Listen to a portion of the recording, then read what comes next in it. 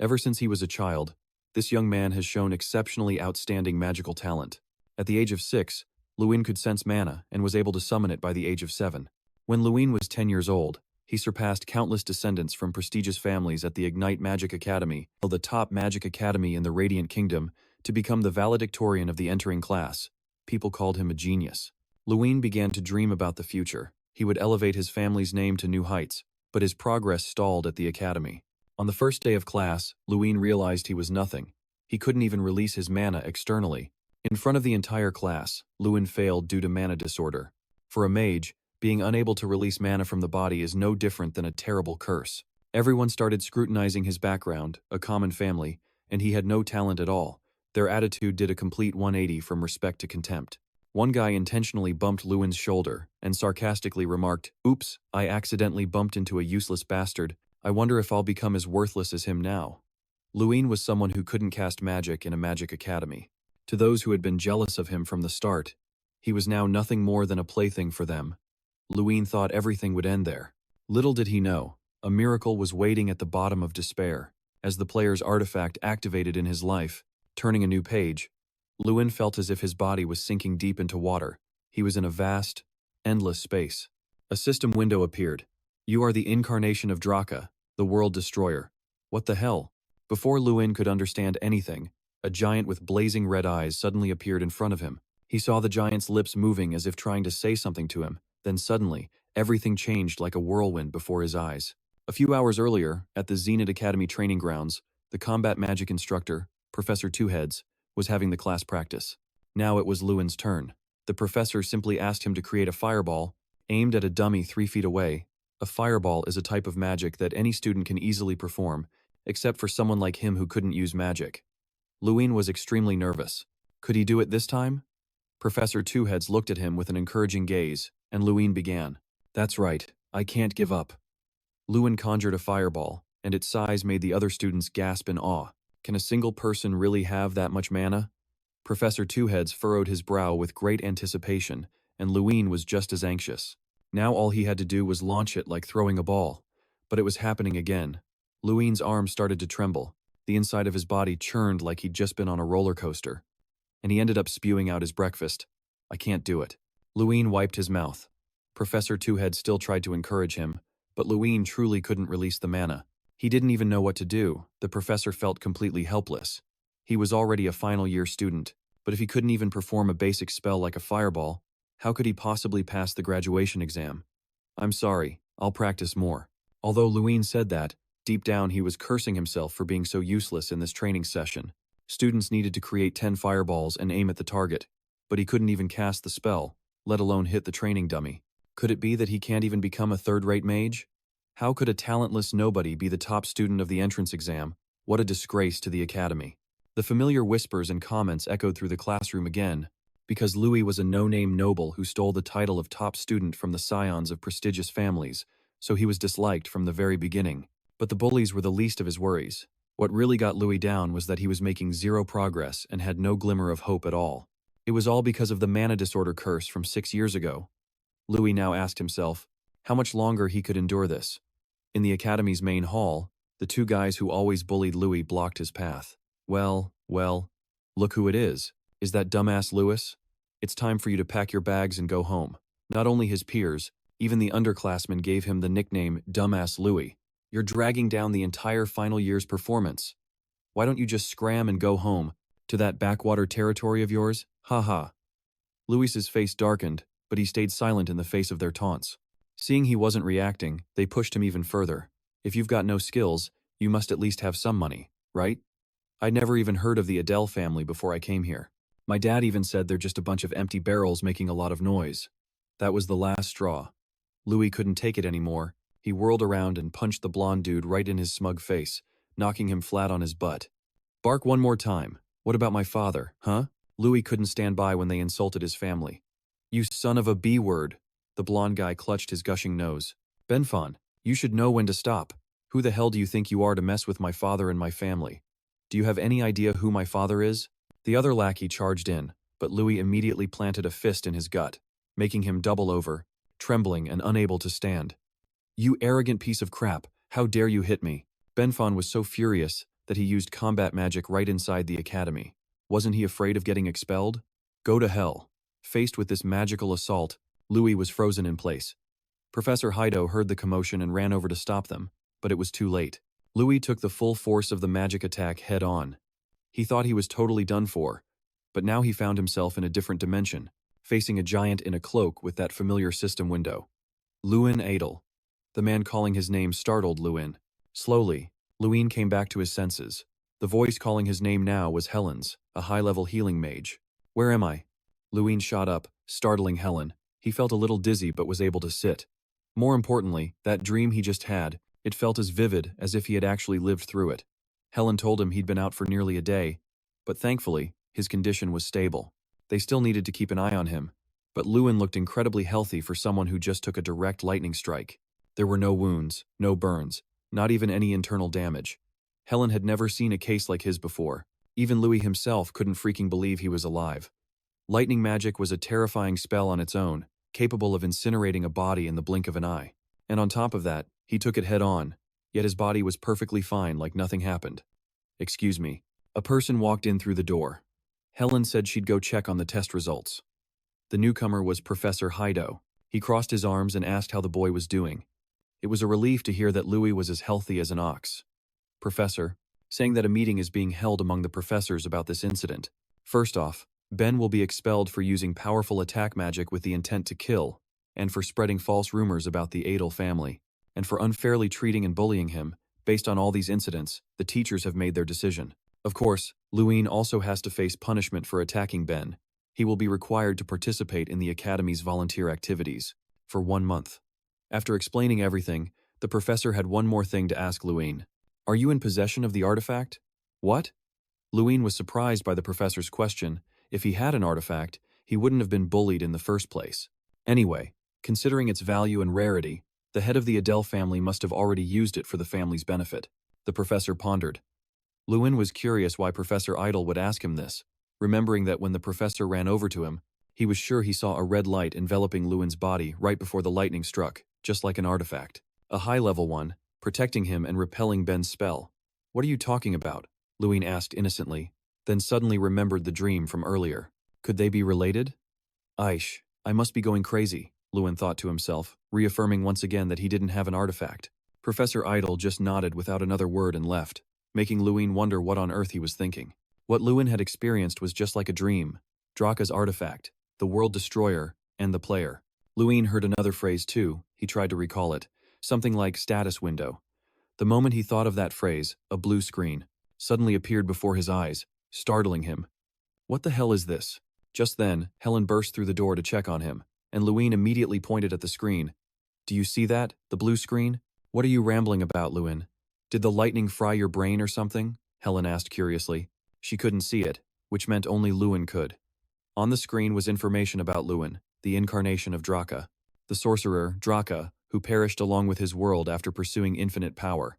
Born lacking mana, strength became the source of his power. Luin is a player, and can open the status window and infinitely increase his strength by completing quests. It's nothing. My eyes were just playing tricks on me. Luin quickly changed the subject so Helen wouldn't think he'd gone crazy. According to the test results, Luin was perfectly fine and was allowed to return to his dorm. Today was truly the strangest day of Luin's life. He survived a direct lightning strike completely unscathed, met a red-eyed man in another dimension, and saw a status window claiming he was the incarnation of DRAKA. Plus, with Professor Idle's questions, it seemed likely that the sorcerer DRAKA's artifact had been transferred into him. Luin opened the status window again, and a quest box appeared. A repeatable daily quest consisting of punches, kicks, and roundhouse kicks, 100 of each, for a reward of 10 strength points, and to unlock the punch and kick skills, which, hey, is related to strength. But Luin wondered how this would help him become a sorcerer. For now, he'd just give it a shot. Luin took a deep breath, tensed his muscles, and threw a punch, one with his left, one with his right, and the count went up, giving him a boost of motivation. At this rate, he'd be done in no time.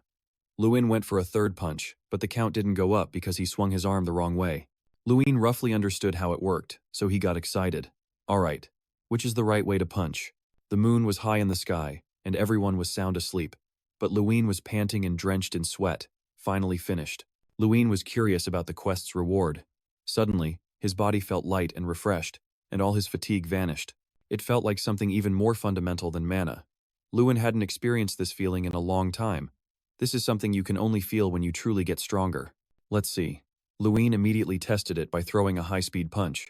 The air resistance and destructive power had both changed compared to before, which excited him. The strength infused into his magic had truly gotten stronger. Now, he was curious about the skill reward, so he opened his status window to check it. It was called the Power Circle, an innate skill that replaces mana with strength. The mana circle changes into the Power Circle, and all magic and movements are affected by his strength. Replacing the mana circle with a power circle? This means that his mana would be replaced by strength. He placed a hand on his chest to feel it. Anyone who learns or senses mana has a mana circle surrounding their heart, which plays a role in releasing and enhancing mana, increasing stats depending on the length and amount of mana a mage can control. Luin possessed 4 mana circles, more than his peers, but because of his own defect, they were all useless. After a moment, Luin was astonished. His mana circles had actually disappeared. The powerful circle spinning wildly right now must be the power circle. Luin felt confused. If he didn't have a mana circle, he couldn't be a mage. And if this new circle couldn't do the things a mana circle did, then what would happen to him? Luin felt a bit disappointed that his life as a mage was about to end like this. But his specialty was being optimistic in the face of despair, so first, he had to give it a try. Luin tried to summon a fireball. The summoning speed was faster than usual, which surprised him, and it even looked more powerful. From the moment he saw the size of the fireball, Luin realized one thing. This was definitely the power of the artifact. Sorry about that, Professor Two Heads, but magic has a basic activation mechanism. It takes 10 seconds to charge up energy before releasing its power. But Luin could skip those 10 seconds and directly create a fireball with the strength in his body. Luin clenched his fist in excitement. Is this the power of the artifact? What's this? The status window popped up again with information about Berserk. The mage concentrates mana into their body and attacks the enemy.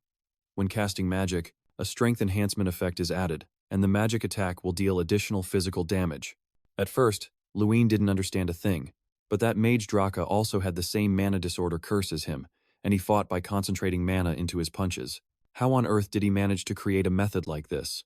Luin was incredibly impressed by DRAKA's persistence and creativity. A new quest was added, which was to practice using the Mage Berserk method, using the power circle and strength to attack a target. Luin had never thought of this method. If he could become a mage that way, he absolutely had to try it. Luin cast a fireball, using it like a fist to aim at the target. All right? Luin was overjoyed as his magic successfully hit the training dummy for the first time. Quest complete.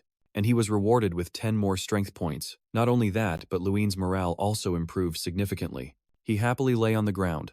Luin had always failed at releasing magic, but in the end, he succeeded by using his fists. At that moment, Louis grew curious about DRAKA. What kind of being was he? But his body was starting to feel incredibly heavy. What the? Did he train until morning and actually fall asleep right here? He's not dead, is he? He took a full-on lightning bolt and was completely unfazed. The surrounding whispers woke Louis up as he groggily got to his feet. The students jumped back as if they'd seen a strange creature. Freakish, he's awake. You scared the daylights out of us. Louis had no clue why they were all gathered here just to watch him sleep. Was it their first time seeing a handsome guy sleeping on the ground or something? It made sense, though. For a noble to suddenly ditch a warm bed in the dorms and sleep on the ground was indeed a strange sight. Hey Louis, were you drinking? Drinking what? I was just exhausted, so I slept. Then watching Louis puff out his chest and walk away with his head held high made them look at each other. It was like Louis had become a different person. They saw the tattered scarecrow, with only a stake left in the ground. Was that Louis's doing? Whoa, no way. Luin returned to the dorms. His buddy Jason Damon, a 6th year, was brushing his teeth and looked at him curiously. Huh? You were out all night? What happened? You don't normally stay away from the dorm for so long. None of your business. Louis replied coldly to Jason's enthusiastic attitude. He was the eldest son of the Diamond family, famous for mining. At least Jason still treated him like a normal person. However, he was a guy who was addicted to both booze and women and frequently snuck out of the academy. Don't tell me you went to see some lady? Could it be that after getting hit, you finally learned how to enjoy life? Tell me all about it. Louis threw his shirt right in Jason's face to get him to shut his trap. Louis soaked in the bathtub, enjoying the feeling of being reborn. He suddenly remembered he still had his daily quest. Today was 100 punches, 200 kicks, and 200 roundhouse kicks each, but the reward remained the same. Luin shot up. Don't tell me it's just going to double every day from now on. But the reward won't? I guess nothing in life is easy. But if he could become a mage with this method, then it wasn't a problem at all. A month later, Luin diligently completed his daily quests.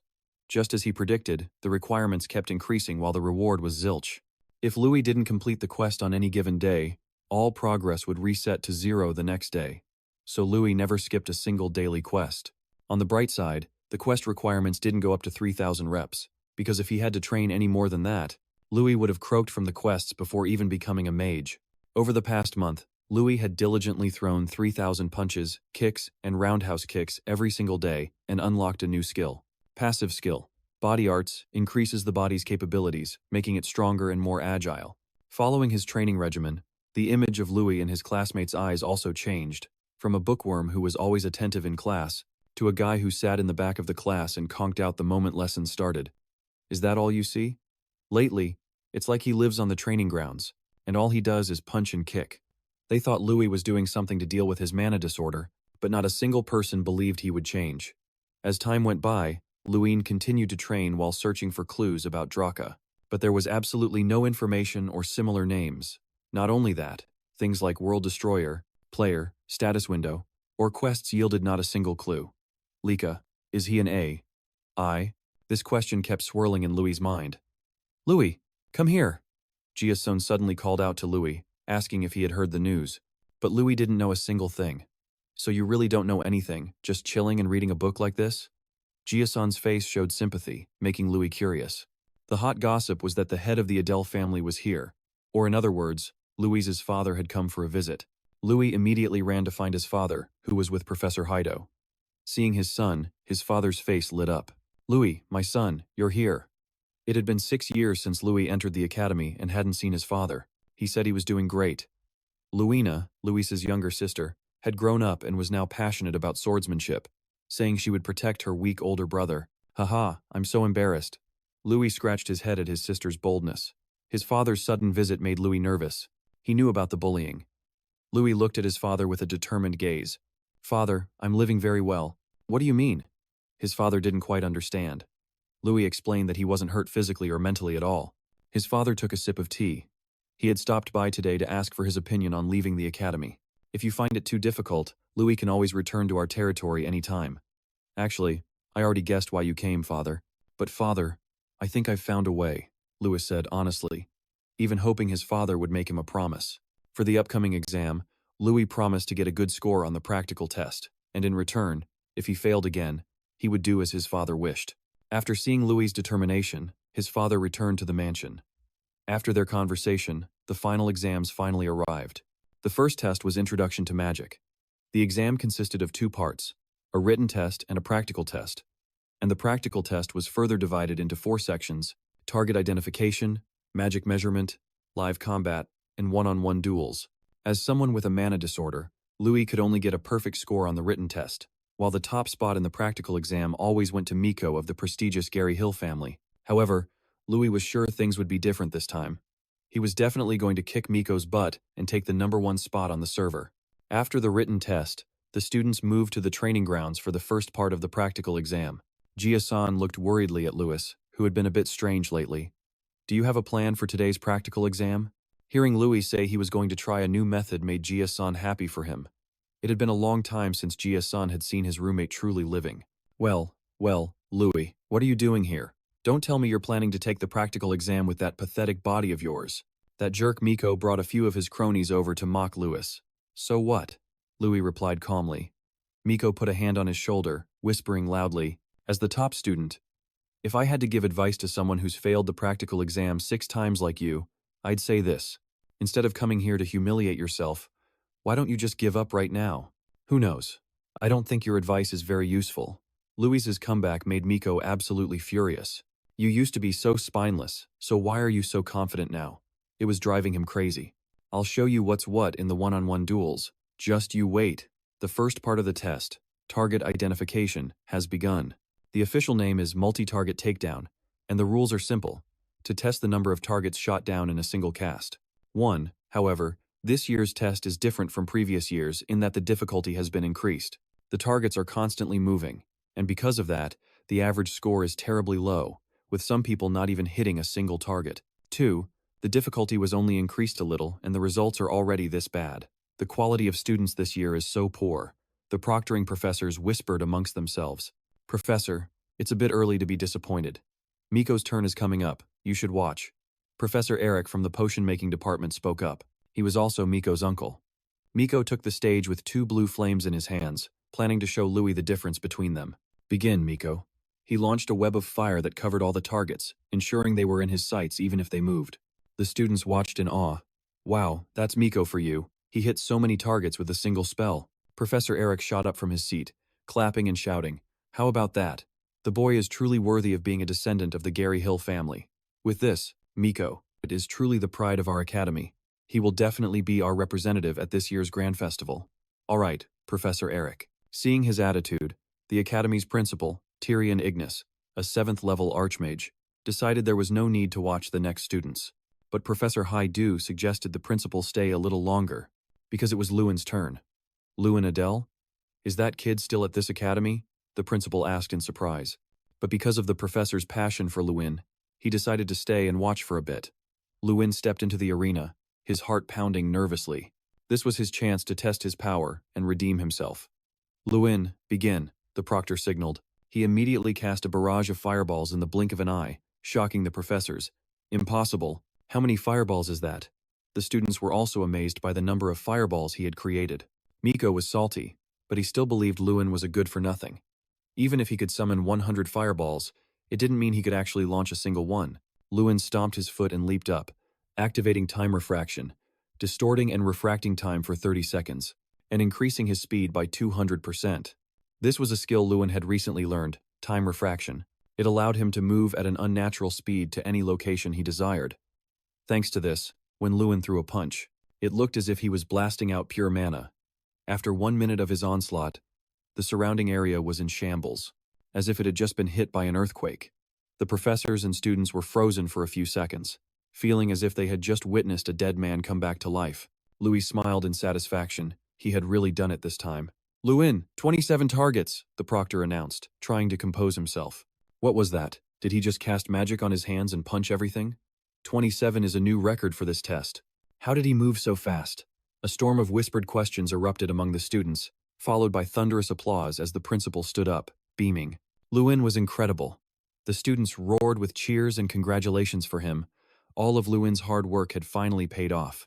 While some were happy, others were seething, a prime example being Miko, who was uncontrollably furious. The look of praise and acknowledgement from everyone, which he was so used to, was something Louis hadn't experienced for the past 6 years. Now, a fire was burning in his chest. This was the exhilarating feeling he had always craved. During the professor's meeting, Professor Eric was extremely disgruntled, casting magic on your hands and then punching the targets directly. You call that magic? I've never heard of any magic like that, but, you know, magic is limitless. Professor Eric shot back at him. Magic is the realm where anything is possible. If it followed rules, it wouldn't be magic, it'd be math. But Headmaster Luin raised his hand, signaling Professor Eric to shut his trap. The headmaster was incredibly pleased. He had just witnessed a miracle created by Louis, a true marvel of magic. Still, it was impossible to avoid disagreements among the professors on this, especially from Professor Eric. He cursed under his breath. Damn it, that punk Louis is stirring up a whole mess. Meanwhile, Jason had his arm slung over Louis's shoulder as they walked down the hall. Yo, the ultimate mage is here. Oh, it's Louis. You know my name, don't you? We've been classmates for the past 6 years. A crowd of students surrounded Louis, making him feel awkward, so he immediately bolted back to his dorm under Jason's confused stare. I mean, just this morning Louis was a total nobody at the academy, and now everything has changed in the blink of an eye. He still preferred being alone. Of course, there were still plenty of people who couldn't stand Louis, and a prime example was this blonde dude, Miko. He just waltzed right into Louis's room in broad daylight, leaving Louis completely clueless about what he was thinking. You scored a few points with that non-magic trick of yours, and you're already acting all high and mighty? Your arrogance is sickening, so I came here to remind you not to get a big head. Louis had no clue what he was talking about. He was probably just salty about scoring lower than the guy he'd looked down on for the past 6 years. What did you just say, kid? Miko lunged forward and grabbed Louis by the collar. Louis gently took his hand and pulled it off, causing Miko's arm to tremble. He never expected Louis, who looked like a total weakling, to be this strong. Miko, we both need to graduate. If you're that desperate to mess with me, then wait for the one-on-one combat test and we can have a fair fight. Miko slapped Louis's hand away. You think you're on my level? A guy who fails every subject? He stormed off after saying that, silently cursing Louis as an arrogant jerk, convinced he'd fail the practical exam today anyway. So what was the point of a combat test? But as he looked at his trembling arm from Louis's grip, he wondered if the guy was even a mage at all. The second test, measuring mana output, had begun. This statue was Kingram, an ancient elemental. It was the Academy's prized treasure, and a rare artifact on the entire continent, with only a few of its kind in existence. 500 years ago, the Archmage Frost turned the elemental Kingram into an artifact. While it was alive, Kingram was sealed inside this artifact to absorb mana, and was basically used as a magical punching bag. This mana output test required students to cast spells on Kingram to get a score, but the students hated Kingram because he was a ridiculously tough grader. A score over 20 was considered amazing. One student summoned some pretty cool-looking lightning, but Kingram just said, "Go back to square one, you 1-point wonder. It's not too late to drop out." The next guy laughed at the student before him, which definitely left an impression on Kingram. Not a good one, though. More like the impression of someone casting the most garbage magic he'd ever seen. "What is this pathetic magic? Did you dilute it with tap water or something? It's 100% pure mana, you damn elemental," Jason screamed, stomping back to his seat. Next up was Miko. He was just as nervous, trying to hit Kingram with his most powerful spell. "Are you the son of Josh Gary Hill?" In response to Kingram's question, Miko acted all high and mighty. "That's right. I am the third son of the proud Josh Gary Hill." Kingram burst out laughing. "Proud, you say? Ha ha! Your father was a sniveling fool who begged me for extra points." Kingram rated this Miko kid as even worse than his old man, giving him 27 points. "You're just a mediocre elf. What kind of nonsense are you spouting?" Miko bristled, feeling salty. The professor gestured for him to go back to his seat and shut his trap. When it was Louis's turn, he suddenly felt super anxious for some reason. "I am Louis Adele. It's an honor to meet you." This was the first time Kingram had ever laid eyes on Louis, since he'd never passed the test to identify the target and couldn't make it this far. Louis was in the middle of summoning a fire energy, a 4th-tier spell, giving the other students a chance to gawk in amazement. Kingram was confused by Louis's stance, because what kind of mage stands like they're ready for a fist fight? But Louis actually was about to throw down. He jumped up while channeling mana to his feet, and kicked Kingram straight in the mug. The proctor was utterly shocked to see Louis channel mana from his hands down to his feet, then make it explode in the blink of an eye. Looking at this move, the spell's energy was at least 5th tier. He landed, panting heavily. He had definitely cast the fire energy blast correctly. But why was Kingram reacting like that? "Who are you? Are you DRAKA? DRAKA? Is he mistaking Louis for someone else?" The crowd was confused. Only Louis knew who Kingram was talking about, a person of whom there was no trace whatsoever, even though he'd rummaged through every document he could find for the past 2 months. "You know DRAKA?" Louis hoped Kingram could tell him more about him. All Kingram felt right now was intense amusement. He never expected to meet the spitting image of DRAKA at this academy. Kingram asked for Louis's name, vowing to remember it, and decided to leave. The professor wanted to know Louis's score, but Kingram said he would tell him later because there were too many people around. He also ended this bland evaluation on the spot, startling the professor. According to the Academy's rules, Kingram was required to give an evaluation. This was a pact that had to be upheld for 500 years after the great Archmage Frostignite passed away. "Enough! You dare bring up the rules in front of me? For all these years, I'm the one who's had to evaluate these brats who don't look the least bit like mages." Kingram fumed, unable to contain the frustration he'd been bottling up for hundreds of years. But because of the pact, Kingram would give Louis his score. It's either a 0 or a 100. "What'll it be, my little destroyer?" Louis was shocked that the decision was up to him. Of course, he wanted 100 points. News that the notoriously picky Kingram gave the legendary last-place student Louis a perfect 100 points began to spread like wildfire throughout the academy. "You're causing trouble again, Louis." Professor Hido came looking for him, which surprised Louis because the news of Kingram giving him 100 points had reached the headmaster. So the headmaster decided to give Louis a reward since this was unprecedented. First, the professor handed Louis a piece of paper that mentioned a treasure vault, which piqued Louis's curiosity. The professor then signaled for him to follow. The two of them arrived at a secret staircase. This was the only restricted area in the academy, so Louis was curious why the professor led him here. Reaching the door that led to the treasure vault, Professor Hido had to wait outside, while Louis had to go in alone. Although he didn't know what was going on, the professor said it was a reward, so he decided to just go in and see. Inside was a vast room filled with precious treasures that Louis had only ever heard of by name. It seemed this was the treasure vault of the great Archmage Frost Ignis. "You look so lost?" a voice rang out, startling Luin. Kingram had suddenly appeared in the room. Moreover, he was no longer a stone statue. This was the only place Kingram was allowed to use his body, thanks to the vast mana that filled the room, so he could exist in his original body, not as a treasure. Luin nodded. Furthermore, he wondered why Kingram had just said he didn't know his own true worth. I mean it literally. You have no idea what your true value is, and even the magic artifact you're using is the same as DRAKA's. The fact that Kingram knew about the artifact surprised Luin even more. This was a rare treasure, so Kingram wanted to know how Luin obtained it, and more importantly, his relationship with DRAKA. Luin himself was wondering who DRAKA was, let alone if they were related. Kingram could only feel helpless. He had no choice but to tell Luin about DRAKA, an entity who wished to become a god. One day, DRAKA visited the Zenith tribe where Kingram lived. At that time, DRAKA was small, short, and looked incredibly unsightly, but he possessed such extraordinary power that no one in the Zenith tribe could fight back. Moreover, with each passing day, DRAKA grew stronger, so much so that even if the elves attacked him all at once, they couldn't defeat him. From then on, the elves respected DRAKA, and DRAKA lived with them as a member of the tribe. He even taught language and magic to the future chief, Kingram, for nearly 100 years. What? How could a human possibly live for 100 years? Luin couldn't believe it, but DRAKA was not human. His true identity was the Black Dragon, Dracagonia. It was one surprise after another. Luin couldn't believe that dragons actually existed. Don't you know that dragons are the source of all magic? Luin had heard of this before, but he thought it was just a legend. However, DRAKA couldn't use magic. That's why he created the fighting style Luin used, by applying magic to his own limbs. Luin felt some empathy for DRAKA, figuring he must have been treated the same way in the past. DRAKA had created an ability that only he could use, a way to transform magic into physical strength, just like what Luin had done. Wielding that power, DRAKA became the strongest being in the world, but he wasn't satisfied with that, and continued to expand his power to infinity. In the end, DRAKA destroyed everything, including himself. Luin now understood why DRAKA was called the destroyer of the world. He couldn't imagine how powerful DRAKA must have been to destroy everything. The system displayed a notification for a new achievement for finding traces of DRAKA.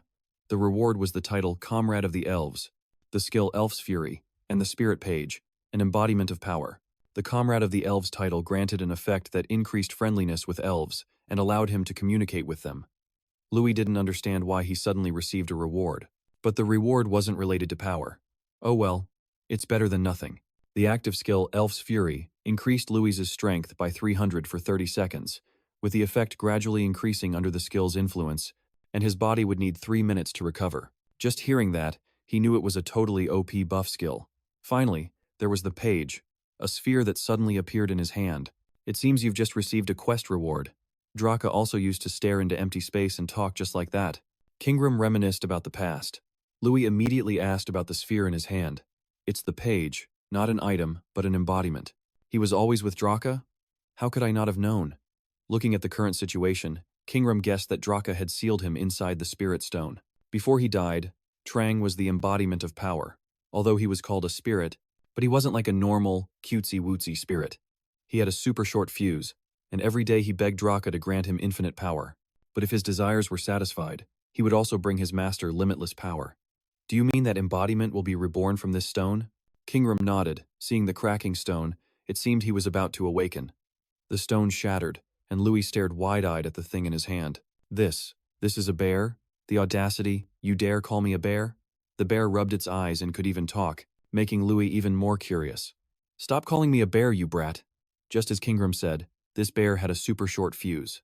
If you're not a bear, then what are you? Luin had no idea what to call the bear-like creature in front of him anymore.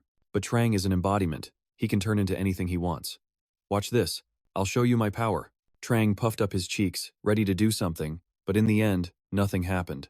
What the hell? Where's my power? Trang figured it must be because he was reborn with an empty stomach, so he demanded food from Luin. Luin didn't know what it ate, which made Trang extremely annoyed. Why is my master so weak this time? Whatever, I'm sleepy now, remember to call me when it's time to eat. Luin couldn't keep up with Trang's mood swings at all. He was more confusing than a girl. It's true that old habits die hard. Watching Luin and Trang reminded Kingram of the old days, the first time he faced off against DRAKA and Trang in their old home in the Zenith tribe. He was curious about what Luin would do next, now that he carried DRAKA's will. The power you now hold will make Luin stronger and stronger. It can lead him down the right path, or it could swallow him whole. That's why Kingram wanted to know what Louis would do when he became stronger.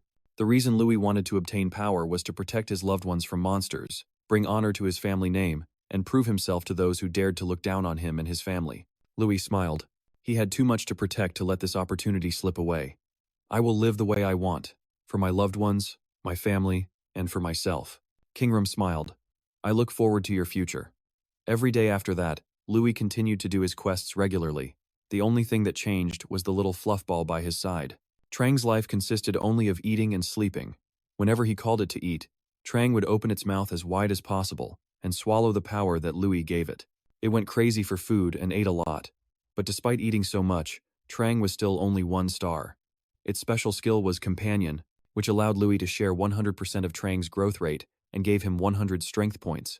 So it wasn't a waste of effort feeding it every day. Every time Trang got stronger, Louis would receive a proportional amount of power. 1 star was 100 points, 2 stars was 200 points. Before being sealed, Trang had 31 stars. Louis was amazed. Right now, he didn't even have 1,000 points but was already this strong. Just how in the world did DRAKA become so terrifyingly powerful? Actually, besides doing quests, there are other ways to increase your power, but the price was giving Trang a glass of water. Fine, don't talk then, but don't blame me when you starve. Under Louis's threat, it finally had to speak up. There are many ways to increase power, like doing high-difficulty quests to get better rewards, crafting items that increase strength, or searching for treasures.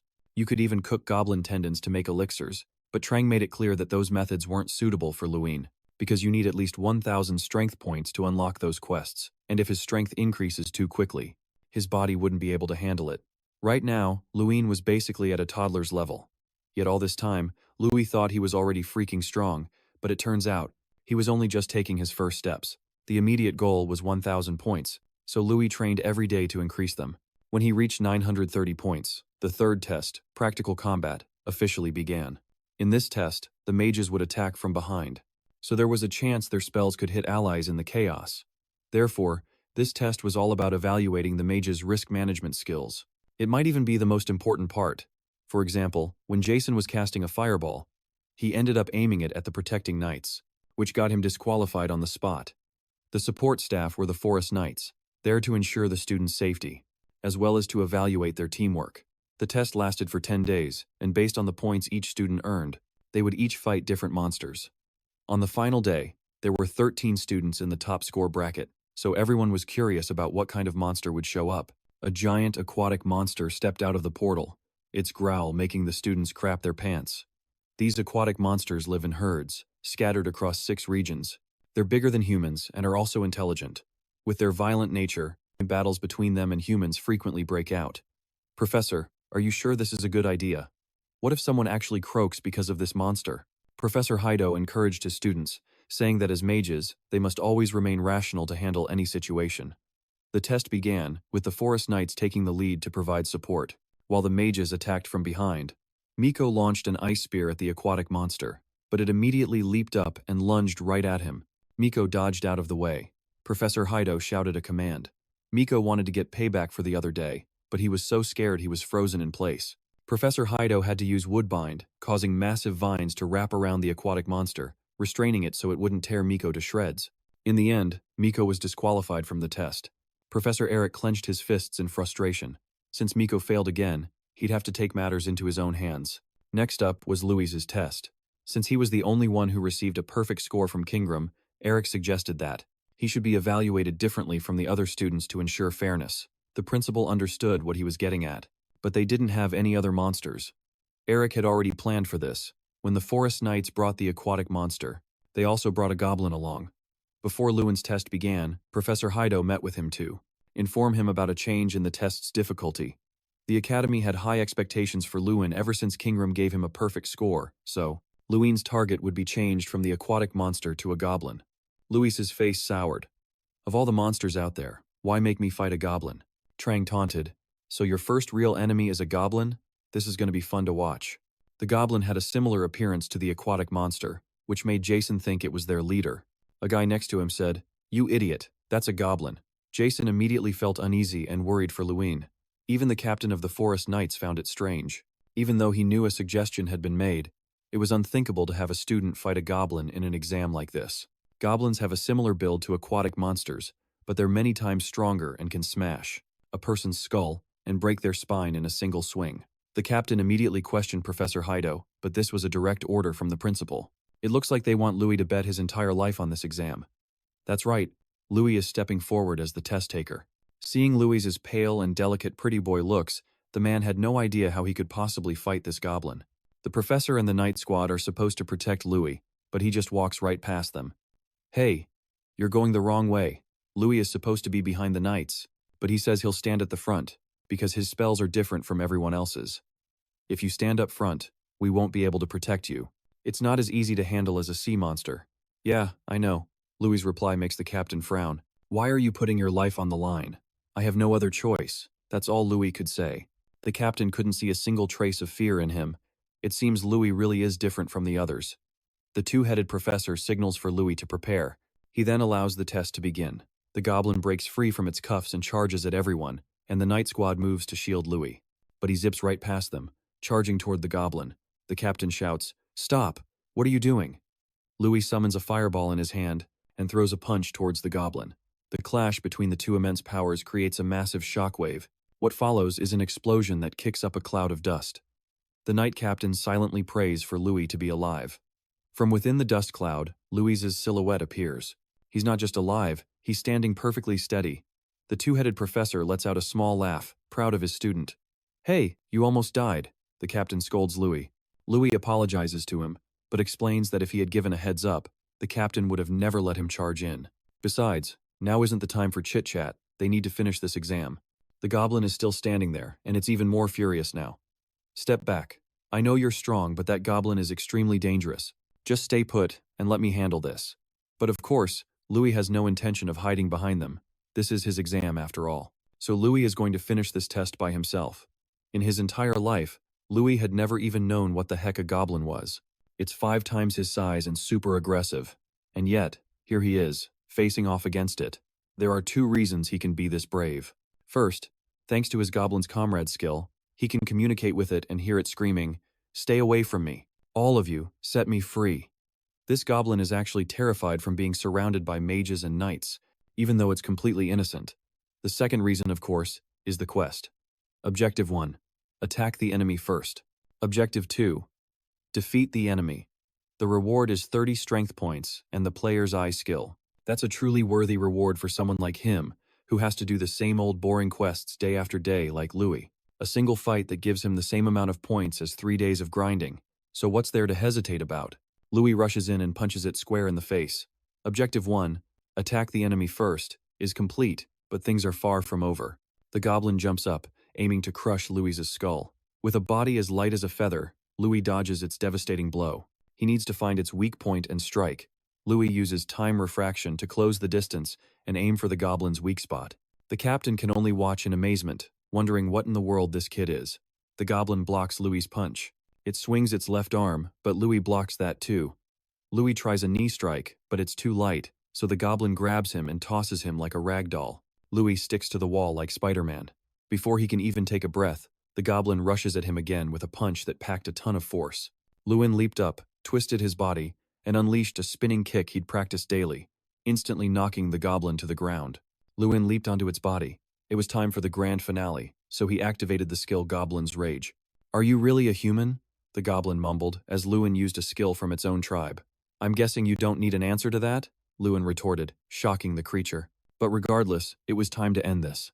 Luin used explosive fire energy, stacking it with the effects of Goblin's Rage. He was slowly entering a berserk state, his power surging uncontrollably and forcing the night squad to retreat. A moment later, the goblin had gone silent. It looked like it was all over. Trang, watching from the sidelines, was also taken aback by Luin. He had surpassed her expectations. Did he actually defeat the goblin? Holy cow, go Luin! The students erupted in cheers after witnessing Luin's talent, while Professor Eric gritted his teeth, shocked that he had actually won. The principal smiled in satisfaction. That would teach Eric for always looking for excuses to mess with Luin. The night squad surrounded the goblin to check its condition, and confirmed it had been defeated. "Luin Adele, who taught you those spells and combat skills?" the captain of the night squad asked with curiosity. It was all self-taught by Luin, which the captain found unbelievable. Luin then asked the two-faced professor about his test results, and the professor was silent for a few seconds. The two-faced professor thought Luin wouldn't be able to handle it, but he never even got the chance to stop him. You always surpass my expectations, Luin. You've passed. Luin smiled joyfully. These were the words he had been waiting to hear for so long. Quest complete. Luin's rewards included the player's eye, an active skill that allowed him to see into people's hearts. It could collect and digitize all information, unlock the stealth skill, and see others who were using stealth. Now you're a real player. Trang knew this skill well. It was something only players possessed. Luin could now see enemies using stealth, as a faint outline would appear around them. Next, he unlocked the minimap. This function allowed Luin to observe everything within a 500-meter radius of his position. Luin could also view the status window of any target he chose, however. The amount of accessible information depended on the target's level. Trang crossed her arms and said excitedly, "There are plenty more surprises." She told him to try using the player's eye on the unconscious goblin. He just had to look at it and think player's eye, and a status window immediately popped up. Shield Blade Goblin, 3 stars, from Mount Baovu. With shoulders covered in blades, it was smaller and less aggressive than a typical goblin. Luin tried looking at the two-faced professor. He was a level 6 mage, but Luin couldn't read any other information. Luin couldn't view the information of people whose levels were much higher than his. Once Luin became stronger, the amount of information he could access would increase. So that's how it is. Luin smiled, satisfied, as the practical exam came to a close. Rumors of Luin defeating the goblin spread like wildfire throughout the academy. "Luin, how does it feel to be the talk of the school?" "Pretty cool, huh?" Jia-sun was curious about his feelings, but Luin himself was at a loss for words. "Excuse me, are you Luin? Our senior?" 3 girls he didn't know shyly approached Luin and handed him some snacks. "Please have these when you get hungry." After Luin took the snacks, the 3 girls shyly ran off. "You want this?" Luin coldly offered it to Jia-sun, making him fly into a rage. "You're being so disrespectful to the ladies who had to overcome their shyness to give you lunch. Why are you getting all worked up over nothing?" Louis looked at Jia-san's clueless face, but despite appearances, the guy had shown immense potential over the past few days. Louis had checked everyone's status, and only Jia-san's revealed high potential. That's why Louis was giving him a look of confidence. "Jia-sun, just hang in there a little longer. I bet you'll do great on the next test." "What's this? Are you taking pity on me?" Jia-san asked, confused. Louis told him to stop messing around with girls and to be more confident and diligent, because his skills were no joke. After a moment, Jia-san became curious. He started to wonder if this was really the same Louis he'd known for the last 6 years. Even Louis himself found it hard to believe, but this was the person he wanted to be. Lately, rumors were even spreading that Louis would surpass Miko, becoming the top student and the academy's representative. "I don't care about that," Louis said as he walked inside, making Jia-san even more curious, because this year was the year of the Grand Festival. Every May, representatives from all the famous academies would gather for a magic festival to determine the most outstanding student. And every 8 years, all mages would gather for the Olympiad to select the strongest of them all. The Grand Festival was held in a year when both of these events occurred, making it a nationwide competition where the most promising students from every academy showcased their skills. The winner would not only bring home a huge cash prize for themselves and their academy, but would also receive countless privileges, which is why participation in the Grand Festival was limited. 1 person for the solo event and 30 for the team event. The top 31 students from each academy would get to participate in this huge competition, and the solo competitor would be the academy's official representative. "I wonder who our representative will be this year. It's gotta be Miko again." The students gossiped during lunch. Jia-san confidently declared that his bedmate, Louis, would be the one to represent the academy. After all, he was the only one to get a perfect 100 points from Kingram. Plus, every time Miko participated in the Magic Festival, the results were a total disaster.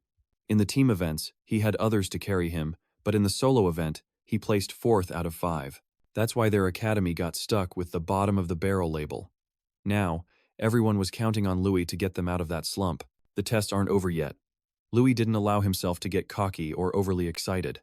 The chosen participant would be the one who ranked first in the tests, and also received a recommendation from the professors. Besides, his one-on-one duel with Miko was just around the corner. All he could think about now was how to wipe the floor with Miko. 4 days later, Louis had been training hard and reached 1,000 strength points. Trang stretched, ready to stuff its face. It had finally been waiting for this moment. The regular quest was now level 2, with double the difficulty and triple the rewards. After Trang ate until it was full, Its entire body erupted in a powerful flame, which astonished Louis. Meanwhile, that dude Eric was salty because his plan to mess with Louis had backfired and actually helped him score more points. Even with Louis's current power level, he still didn't think Louis could beat Miko. But he was still worried about Miko's position as top student and the Grand Festival representative, so he was racking his brain trying to come up with the dirtiest possible scheme. Meanwhile, Trang opened its eyes, looking totally badass.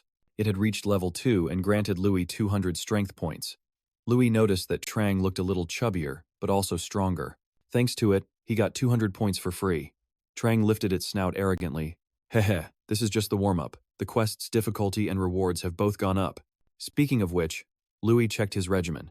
It had increased from 3,000 punches and kicks to 5,000, with an added 15-kilometer run and combat practice each day.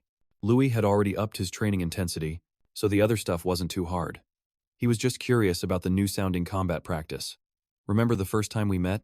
I told you I could turn into anything, Trang said majestically, because from now on, it could transform, though there were still limits. Trang could only turn into a human at level 5, so for now, it could only show off simple skills. Trang spun around, its soft brown bear fur changing into purple fabric, revealing the most dilapidated scarecrow in existence, which made Louis burst out laughing. Don't you dare underestimate this scarecrow, Trang warned Louis, because when DRAKA first started sparring, the scarecrow had helped him a lot. And so, every day Louis had to do combat practice with the scarecrow Trang, which was very useful for more than just being a target. Trang was currently as strong as a level 3 mage, and once it regained its power, it could do anything. First, Louis wanted Trang to turn into a mage. It immediately gave a sinister smile. You got it, lil bro. Trang then pulled a cute little staff out of nowhere to cast spells. Even if it hit Louis, it would only cause a shock without any damage. And if Louis hit Trang, it wouldn't be harmed at all. Truly the ideal sparring partner. Take this. Trang attacked Louis without hesitation. Louis was incredibly excited, thinking that Miko must be training hard too, so he couldn't afford to rest. Meanwhile, that Miko guy was just kicking cans down the road. That bastard is such an eyesore. What do I do now? You little brat, how dare you say that to my face? If you were just a bit stronger then. Miko cut Eric off, knowing full well that Louis' score was boosted thanks to Eric's little scheme. Thanks to you, he got a perfect score. If our family finds out, I doubt you'll get out of this alive. Being taunted by Miko made Eric salty, but he couldn't do anything about it. Miko didn't train, and just urged him to think of a way to beat Louis. Eric already had a plan. Take this. Eric handed Miko a tube of burning flower, a species of flower that grows in the northern illusionary region. It's a rare herb, used by some to concoct a special elixir. By drinking it, Miko would achieve an awakened state. His mana casting time would be drastically shortened, but it would also numb his sense of pain and make him unable to distinguish friend from foe. Right, in other words, I'd be completely blind. You really paid attention in class, huh? Miko didn't understand why the man wanted him to drink this. Are you insane? You have no right to talk here. You already lost to that kid. Do you want to bring even more shame to the family? Eric presented a very persuasive reason, but Miko was still wary of the professor. He knew exactly how strong Miko was. Oh, my dear nephew, have you forgotten who I am? Eric's specialty was playing dirty. He was the one who tested for stimulants. So to erase the evidence, Eric gave Miko a purple potion. After you drink the burning flower, take this, so no one can trace it. Don't be afraid, because this is the only way the Gary Hill lineage can move forward. Are you taking it or not? So touching, an uncle pressuring his nephew to use performance enhancers before an exam. Finally, the day of the one-on-one combat exam arrived. The exam venue was the Mana Barriered Plaza. Whenever a combat test was held, the area was always packed with people. Everyone wanted to stay and witness the final match, which was also the most anticipated fight between Louis and Miko. Louis walked onto the field, feeling a little nervous, because Miko knew he was a close combat mage, so if he had prepared for it, it would be a really tough fight, but once Louis got close to him, one punch is all it takes to knock them flat. To make the test as close to a real battle as possible, various terrain elements were prepared and arranged inside with incredible variety. Both sides were ready for the test, but Luin noticed something was off about Miko. He had the expression of a wild dog waiting to be let off its leash. Normally, Miko would spew all sorts of sarcastic remarks before a match, but today he was unusually silent.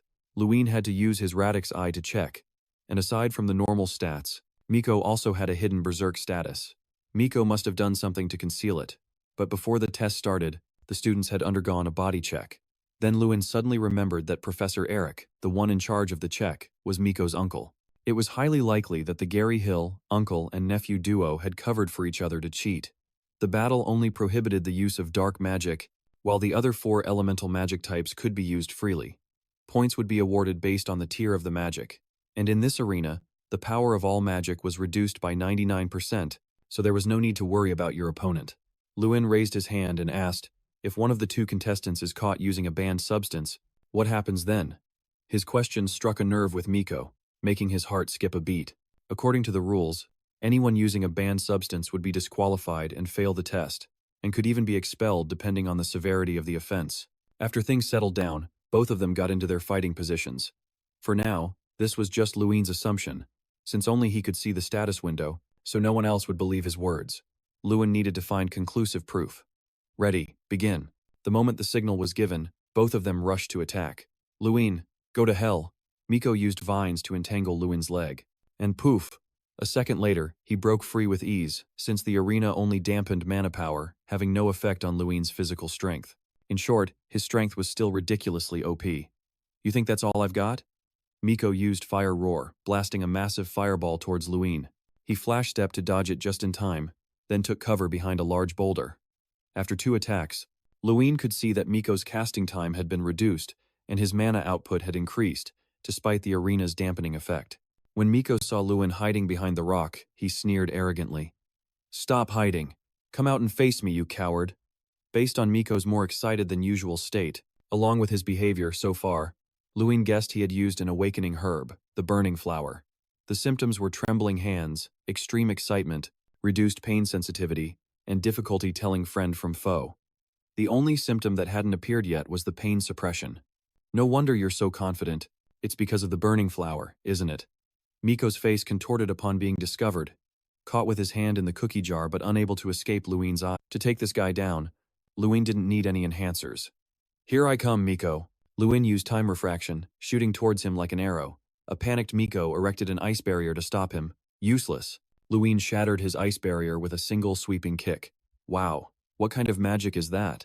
The audience couldn't help but be amazed by the performance of Luin. Things weren't over yet. Miko used a tier 3 spell, Fire Lizard, summoning a fire-breathing T-Rex right in front of Luin. Luin decided to face it head-on with his earthquake punch. True to its name, its destructive power was like a genuine earthquake. Miko's tiny dinosaur was easily sent flying, and the crowd was once again left in awe as Luin used earth to counter fire. Miko fell to the ground, and as Luin approached, he panicked. Ah, stay away from me!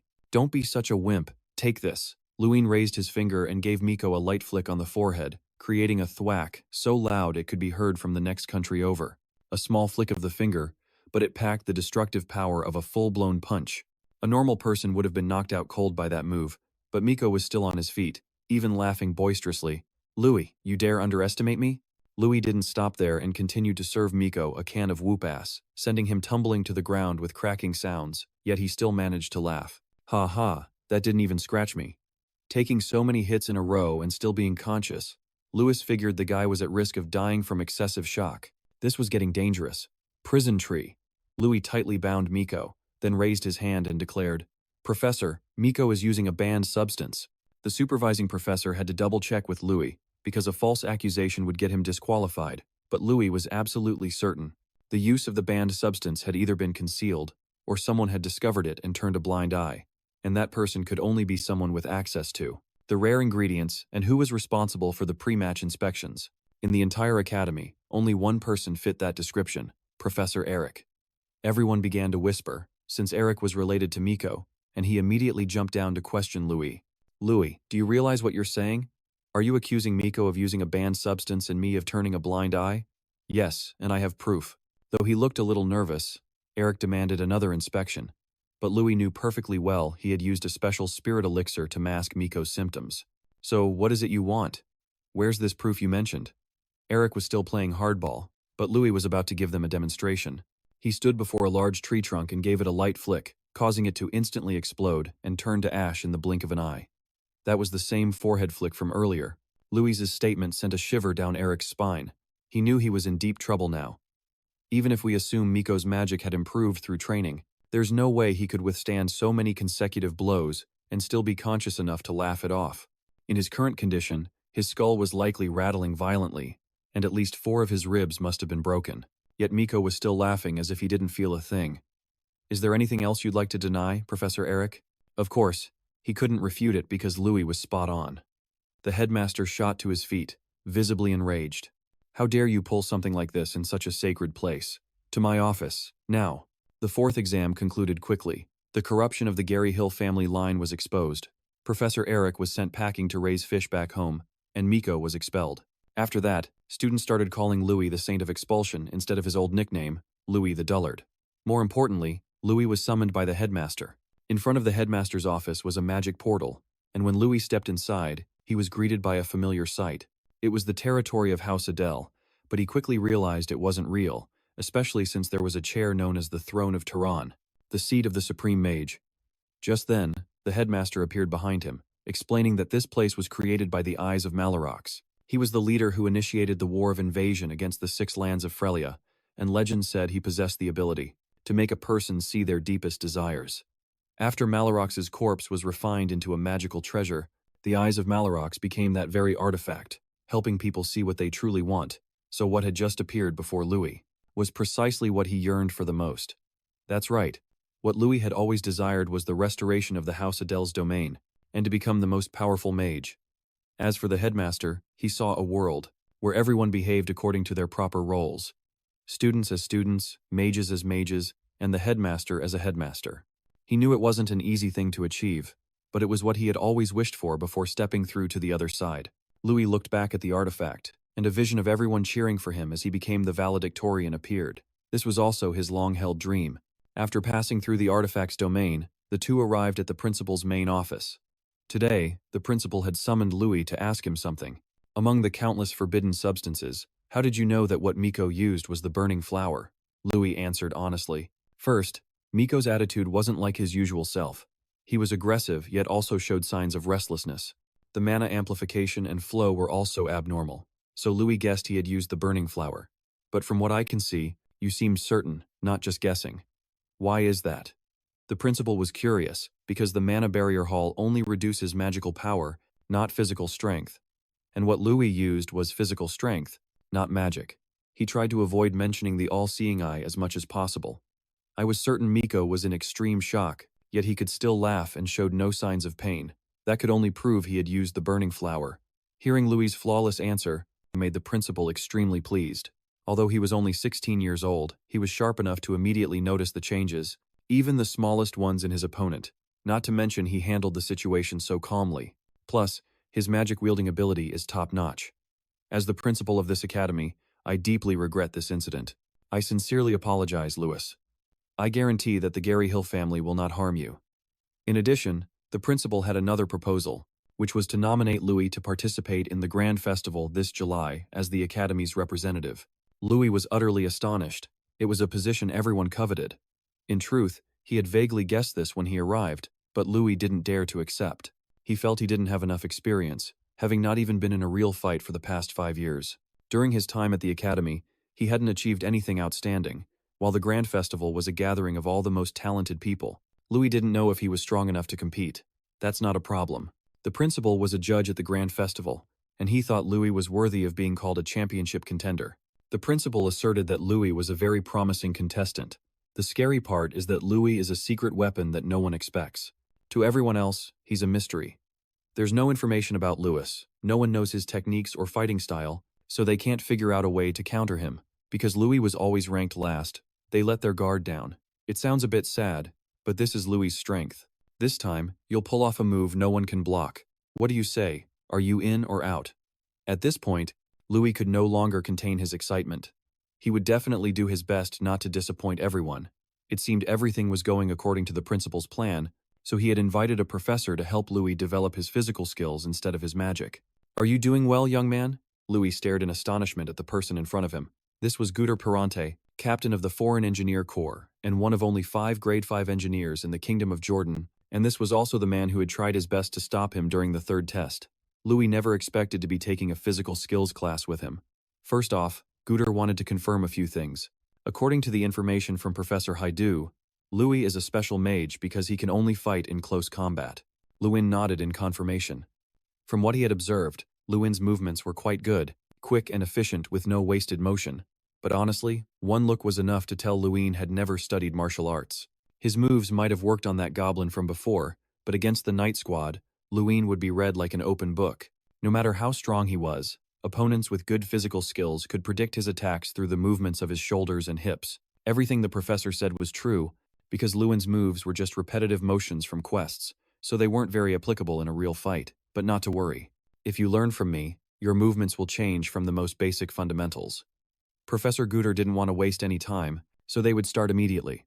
The first lesson was proper footwork. A solid stance is what gives a sword swing its power. Moreover, your feet also help you predict the enemy's next move. Only when you learn to walk correctly can you properly use body arts. And so, Luin began practicing his steps like a hero. Next up was Tianvo, a discipline commonly used in the training of knights. This art consists of 36 stances, not including sword techniques, and following Professor Guter's instructions, Luin trained diligently to improve his movement skills. The professor was extremely pleased with his progress and hard work. Remembering when they started, Luin had wondered why he was teaching him martial arts. Guter had to go to the academy every day, yet now he was also tutoring Luin. Just think of it as a form of investment.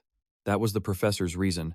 He had met someone with the potential to become a great mage in the future. If he contributed to that person's growth, it would be a worthy investment. After hearing that, Luin decided to entrust his body to him. "I'm counting on you, sir," Professor Guter said. "Hey, calling me professor sounds so stiff. Just call me bro. I'm only in my 30s. Professor Guter was a bit bummed out. The more he watched Luin fight, the more Professor Guter enjoyed it, especially his sheer grit.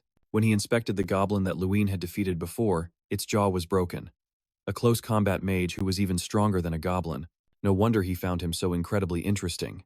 Just like that, 3 weeks passed, and Luin's body art skill had reached level 10, receiving a reward that boosted skills of the same mage type, allowing him to channel magic throughout his body.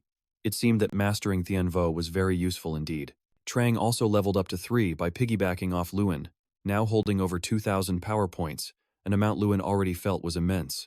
But Trang found Luin's rate of power gain even more terrifying. Even DRAKA had taken over a year after meeting it to reach that many points. "Luin!" Jia-san came running up to Luin, out of breath. "Did you see it?" Luin had been so focused on his training that he hadn't paid attention to anything else. They had now posted the list of participants for the Grand Festival at the Academy Gate. At the opening ceremony, Luin had represented the new students on the podium, and just like that, became the target of jealousy and suspicion. To respond to this envy, Luin had acted pathetically for the past 6 years. All he could do was watch from a distance as Miko received everyone's congratulations. But now, things were different. Luin felt goosebumps all over his body when he saw his name as the Academy's representative. "It's Luin! Congratulations on becoming the representative." It had been a long time since Luin got to enjoy congratulations like these. Finally, Luin had become the Academy's representative once again.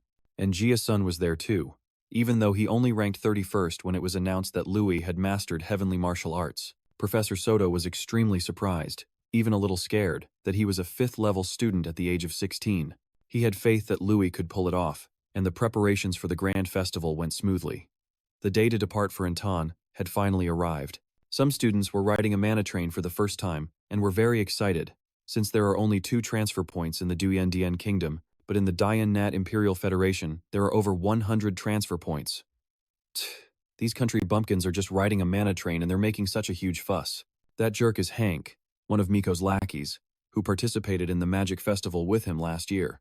If you think Louis is going to pull off some kind of miracle at the Grand Festival, you should just give up now. He's just getting a big head because he scored high on the exam. And besides, the representatives from the other academies are monsters. They believe they have a better chance of winning if they had someone experienced like Miko. They refuse to accept Louis as the Academy's representative, making Jia-sun tremble with rage. There are plenty of scumbags looking to gain even a small advantage by sucking up to the Gary Hill family. But you absolutely have to do well in this competition, even if you have to be on the same team with those guys. Miko must be so pleased. His dogs are still loyal to their master, even after their master got kicked out. Hank shot back, asking if Louis was talking about them. Good thing they got the hint, so Louis didn't have to spell it out. Listen up.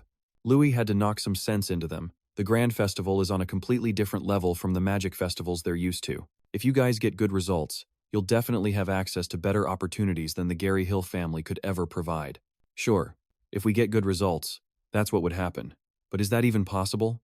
Even Henker was intimidated, since all the participants are monsters, while their fate is to be stuck in the Jordan Kingdom and work under the Gary Hill family. We can do it, Louis declared, because at the Grand Festival, unity is the most important thing, so it's best if they eliminate any elements that hinder morale and teamwork. So, does that mean you're going to compete without us? You should think about that on the way there. Think about who your representative is right now. And more importantly, the Gary Hill family isn't here to witness your loyalty. Pissed that he couldn't win the argument with Lewis, Henker yelled, "You're ruining your own first individual match. I won't take any orders from you during the Grand Festival." On the mana train, the most excited person was none other than Trang. He kept rambling on about the past when mana trains didn't exist, making Louis's ears throb. Suddenly, the train car door slid open. "I thought I smelled the stench of losers somewhere around here. Let's see now. Is it the country bumpkins from the stupid academy?" 3 students from the Oyota National Magic Academy barged in, which is the only training school in Oyota, a sand kingdom built upon a desert, famous for its ancient history and for honing swordsmanship and physical prowess to their absolute limits. Louis wondered what the Oyota crew was doing in their car. "Hey, you morons from the stupid academy, where's Miko Gary Hill? Don't tell me he tucked his tail and ran because of some setback? I was planning on making him our personal slave this year, haha." He went around greeting the familiar faces from last year's Magic Festival, acting like a total bully. Trang burst out laughing, enjoying the sight of Louis in a tight spot. "Oh my, look at you, being so patient. To think he could just sit there and take that." Louis had never known about this before since he never had the opportunity to go, but it seemed their academy wasn't treated very well. Professor Haidu just kept calmly reading his book, showing no intention of interfering. Right now, his position was simply that of an instructor. In other words, the authority and responsibility for the whole team now rested in the hands of their representative, Louis. "Hey, Henker, where's your representative Miko Gary Hill?" The guy approached Henker to say hello. Miko is probably bedridden, praying for his broken ribs to heal. Just then, Louis spoke up, causing the entire cabin to fall silent. Henker announced that Louis was their representative this time. Seeing Louis for the first time, the student from Oyota walked over and introduced himself. "I'm the representative from Oyota, Seda Mankiri." Louis introduced himself as well. "More importantly, let's end this farce. If you're done causing trouble, then you should get your butt out of our cabin. Oh, and of course, you'll apologize for calling us a stupid academy before you leave, won't you?" he asked with a polite demeanor. "What did you say?"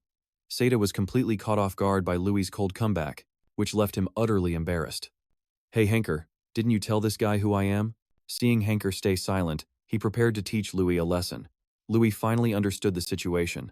This was why the participants from last year's Grand Festival were so afraid of the Oyota Academy students. It was all because they were bullied by Seda Mankiri. They did this intentionally to break everyone's spirit before the matches even started. So the Grand Festival had already begun. "So, you want to throw down?" Louis wasn't afraid to clash with him right then and there. Naturally, Seda didn't hesitate and was about to charge in to get physical with Louis. But suddenly, Seda froze. The instructor from Oyota rushed in and gave Seda a piece of his mind right in front of everyone, then turned to apologize to Professor Haidu and the others on Seda's behalf, before shoving Seda back to their cabin before he could flip out again. Inside Oyota's cabin, Seda couldn't understand why his professor had stopped him, especially since it was his idea in the first place. "Didn't you see it?" The professor had seen Professor Haidu let out a small laugh while watching Seda, as if he was just waiting for him to attack. "Wasn't he just being confident, sir?" The professor wasn't so sure himself, guessing there was something more to Louis that they didn't know. But one thing was for sure, he was nothing like Miko Gary Hill from last time. After the Oyota gang left, the atmosphere in the Zenit cabin changed drastically. Just moments ago, they were all full of ego and jealousy, but now they seemed more united. "Are you okay, Louis? Why'd you have to take it that far? Those guys have been brawlers since the day they were born." The other students were worried because Louis had been ready to throw down with Seda. Louis wondered, didn't it bother them that their academy was being so openly disrespected like that? As their representative, if he had just sat there quietly, they would have definitely gotten a kick out of it and would have looked down on them even more. If he did nothing, then they really would be the stupid academy just like they said. "So, do you all want to keep being disrespected like this? It's precisely because you always back down that they've looked down on us for the past 5 years. This isn't the time to let your egos get in the way of unity and allow them to disrespect us." The first match is one where the representatives don't participate, so they nominated Henker to be the goalie in the aeroball match, which made him blush. Looks like Miko's little follower is finally stepping up. Louis hoped everything would go smoothly like this until the competition ended. The group finally arrived at Antondachi, a state belonging to the Renak Royal Federation, and the only state recognized as neutral territory by the Empire. Therefore, upon entering this place, even thousand-year-old enemies had to set aside their grudges, because if any blood was shed within Anton's borders, the Renak Empire would step in to handle the matter as the overlord of the Six Lands. For this very reason, Anton was the host for large-scale international competitions, like the Grand Festival and the Great Sword Tournament. Jason was in awe as he walked in. This place looks like a whole different world. Our Diamond District is already pretty swanky, but this place is on another level. Louis was also overwhelmed by Anton, the kingdom's capital. Everything exuded an ancient charm, and everyone seemed so relaxed. Coming here made him realize just how small their own place was. All the academies participating in the Grand Festival had carriages waiting to take them to their hotels. Louis rode in the same carriage as Professor Haido, who gave him a warning, just in case any students went to other academies to cause trouble at a time like this. The professor said it while looking directly at Louis, which made him feel a little guilty. Oh, look at that. Trang found it interesting when it sniffed out a familiar scent.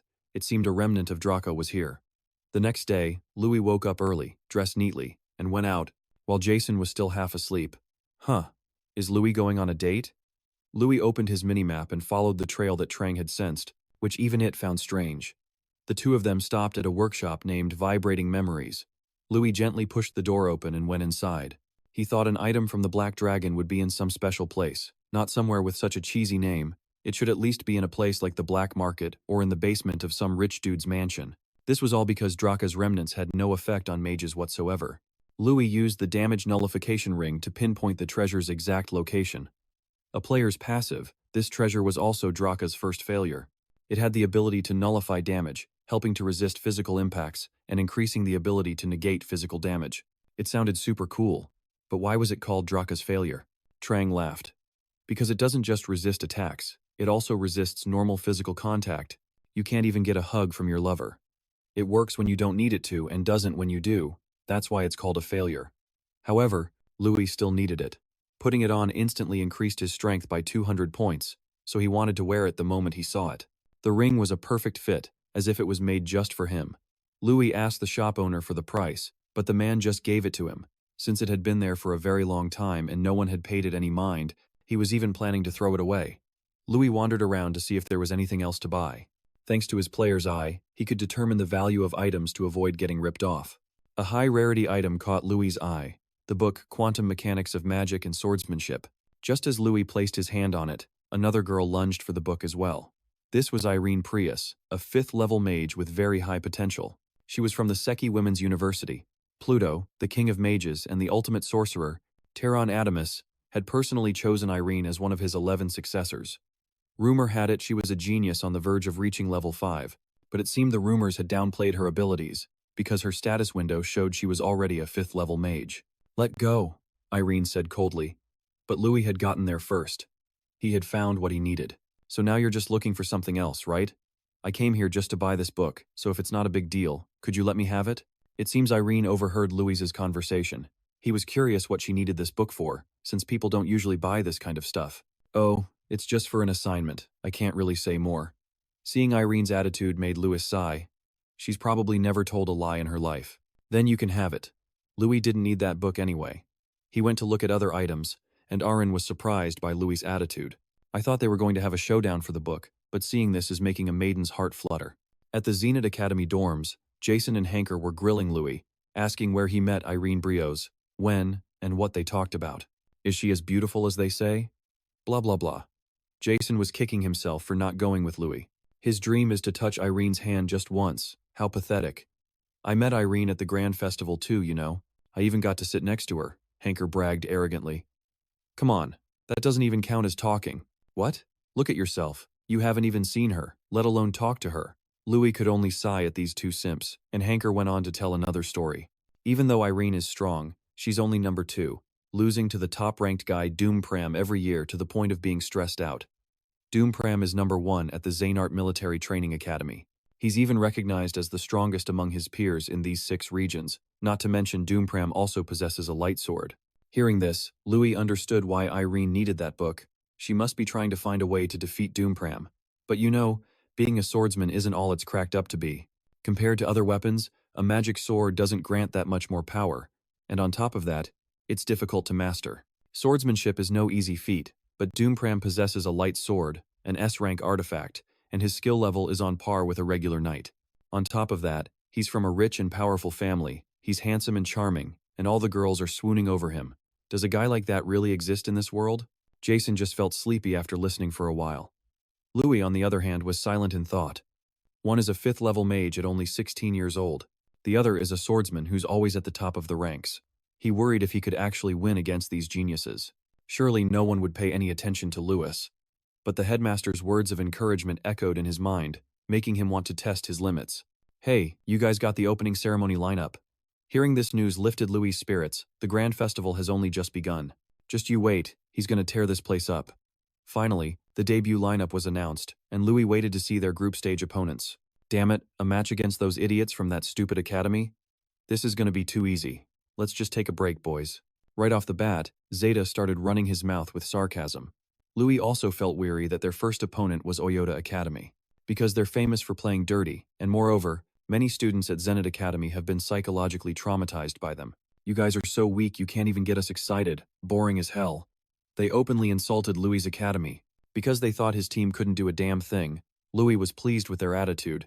He would use this opportunity to show them that Zenit Academy is not the same pushover it used to be. I've been waiting for you too. Man, there are a lot of people at this grand festival, huh? Seeing Louis speak up, the guy named Zeta started to take notice. Louis loudly announced to everyone present, "My name is Louis Adele, and I'm the representative of that stupid academy everyone's been talking about. I don't really have much to say. Just one small request. Don't ever call us the stupid academy again. It's pretty unpleasant to hear." This was Louis's public clapback, leaving the Oyota students speechless. Louis was sick and tired of being the guy at the bottom. From now on, he wanted to be at the very top of the social ladder. What else should I call you if not a stupid academy? Stop spouting nonsense and acting so tough. As expected, the reputation of Xnet Academy being dead last for 5 years couldn't be erased with just a few words from Louis. Many people wondered who he was, daring to declare he'd take the #1 spot. Louis smirked. You could say he was the ace in the hole for Xnet Academy and for himself. From this point on, he would never back down again. Sure enough, Louis' words had some effect on the Oyota students, and they started looking into him. The only information they could find was that Louis had a history of being at the bottom of the class for 6 whole years, yet he was still made the academy's representative. Rumor has it that at the start of this semester, his grades suddenly did a 180-degree turn, which was probably why he was acting so confident. Seda remembered what his advisor had told him about Louis. There's definitely something different about that guy. After a moment of thought, Seda chuckled, thinking he was probably just overthinking it. He stood up and stretched. It was time to teach Xnet Academy a lesson in the traditional Oyota way. Meanwhile, at the Xnet lodgings, everyone was discussing tomorrow's event, the Mana Grenade Toss. It was a team-based competition with no academy representatives, and the challenge required teams to throw mana grenades at a Midran Golem. The first team to defeat it would be the winner. Without you competing tomorrow, I don't know if we'll be okay? The Ignis students were worried since their team carry, Louis, wasn't competing. Even though their individual skills couldn't compare to Oyota's, Louis had a plan. Since this is a team battle, if everyone knows how to coordinate, the chances of winning will be much higher. First, let's split the whole team into smaller groups, okay? Group 1 will heat up the grenades. Group 2 will be responsible for transporting the grenades to group number 3, who will be the ones attacking the golem, while the final group will obstruct the opponents by healing the golem on their side. The team was still baffled by this strategy, since it would take a lot of time to take down Oyota's golem. A single attack wave has up to 30 people charging in, so if our side has fewer people, our damage output will also be lower. What's wrong with all of you? Louis asked the whole group. He had already told the other team to their faces that his team would be #1, and he meant it with all his heart. Whether he was participating or not, Louis was going to help them with everything he had. For every 1 attack Oyota makes, they'll make 2 or 3. The members of Oyota all have excellent abilities, which is why they can afford to stick to the traditional method. But if we do that, it'll just be a waste of time. Jia-sun decided to put his faith in Louis's strategy, since he was their commander now. The others also decided to give it a shot. Satisfied, Louis made it final. Henker would be the commander. He divided the squads based on each person's individual skills. Thanks to his player's eye, Louis could see everyone's abilities, allowing him to minimize disadvantages and focus on each person's strengths. Once they were sorted into the right squads, everyone started to feel more confident. The ones who were good at heating were grouped together, and the ones who were good at throwing were grouped together. Seeing everyone's morale boosted like this made Louis feel even more satisfied. Their trust in the plan was also strengthened. Just then, someone burst through the door.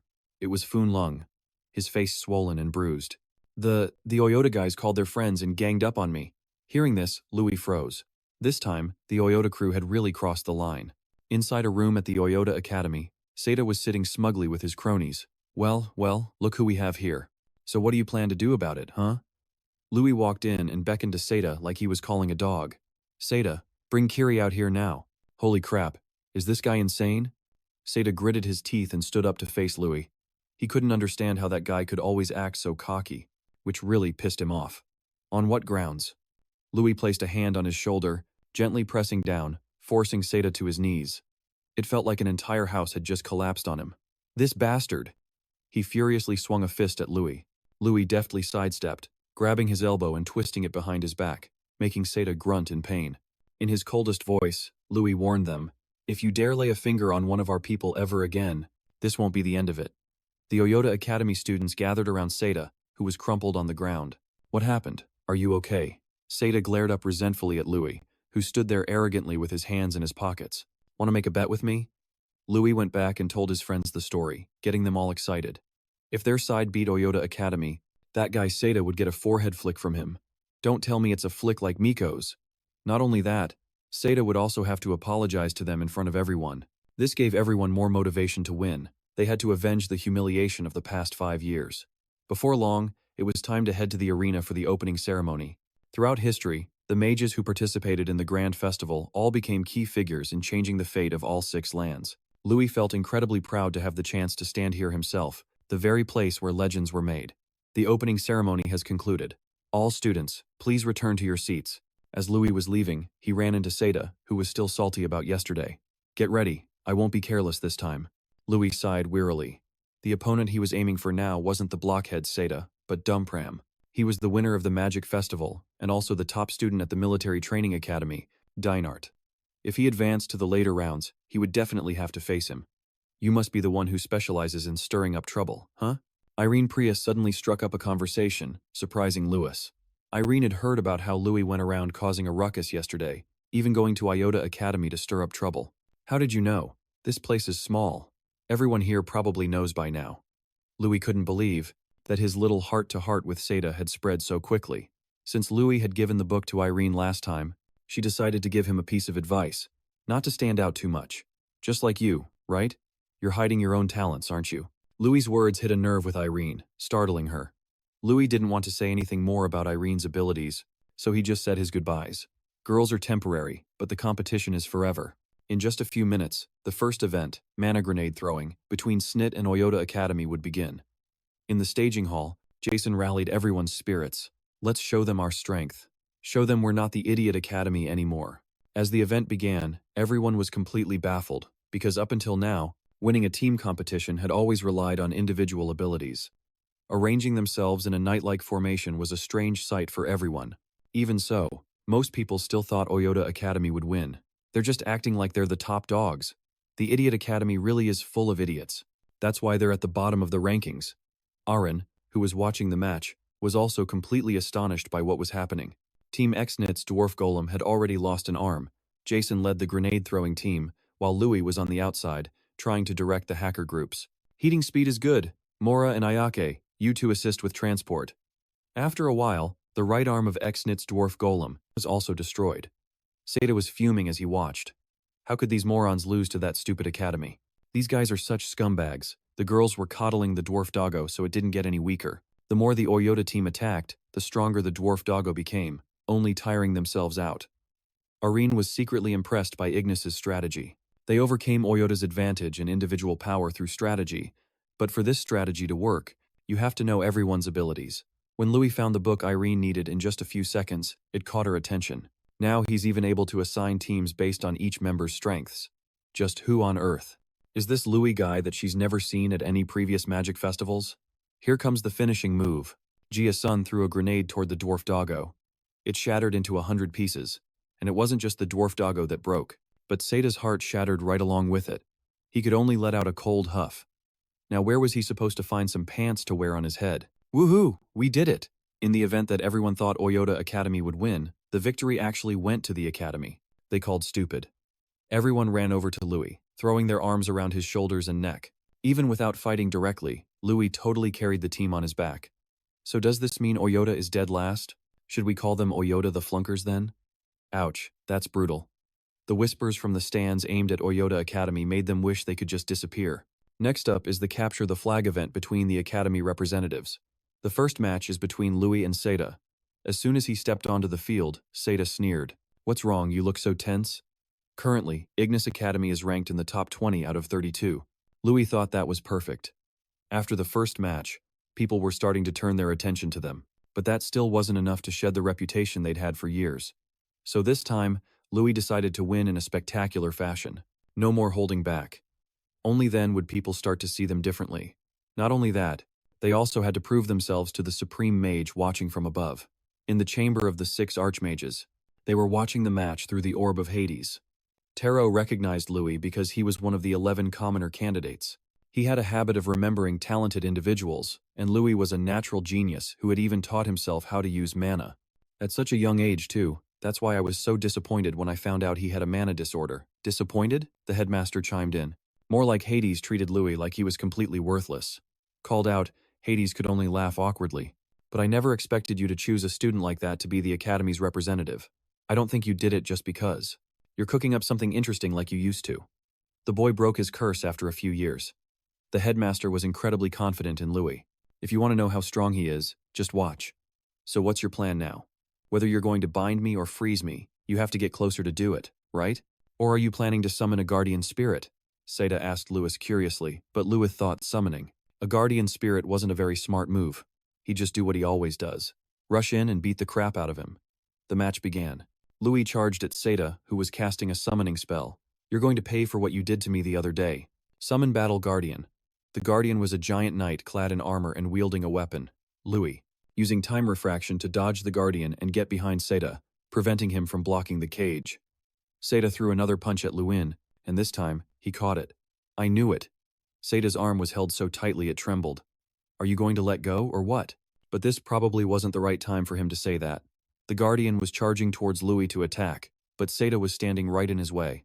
His face turned pale. Stop, you stupid Guardian. In this moment that was hanging by a thread, Louis kept a firm grip, making it impossible for Seda to escape. Louis looked at him provocatively. Go on, try to run. This moment made Seda realize something. The feeling of being overpowered by Louis was real, and not just because he had let his guard down.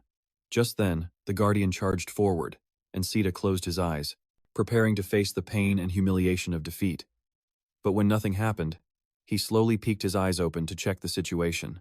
Luin was fighting the Steel Guardian with his bare hands. Every punch created cracks in its armor, leaving Seda in complete disbelief. After getting its butt kicked, the Guardian crumbled to dust. Luin advanced on Seda, causing him to flinch and stumble backward. Did you just save me? Save you? Luin couldn't believe he was this dense, thinking he would save the guy who humiliated his friends. The reason Louis intervened was because he wanted to finish him off with his own hands. Remember our bet? It was just for a single forehead flick. A satisfyingly crisp flick echoed through the air. Seda's entire body went flying backward from Louis's forehead flick. The only thought in his mind was, the sky looks so blue today. Holy crap. The audience cringed, feeling the pain for Seda's forehead. Zenith Academy erupted in cheers. Victory had never felt this satisfying. By winning the match and getting his 5-year revenge, Louis had captured everyone's attention, including that of the Underworld King. Terron, sitting beside the headmaster, sighed, thinking to himself, here we go again. Terron was trying to suppress his anger. He, who held the rank of a demigod, was the only mage to have reached level 8 and was known as the Supreme Mage. And yet, he had never seen magic like the kind Louis used. Just who was this kid, making his heart flutter like this? Tyron Ignis, tell me everything you know about Luin Adele. Faced with Terron's command, the headmaster chose his words carefully. Luin is a student who always does his duty. Someone everyone thought would give up, but never did. A person who turns weaknesses into strengths, and is more of a mage than anyone else. This is what I know about Louis Adele. The headmaster's answer annoyed the Underworld King, but he couldn't do anything about it. Huh, are you trying to protect your student from my curiosity? Tyron? What if I just summon Louis here and ask him directly? Faced with Terron's pressure, The headmaster couldn't just sit idly by. If you intend to force the boy to speak, then I will be forced to stop you. Terron gave a wry smile, because the headmaster was invoking the right of a mage to keep secrets, the melee oath. So he wouldn't be allowed to question Lewis, and would instead just have to sit for some cake, tea, and a little chat. The underworld king Terron was obsessed with reaching the limits of magic. He was determined to find out what kind of magic Luin was using so he could obtain it for himself. That night, at the drink or die bar, Luin was holding his head in exasperation. We've only won one round. We should be focusing on resting. If we party like this, the other schools will show up. But then again, who cares? Let's get this party started. Luin's words went in one ear and out the other. Jason was just egging him on to get him to join. Time to celebrate the win. It's a huge festival after all, and they had coconut juice, vanilla, antenna, and even something called Dragon Kiss. Luin had no clue what the heck Dragon Kiss was, so Jason immediately went into marketing mode for him. You know I'm a patriot, right? Turns out it was a specialty from Jason's hometown. But that wasn't the only reason he ordered it. Just one sip of this stuff and you'd feel a French kiss. With a dragon. Come on, Luin, stop making that face and just try it. Just one glass to get you there? Just one glass to taste perfection. A massive figure suddenly appeared behind them. It was Seda Mankiri. His appearance instantly ruined the mood, and Jason immediately stood up to shoo him away like some evil spirit. He just showed up and ruined all the fun. Luin was on guard too, wondering if he was here to start a fight or what. I came to apologize. Seda barely managed to get the words out, causing both Luin and Jason to freeze solid at the unbelievable sight. I'm sorry for looking down on you all this time. After being defeated by Luin in the arena, he realized he shouldn't look down on people just because they seemed weaker than him. There were still plenty of people in the world stronger than Seda, so to someone else, he could be the weak one. Seda genuinely felt that everything he had done up until now was wrong. Hold on, what's with the sudden change of heart? Jason couldn't believe his ears. Seda knew that just saying this wouldn't get him off the hook easily, so he bowed deeply before all of them to show his sincerity. Man, that was awkward. Everyone was speechless, not knowing how to react to Seda's behavior. He apologized again for ruining the mood and decided to leave immediately. Seda, are you apologizing because of the bet, or are you actually sorry? Luin asked him directly. Seda put on a remorseful puppy dog face, swearing that every word he said was true. Luin let out a sigh of relief and reached out his hand to him. Thanks for the very manly apology. Seda was a little surprised but shook his hand, and just like that, they made up. Everyone else accepted Seda's apology too, and so, they all gathered around, arms slung over shoulders, chugging down bottles of Dragon Kiss. Suddenly, Luin's eyes snapped open. Jason and the others looked at him and burst out laughing. Look who's awake. Do you remember anything from last night? You must really love Dragon Kiss, huh? Hank's comment made Jason and the others laugh so hard their sides hurt. Last night, Luin was crying his eyes out, saying, "Thank you guys for trusting me. School life is so hard." Who knew the perfect Luin had this side to him? From now on, Jason and the crew had prime blackmail material on Luin. He muttered as he walked down the hall. Those little devils, I just woke up, and they're already picking on me. What in the world is in that Dragon Kiss that makes you so sensitive? I'm staying at least 100 yards away from that stuff from now on. Hey Luin, sleep well last night? This time he bumped into Seda, which freaked Luin out even more. Last night, the two had apologized for beating the crap out of each other and promised to be best buddies forever. Luin's face turned red as he ran off, while Seda stood in the middle of the hall, yelling, "My friend, see you later," out of the frying pan and into the fire. Next, Luin bumped into the two-headed professor. Trouble just seems to follow you wherever you go. The professor's comment made Luin jump, but the professor wasn't talking about that. He was here to announce that someone wanted to meet him. The principal was worried because this person is dangerous, despite their kind appearance. That introduction only made Luin more curious. It turned out the person waiting to see him was the king of fakes himself, Terron the underworld king.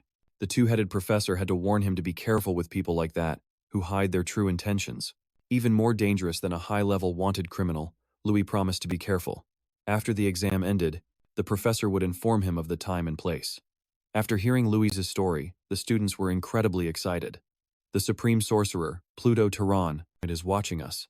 That gave them another reason to win, and Louis had already thought of a strategy. It was called, if possible, defend. The next match was Arrow Ball, a game that used arrows that could move on their own, flying all over the place. Each team had 9 members divided into positions for offense, defense, and a goalie.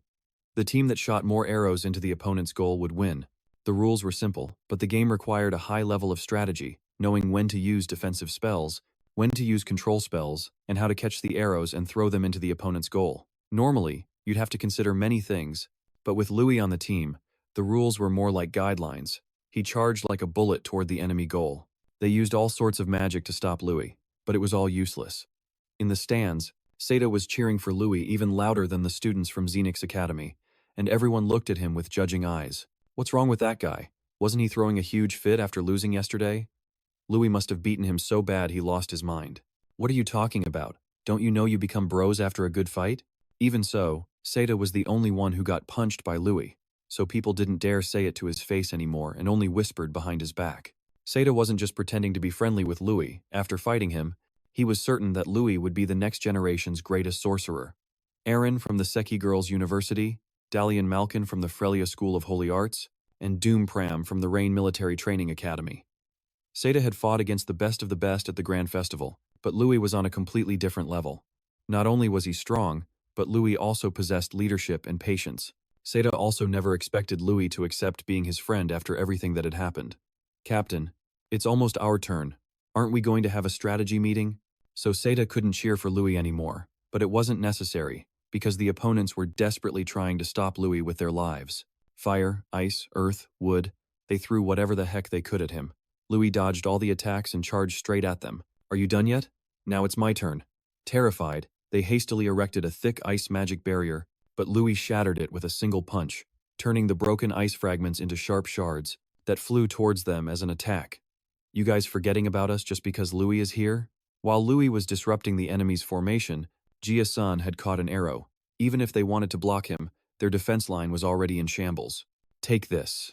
Jia-san's specialty was throwing, bringing the score to 2-0. After that, all the attention was focused on Luin, while Jia-san and his teammates took advantage of the weakened defense to attack, breaking through their defensive line. The entire stadium couldn't believe their eyes. In a normal arrowball match, there would be about 3 to 4 goals, but Xenix's academy set a record with 61 goals, forcing the opponent to surrender, without a single glimmer of hope for even a consolation goal. Looks like that kid wasn't bluffing. Maybe he really is the top dog. The crowd began to change their prejudice against Xenix's academy. After returning to the waiting room, Professor Haido came to find him. The appointment is set. It's tonight at 7 o'clock, and remember not to eat anything before you go. Luin nervously went to the meeting spot, where the headmaster was already waiting for him outside the door. They both went through the magic portal to get inside. Welcome. Overlord Terron sat majestically on his throne like a king, and Luin was startled when he sensed his magic. Could he be a dragon too? Terron was a supreme mage on the verge of becoming half-human, half-dragon, so this wasn't surprising at all. Overlord Terron had prepared a lavish dinner, saying he had known about him for a long time. 5 years ago, Overlord Terron had been observing Luin from afar during his search for the 11 disciples. Luin was also on the list of 11 candidates, but things were very different now. I'll get straight to the point. Can you tell me what has happened all this time? Luin realized that in Terron's eyes, he was just a mistake, proof that even a supreme mage could make a mistake. He wanted Luin to admit it himself to prove that he himself had not been wrong. But right now, Luin could only say one thing. No matter how talented I am, my efforts will never be recognized. Terron rested his chin on his hand and wondered, effort? Are you two related or something? Why do you always bring up effort? The headmaster smiled at Luin. That was why he was so fond of the boy. In that case, what have your efforts accomplished? Luin answered honestly that he had been focusing on martial arts lately. You mean you overcame your mana disorder by practicing martial arts, and through that, you gained immense power, and can even cast spells without any casting time? You expect me to believe that? Overlord Terron speculated that Luin must have used some kind of artifact, one that even he had never heard of. That's quite possible, the headmaster agreed, making Terron shrug speechlessly. In any case, there was still plenty of time, so Terron would continue to observe Luin. I wonder if your so-called effort can even stand up to my little protégés. Luin smiled. Let him watch, because he himself was also curious, wondering if the ones chosen by the Supreme Mage were really any different from him. After Luin left, Overlord Terron was left speechless, unsure how to react to being talked back to for the first time. Overlord Terron then sat down to talk with Headmaster Exnick. Are you afraid I'm going to eat your student alive? Talented mages are always welcome. I was just a little curious. The headmaster was speechless at his feigned innocence, wondering what else Terron could possibly be curious about. Terron figured the headmaster wasn't hiding any secrets from him, so another curiosity popped into his head. I'm getting old and nosy. You saw it too, that brat subtly threatened me. The headmaster was at a loss for words. Louis was just an innocent boy, but in Terron's eyes, he was like some kind of villain. Terron saw that Louis showed no fear at all, while countless other mages would tremble before him. How very interesting. I hope the brat I've set my sights on can actually pull something off. At that moment, the crowd in the stands was cheering, chanting the name Pram. He frowned, disliking the sound of the cheering fans. To him, it was all just fleeting nonsense. Another person rushed in to report something, causing his face to darken as he asked back, "Are you sure?" "Positive. I saw that guy with my own 2 eyes." He now knew that Louis had gone to the tower with Headmaster Snick. This news made Doom clench his fists in frustration because the Overlord hadn't tested him, but had tested someone else instead. Louis had caused a huge stir at the Grand Festival, so Doom had already watched his match. There's a lot of talk going around that you're a tough opponent, since your magic is pretty unique. But Doom doesn't care. No matter how high you climb or how much you struggle, you're not worthy of being his opponent. In his eyes, Louis is just a weirdo, but the thought of the underworld king Terron summoning Louis for praise or something is driving Doom insane. He punched the wall hard, startling everyone, since it was the first time they had ever seen him show that much anger. Boiling with jealousy, Doom was determined not to forgive Louis for daring to compete for favor, as he believed he should be the only one acknowledged by Terron. Right after Louis stepped out, the two of them ran into each other. Louis recognized the person in front of him as Bram, who didn't even bother with a greeting.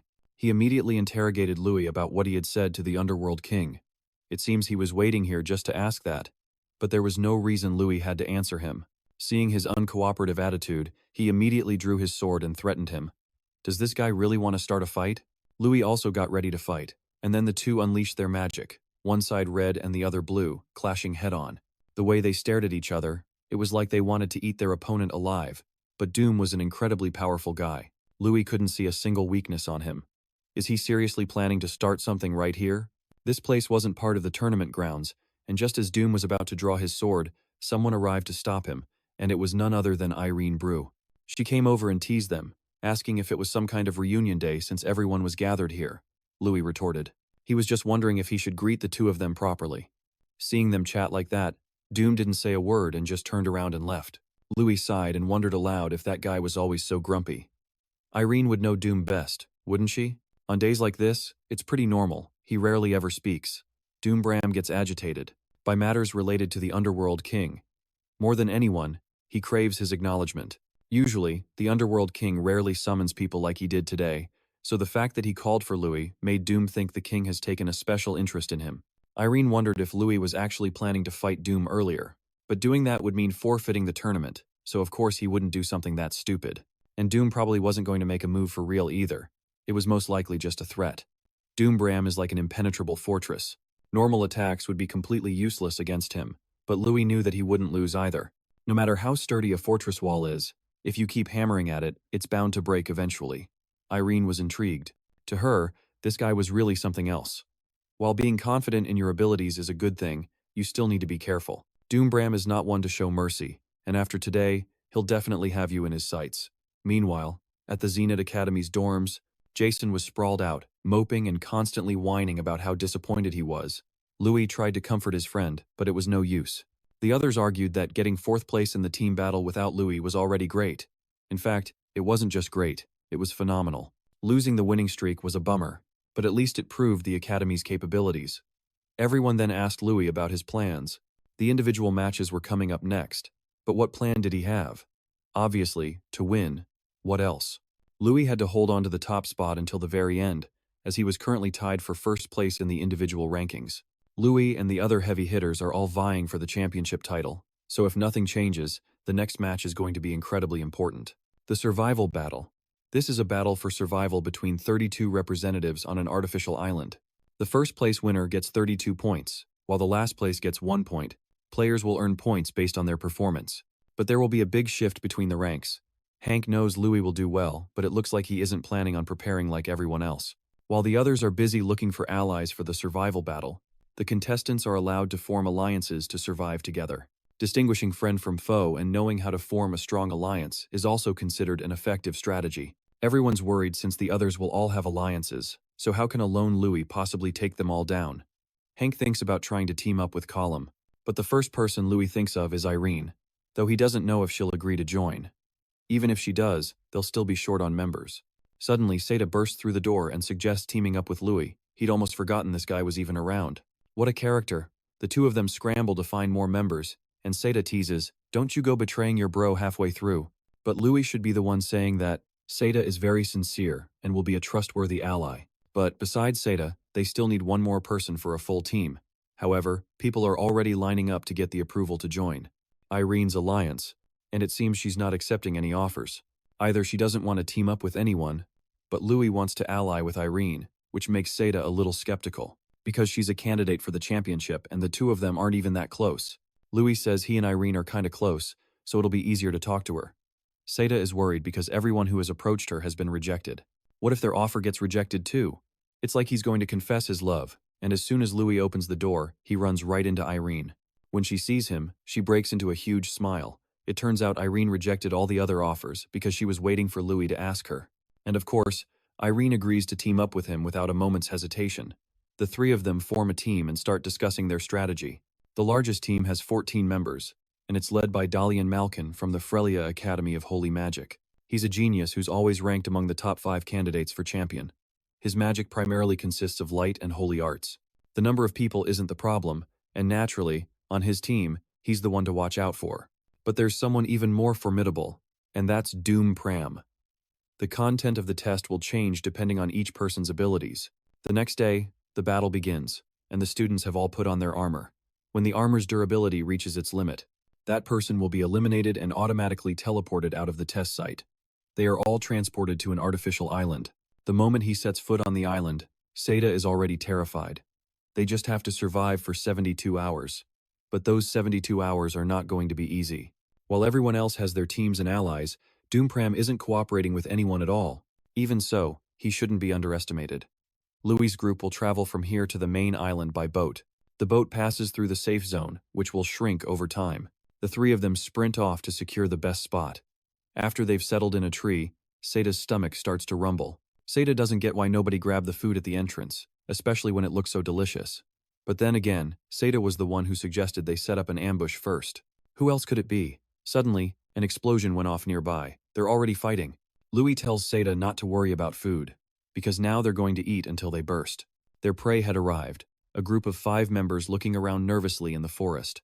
It seems they were exhausted but still diligently searching for food and water, when suddenly Seda's iron spear shot down. They realized they'd been ambushed. "Hello there, kids. I've been waiting here all afternoon." Irene also used a level 5 ice spell, Snowstorm, just as expected of Irene, casting a high-level spell without even batting an eye. The other group tried to attack and defend at the same time. The more the merrier. It won't be easy to take them down since they are Academy representatives after all, and formidable mages. Now it's Louis's turn to act. They notice some movement in the bushes. They immediately cast a spell aimed straight at Louis, but he instantly used time refraction to slip past them and attack the guy at the back of the line. Someone counterattacked with Earth Prison, but it was nothing compared to Louis's explosive fire energy. They quickly told each other to run, but how could they escape so easily?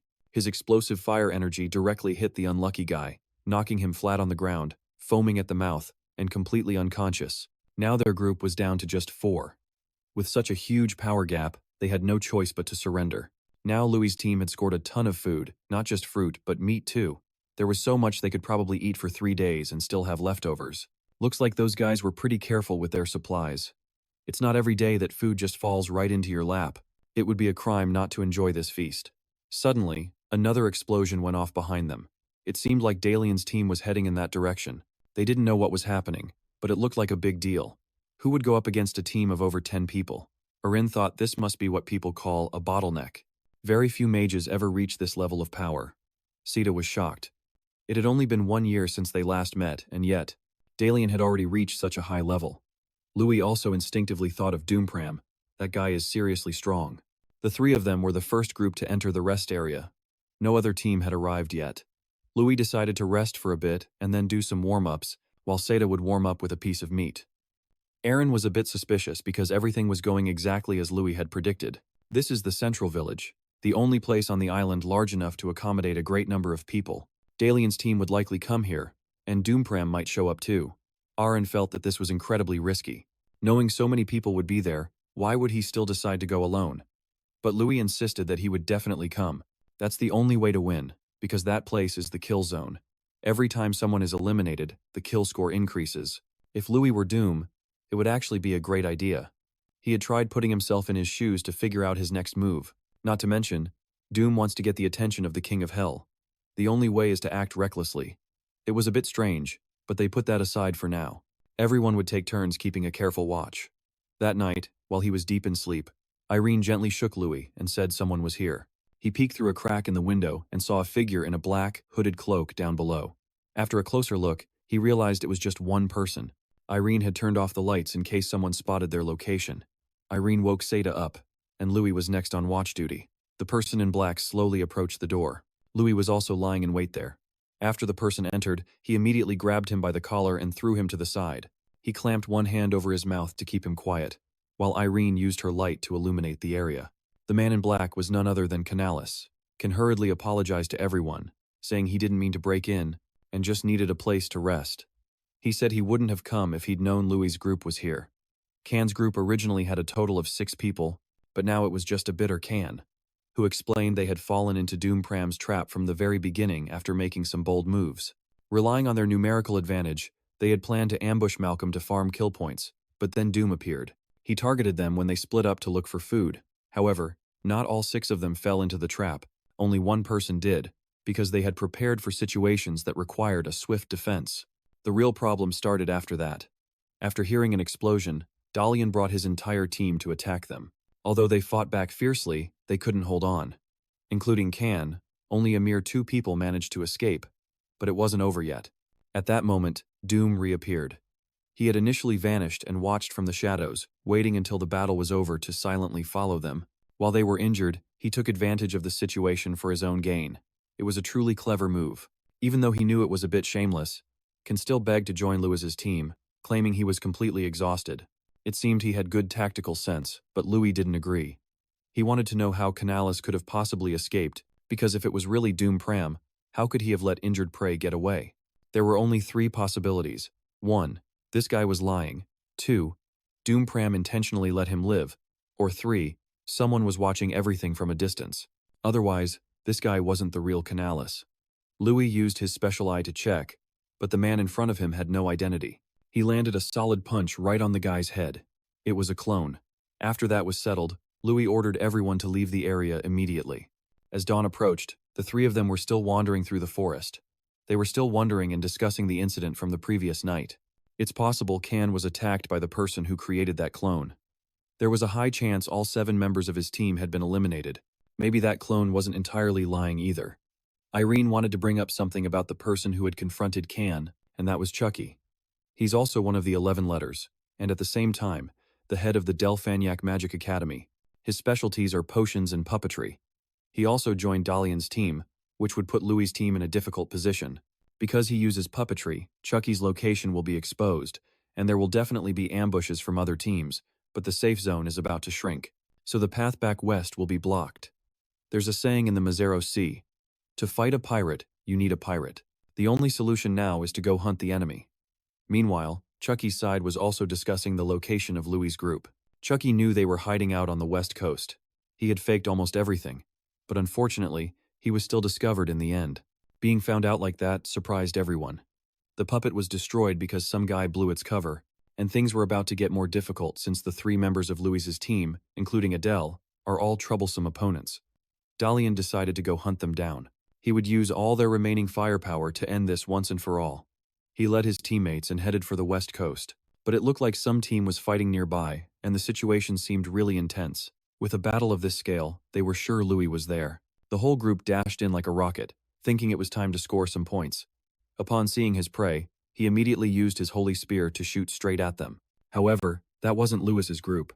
Louis's team of 3 was still lurking nearby, observing the situation. They recognized this as Dalian's holy art. Everything was going according to plan. They heard the blast and came swarming, but in reality, the 3 of them were never there. The opponent had revealed themselves. Now it was time to rack up some kill points. Louis appeared suddenly from behind and took down one of their members. They didn't even have time to register what was happening, and the number of people on Dalian's team had already been reduced. So that means the brawl with Doom was real. However, in terms of points, The three of them were still lagging far behind, even counting their 3 temporary allies. So they had a total of 6 people. Noticing there were only 6 of them, one of Dalian's team members charged forward without hesitation. However, a blast of fire from behind sent him flying 80 meters away. This terrifying power could only belong to Pram. He appeared without saying a word. He directly wiped out Dalian's group. It seemed they had another temporary ally. With Dalian's team eliminated first, all the survivors were now present here. Perhaps the match was nearing its end. Realizing they were up against Pram, they quickly signaled each other to retreat to their base. But Dalian didn't agree. The situation now required them to rally and fight. Luin and the others were also ready. He used time refraction to phase through their group, followed by a seismic punch that made the ground tremble. Pram zipped past Luin, like the wind, and declared he would finish him off with his own hands. A while later, in the observation room, only 10 people were left, all of them promising students. Luin had truly piqued the Underworld King's curiosity. That kid had said he would prove himself superior to the 11. But whether he could actually defeat Pram remained a big question mark. After that battle ended, Luin's group stopped at Base B near the center of the island, now the largest alliance. Only Dalian, Malcolm, and Chucky remained. The temporary allies had also disappeared along with Pram. Just then, an announcement declared the mission complete. Even though it had been a long time since he'd last done a mission, through his efforts, he had finally completed it smoothly. At that moment, Irene also woke up. She reminded Luin that he needed to eat breakfast first. Seda had saved a portion for him. You had to admit, Seda's cooking skills were truly excellent. After eating, they enjoyed some tea together. There was something Irene had wanted to ask Luin for a long time. What did he plan to do after graduation? She was a little curious. His abilities were so extraordinary, so she was sure he wouldn't choose an ordinary path. The mages competing in this tournament would eventually have to step out into society. At that moment, they would begin their symbiotic lives. Some would join the ranks of knights in a certain territory, taking on the duty of protecting the country under the royal army. Some would become members of the Magic Tower, or some would join a special squad of some kind, to earn money. Those were the normal paths. As for Luin, he didn't know either. In fact, he had never even thought about it. Just last year, Luin was still the dead last in his class. So how could he have had time to think about the future? Back then, he first had to figure out how to become a mage in the first place. Once this competition was over, Luin would surely have some idea of what he would do. Perhaps he'd return to the academy. Irene was no different. She had never been sure about what kind of mage she wanted to become. She just did what the people around her told her to do. Something like, "Irene, you must become a great mage." So she made up her mind to defeat Pram first. Irene thought that by doing so, she'd find her own path and figure out what kind of mage she wanted to be. Every single year, Irene ranked second. Pram was the mountain she had to climb, the lesson she absolutely had to finish. Luin totally respected Irene's ambition, since everyone has their own demons to face. Right now, the safe zone was shrinking faster and faster. They'd have to move out in about 1 hour. That meant tonight, the only safe spots left were the central village and Base A. Assuming both Dalian and Chucky were in the central village, taking it over would be a good move, but they couldn't rule out the possibility that Doom was there lying in wait. But just sitting around and waiting to get attacked wasn't an option. The 3 of them would be in trouble with the safe zone. Charging in head first wasn't an option either. They shouldn't draw attention right now. They needed to be extremely careful. Suddenly, Luin came up with an idea. With only a few people left, just moving up 1 rank would earn them a ton of points. Like Irene said, everyone would be acting super cautiously, especially since the 3 of them just caused a huge ruckus with that brawl earlier this morning. It was highly likely that no one would react to their moves, which meant now was the perfect chance to get Pram. Dalian and Chucky had just lost all their members, and the other survivors were super weak, so they would definitely choose to hide. But Doom would be different. He'd show his face because he was confident in his skills. Besides, they couldn't just ignore him, or all 3 of them would be in danger. As for finding Doom, Luin would take care of it. He'd bring him to them. That night, Luin started making his way through the forest, searching. He didn't think he could find him just by looking at the minimap. It wasn't that simple, but he could see how many people were at each base. If it showed 3 people, it was the remaining group. If it showed 2, it was Dalian and Chucky. And if it was Doom, it would definitely be a single dot. And just like that, Luin successfully found a house. He stood outside and yelled for Doom to come out. Unsurprisingly, the person inside was none other than Doom himself. When Zeta's group saw Luin arrive with Doom, they got worried, thinking their teammate had been captured. But captured? How? Luin was the one who brought him here. He never had any intention of setting an ambush from the start, so all that sneaky stuff like setting a trap just wasn't in Louis's vocabulary. The reason he brought him here wasn't to fight him. Doom's opponent now was none other than Irene Prius. Doom sighed, looking down on Irene's skills, saying she wasn't even worthy of a one-on-one with him. If she got eliminated now, the King of Hell would be super disappointed. She should have tried to hang on a bit longer to raise her rank, but that wasn't Irene's goal in this competition. Doom Pram was her true target, Irene Prius. She's actually really strong, but she's always stuck in second place. She said she's super anxious because she loses to Doom Pram every single year. Rumor has it that it's because of her family, so it's hard to know the full story. She doesn't really share much about it. Louis figured her way of facing everything was by being confident in the kind of mage she was going to become. That's why he helped set up this showdown between them. Irene immediately attacked first with an ice storm, but Doom was no ordinary opponent. He blocked the attack and countered, shattering the entire ground. Doom glared at Irene with eyes as sharp as daggers. Looks like things weren't going well for her at all.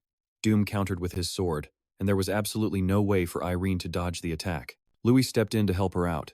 He said he'd let Irene attack first, not that he'd let her try to finish him off all by herself. He couldn't lose a precious comrade like Irene, so regardless of winning or losing, Luin began to challenge Dunn. He would now face him one-on-one. Luin had learned from Geiter how to deal with a swordsman. For a knight, the most important part is their legs. They not only act as a pivot to increase the power of a sword thrust, but also help predict the enemy's direction of movement. So, if he focused on Doom Pram's legs, he'd have a chance to defeat him.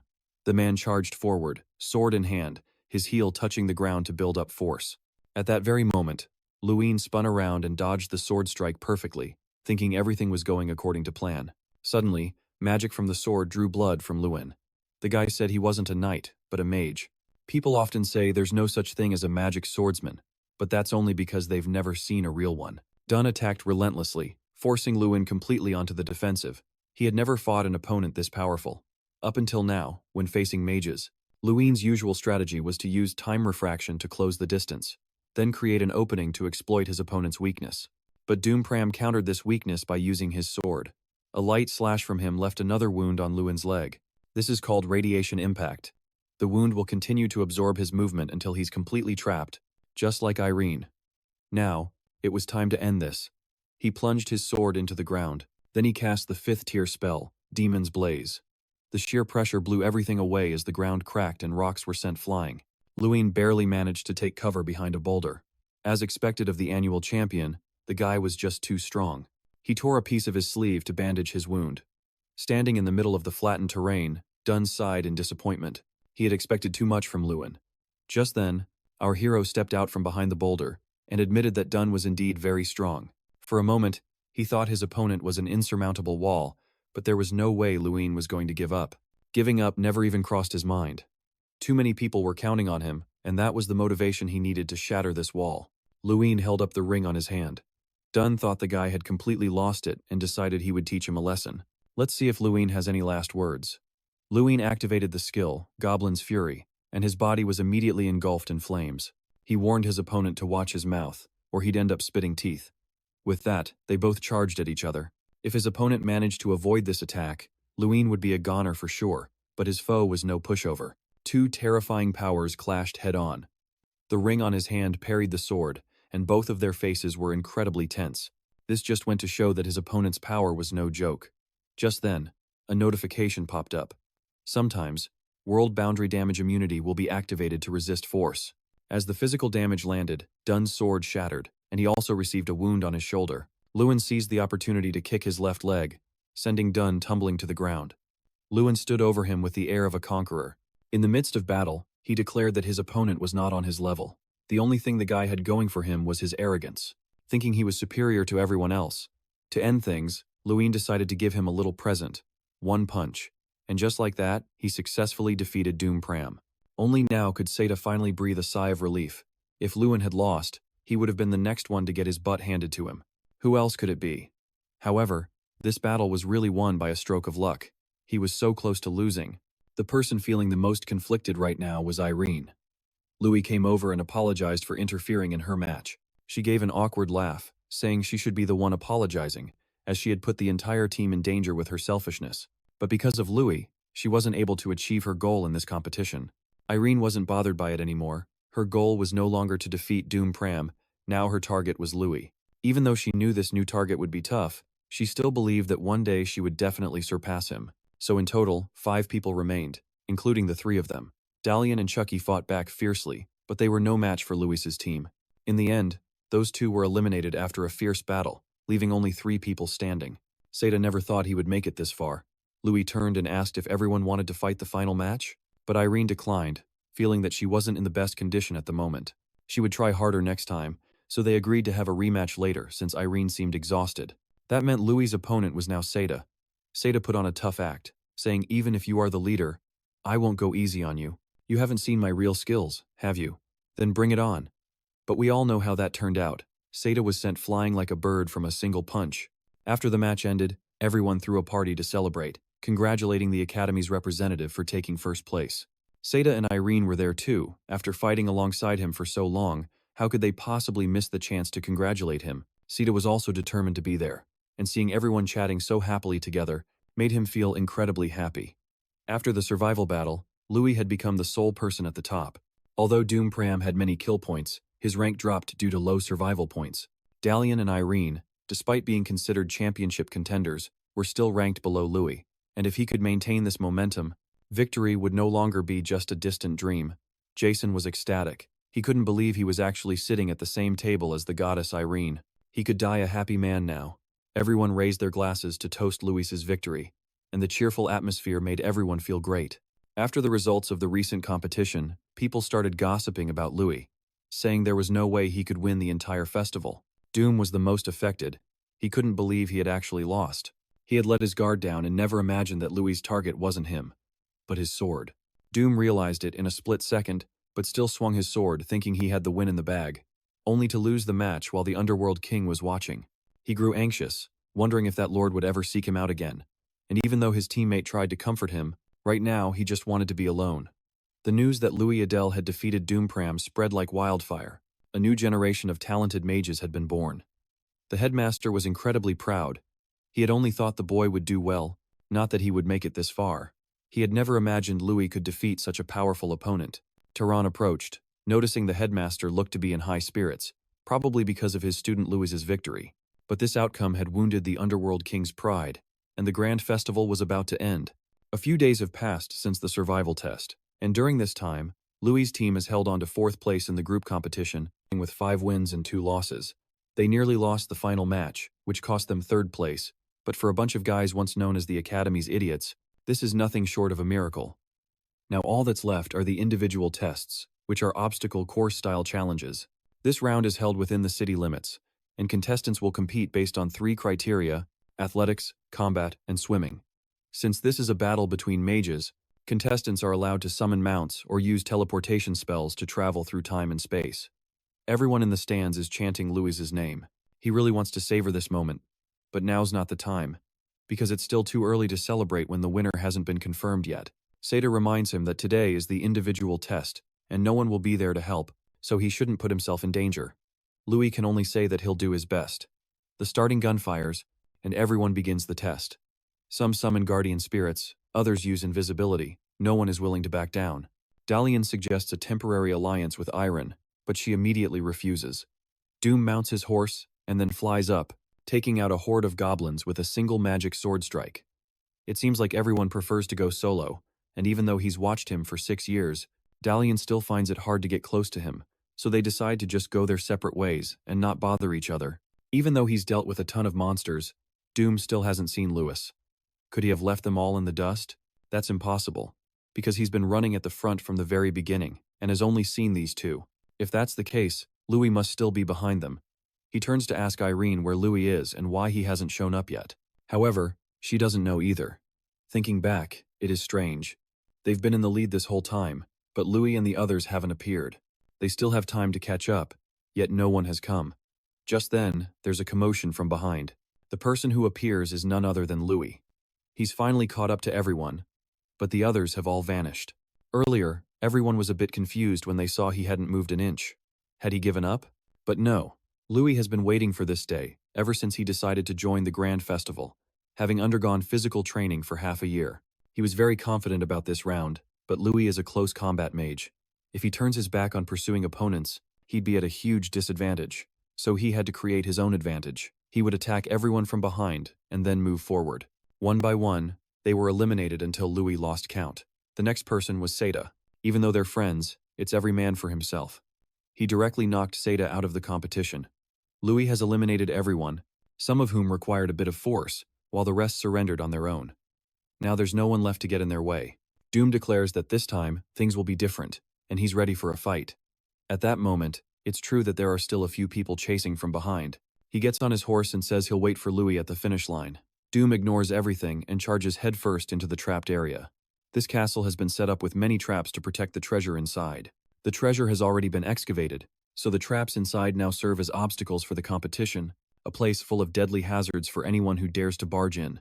So normally, the safe way is for everyone to still use trap disarming, which is also the perfect method to assess a mage's knowledge and risk management skills, but disarming traps takes a very long time. Louis wanted to knock down this wall, but breaking through this thick castle wall was impossible, and he knew it. This place was the ruins of an abandoned castle, so he could succeed if he targeted the spots that were no longer solid, which is why he used the outsider's eye to observe the wall. Everything was hard or super hard, except for one old and eroded brick. Louis punched that brick with all his might, and the people busy disarming traps had no idea what kind of stunt Louis was pulling. It was probably just a joke. Who would ever try to break this wall? Even though he was really strong, trying to break a wall with his bare hands was just ridiculous, but just a few minutes later, the wall actually cracked and crumbled, which was more unbelievable than walking on your head. Dalian shyly approached and asked, "Can I use this way too?" "Of course you can." "Not a chance." Louis immediately closed off the passage, so only Louis and Doom were in the lead, and soon he caught up to him. Doom was about to head outside, but he was clearly in a hurry because he had been wounded in the shoulder by an arrow. Honestly, Doom really wanted to beat Louis. He even had to win at all costs. At that moment, the spirit horse he had summoned was also about to run out of time, and if it timed out right then, Doom would never have a chance to win. The two of them raced against each other, pulling each other down into a chasm, and after getting through the final ring, they both fell off a cliff. If he used magic to cross the cliff, Louis would be at a disadvantage, so he had to swim out of there as fast as possible. Doom immediately used magic to freeze the water, leaving Louis completely trapped and unable to move. And so, Doom Bram successfully held back his opponent and took the lead. Louis struggled with all his might to break free from the ice, then sprinted to catch up to him.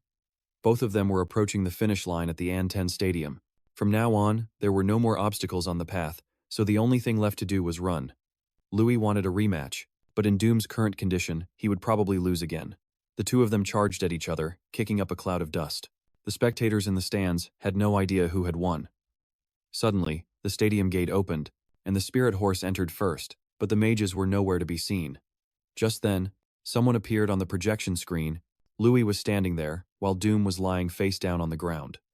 It seems he overexerted himself getting through the trap zone, although his movements were a bit sluggish, but according to him, that wasn't important right now.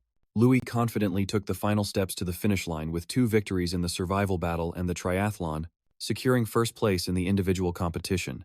The highest overall score belonged to Louis. The grand festival had finally come to an end. Everyone cheered his name, calling him the new mage instead of a failure. Those voices were as if they were trying to tell someone like Louis, who had endured everything for the past 6 years, someone trapped in the dungeon of solitude, a lonely soul, that he had worked hard all this time. The cheers felt like a reward for all of Louis's efforts. He didn't want to lose this praise. That evening, many carriages brought select nobles to the party, and it was said that not every noble family was invited. They had all come to see Louis, but he was just sitting there, bored and wanting to go back to the academy, when suddenly Irene appeared. She found it strange that no one here was coming up to talk to him. Maybe it was because he looked so arrogant, and on top of that, Louis came to the party in this half-assed outfit. But from what she knew, there had to be another reason, since most of the nobles present were there to get on Louis's good side. So no matter how arrogant he acted, there's no way that not a single person would approach him, right? It seems someone had spread a rumor about him, and that person must be powerful enough to make any noble not even dare to think about talking to him. Just then, an announcement declared the grand banquet had officially begun, and the 32 student representatives were to follow the guide. During the dinner with Hades, the dishes served were a feast fit for a king. On the surface, tonight's event was just a dinner, but in reality, it was an overall evaluation of the competition. For the students who performed poorly, it was more like a death row inmate's last meal. Louis thought only Hades would be attending, but there were 2 seats of honor. Just then, Hades himself arrived. Everyone bowed in unison to greet him. On the outside, they were all bowing respectfully, but on the inside, it was more like, "Greetings, Lord Hades. My ass, it's pissing me off just hearing it." Suddenly, someone else was invited to the party, and this golden-haired young man was none other than the Crown Prince.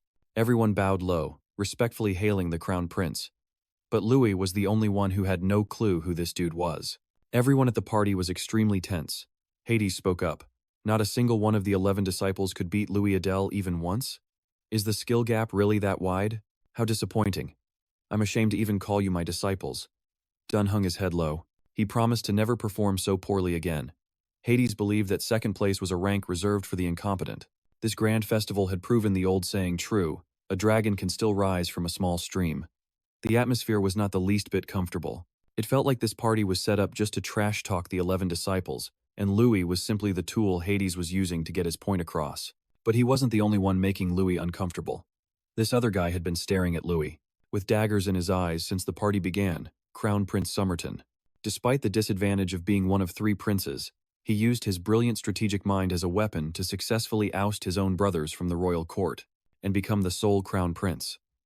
A man like him, a master of both the pen and the sword, could be considered nearly perfect, in every way. He recalled Irene's words. "It seems someone spread a rumor about you, and that person must be powerful, enough to make any noble not even dare think of talking to you."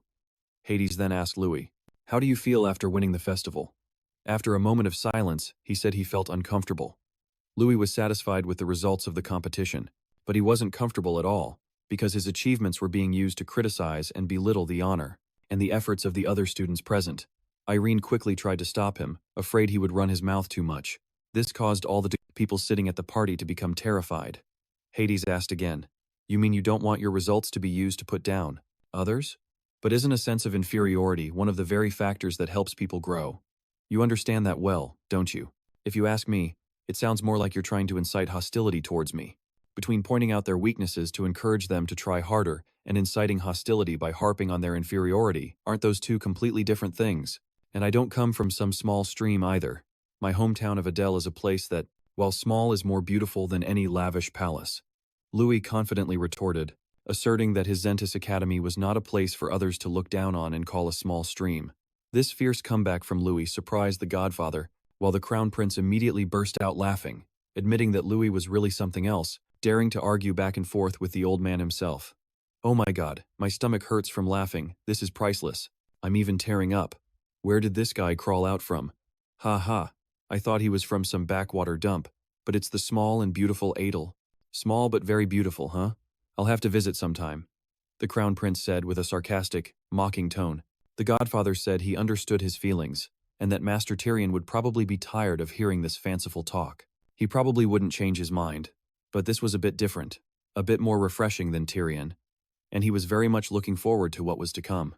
And so, the party for the night would end there. However, the 3rd prince directly expressed his wish to have tea with Louis, and he wouldn't take no for an answer. The 2 of them sat talking in a private room, and he had no idea why the prince wanted to talk here, but it certainly wasn't to congratulate him on the grand festival. It turned out this 3rd prince wanted Louis to start working for him, and this time, he also wouldn't accept no for an answer. He gave Louis 1 month to get his affairs in order, and he would transfer him to the cavalry training grounds and arrange for his accommodations there, as well as his citizenship. The Crown Prince's right-hand man couldn't possibly be a foreigner, could he? Louis wondered. The Empire already had countless talented mages, like Doom for example, so why would they need a rookie mage like him? No matter how strong he was, he still ended up losing to Louis, and he didn't want to keep a loser by his side. One more thing, after our talk today, remember one thing well, I prefer hearing yes over questions. The first reason is that the Godfather has been recommending Louis for several years straight. He had always asked him to consider a talented mage for him, but the old man never mentioned anyone's name. Secondly, it's because he likes his guts, the kind of guts to dress in ragged clothes in front of a bunch of power-hungry leaders, and the kind of guts to express his disagreement with the Godfather, and finally, the kind of guts to continuously question the Crown Prince despite the warnings. In politics, sometimes you need a jester. Louis proceeded to ask another question. So is my job just to give advice? The Crown Prince wants Louis to protect him from his damn older brothers, who absolutely do not want their little brother to become the Crown Prince. Louis showed his displeasure, and the prince, knowing he would react this way, had already reminded him that he didn't want to hear no for an answer. Louis knew this might be a once-in-a-lifetime opportunity, the chance to become the right-hand man of the most powerful prince in the empire. After all, most mages choose to align themselves with power. Even the Magic Tower, which wants to focus solely on magic research, is no different. If he missed this opportunity today, he might regret it for a very long time. But Louis didn't want to be anyone's personal mage, so he flat out refused. The prince thought he had been perfectly reasonable, but honestly, it was only because Louis was too exceptional. This was a once-in-a-lifetime opportunity, however, he affirmed that he would have no regrets, then bowed to the crown prince and left as if their conversation today had never happened. Everyone saw him as the brightest gem of this year's grand festival. His hobby was collecting gems, and to this day, there has never been a gem he couldn't have, because he would destroy any gem he couldn't obtain. This could also be considered a warning, and was clearly a threat. Louis now didn't even know if his decision was the right one or not. After all, in the end, he just wanted to be a mage with his own unique style. Somerton was very curious about the person the Godfather had recommended. He seemed very special, and it looked like things couldn't be resolved the easy way, even though the Crown Prince had threatened him a bit, but it seemed to have no effect on him. Of course, he wouldn't give up that easily, especially when it involved his hobby of collecting. In the end, Louis would still belong to Somerton, because he had already made up his mind. Louis went back to his training routine, which he had now completed for the day. He lay stretched out on the grass, while Trang was busy admiring their own body, remarking how it was getting hotter and hotter. Louis got goosebumps, wondering what kind of man talked so creepily. But hey, this lady here is a real woman, you know. Louis was totally shocked, thinking, does this thing even have a gender? And yet, the two of them had even bathed together. There was nothing to see down there anyway, and Trang had already seen it all. Louis just chuckled and walked away. Next time, don't joke like that, old lady. The following day, everyone had a tearful goodbye at the dock, with Jason bawling his eyes out. I'll be going now, you stay here and take good care of yourself. After everyone boarded the ship, Louis also set off for Leverty to complete his schedule as the champion of the Grand Festival. The mage who called himself a stray cat was his guide, and he was from the Magic Tower. If the true sight skill couldn't identify a person's name, it meant that person was highly skilled. That meant they were at least on par with, or perhaps even stronger than, the Academy's professors. He looked to be around 30 years old. Stray Cat started to briefly go over his schedule. First was a visit to the palace to be honored. Noticing the awkwardness in his speech, Louis immediately pointed it out, but to him, that was as comfortable as he could be. Louis felt helpless and couldn't say anything more. His schedule included a visit to the Magic Tower to perform the ritual of being chosen by a sacred treasure. There was also a possibility that he wouldn't get anything, as the sacred treasures themselves do the choosing in this ritual. So the sacred treasures were sentient, just like Kingram. Lastly, Louis would be assigned a mission, and while students aren't normally given missions, the Grand Festival's champion was an exception. This event served as a declaration to the entire world about the rise of a new generation of mages, and it was considered an initiation. He handed Louis a list and told him to choose a mission from it, which included many different types of quests: search, subjugation, assassination, and knowledge exploration missions. Trang whispered something into Louis's ear. Instantly, he had chosen his mission. Afterwards, Louis was taken to Moran Palace, the Crown Prince's second palace. Everyone was inside waiting for you, while Stray Cat took his leave. Luin was confused about what was happening when the door opened. The one who appeared was the Crown Prince. Welcome to my empire, Luin Adele. First, he received a reward of 10,000 gold coins from the Crown Prince, an amount that far exceeded the entire annual budget of the Adele territory. Judging by the Crown Prince's generosity, it seems he hadn't given up on his plan yet. Afterwards, Louis rushed to his next scheduled event. He figured the people here must have amazing stamina, walking back and forth all day in this ridiculously huge palace. Before going to see the headmaster, Stray Cat had to confirm one last time that he was really set on choosing that mission. Luin had chosen the most difficult mission. He was curious to see what the headmaster would say. As soon as Luin walked in, the headmaster was already waiting for him. He knew he had chosen the Reconnaissance mission. The safest mission was the one with the Royal Army escort. All you had to do was defeat a few fancy Siciliano bandits, and you might even be hailed as a hero. He didn't understand why he chose that place, especially since it's such a barren land. However, Louis didn't see it that way, because Heaven's Peak was Kingram's homeland, and the place where DRAKA had stayed for a full 100 years. Heaven's Peak is located at the northernmost point of the Jordan Kingdom, and was considered the home of the ancient elves. But now, not a single elf is left. Only Kingram, the Academy's treasure, survived, while the rest all perished in that terrible battle years ago. The land is now just a barren wasteland. There's a reason this reconnaissance mission is rated as extremely difficult, and it's because of the barrier there, a type of barrier that, to this day, cannot be broken by any form of magic. Countless mages and scholars have yet to find a single clue about it. The purpose of this reconnaissance mission is to figure out what that barrier is. The headmaster wondered why Louis was so interested in investigating such a desolate land, or did he find the theories about it interesting? Like the one about an elf god making the place impenetrable. It's true that most people would have no reason to go there, but for him, the fact that the world destroyer Dracagonia stayed there for 100 years was reason enough. But there was no need for a lengthy explanation, as this was the most difficult mission. The headmaster advised Louis, if this was about pride, he should just pick another mission. A high difficulty level doesn't guarantee a great achievement. It's only called difficult because it's a mystery no one has been able to solve yet. Louis replied confidently, if a 16-year-old mage uncovers such a mystery, wouldn't that be an even more extraordinary achievement? The headmaster didn't seem to have much faith in Louis's abilities, constantly underestimating him and even suggesting he'd be the first in history to fail a mission among all the Grand Festival champions. Louis paid no mind to the old man's nonsense. Well, that would also be an extraordinary achievement in its own right. The headmaster then asked Louis if he knew why he had introduced him to Crown Prince Sompton or not. It was a way to keep Louis in Anton, where he could keep an eye on him. Even though he didn't know if his special ability was related to his choice of mission, he was still going to watch his every move. Back home, Louis sprawled out on his bed and confided in Trang. He wasn't sure if he could handle this mission and was feeling a bit anxious, afraid that he wouldn't be able to find the barrier. After all, the place had been completely cut off from the outside world for centuries.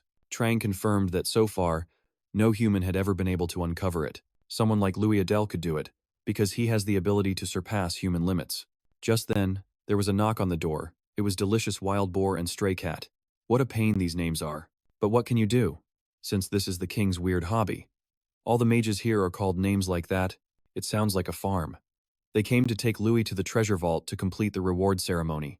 In the end, the treasure vault in Matop is divided into 4 sections. Section C, Section B, Section A, and Section X. The treasures in Section C are the most common, while Section X has the rarest. He'll get a tour of all of them except for Section X. That place is normally not open to anyone, unless something special happens. Not even His Majesty can enter. So, following their guidance, Louis began touring the treasure vaults starting from Section C. He picked up a sword that was quite large. It's said to be a sword from their collection of items used in the battle against demons after they selected the ones that were still in good condition. Louis stared at the sword. It looked just as amazing as Dumbram's light sword.